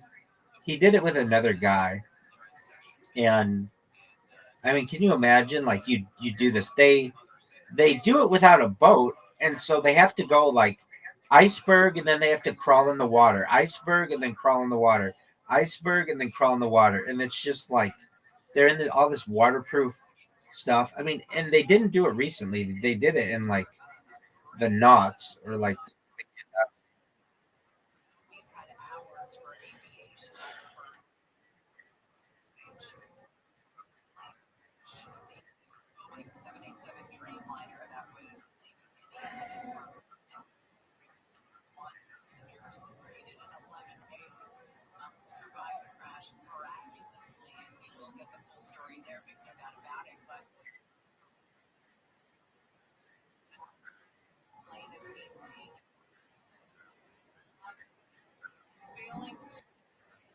Yeah, but that's apples and oranges.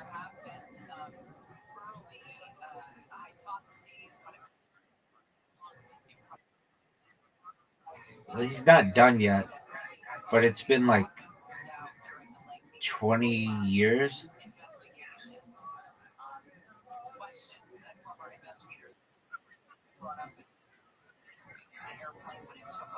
Yeah, let me get the exact time.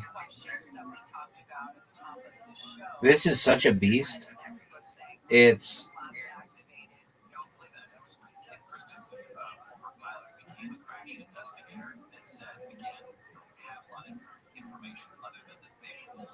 he started in 1998. So it's been like 27 years. It was originally he expected it to take 8 years, and it still hasn't been completed. He has um, what's its current status? Like he keeps trying. And it's not like it's his fault. It's the governments that keep getting in his way. So he started to swim across the Caspian Sea from Kazakhstan, planning to finish in Azerbaijan to avoid going through Iran or Russia, as both countries are currently too dangerous to enter with the British passport. The swim, covering 179 miles, was achieved in 31 days and 132 swimming hours. And um, he's probably just still walking. But he started at the very tip of South America, worked his way up like the Andes Mountains, and then through the Pan American Highway, and then through the Bering Strait into Russia. And then he's got like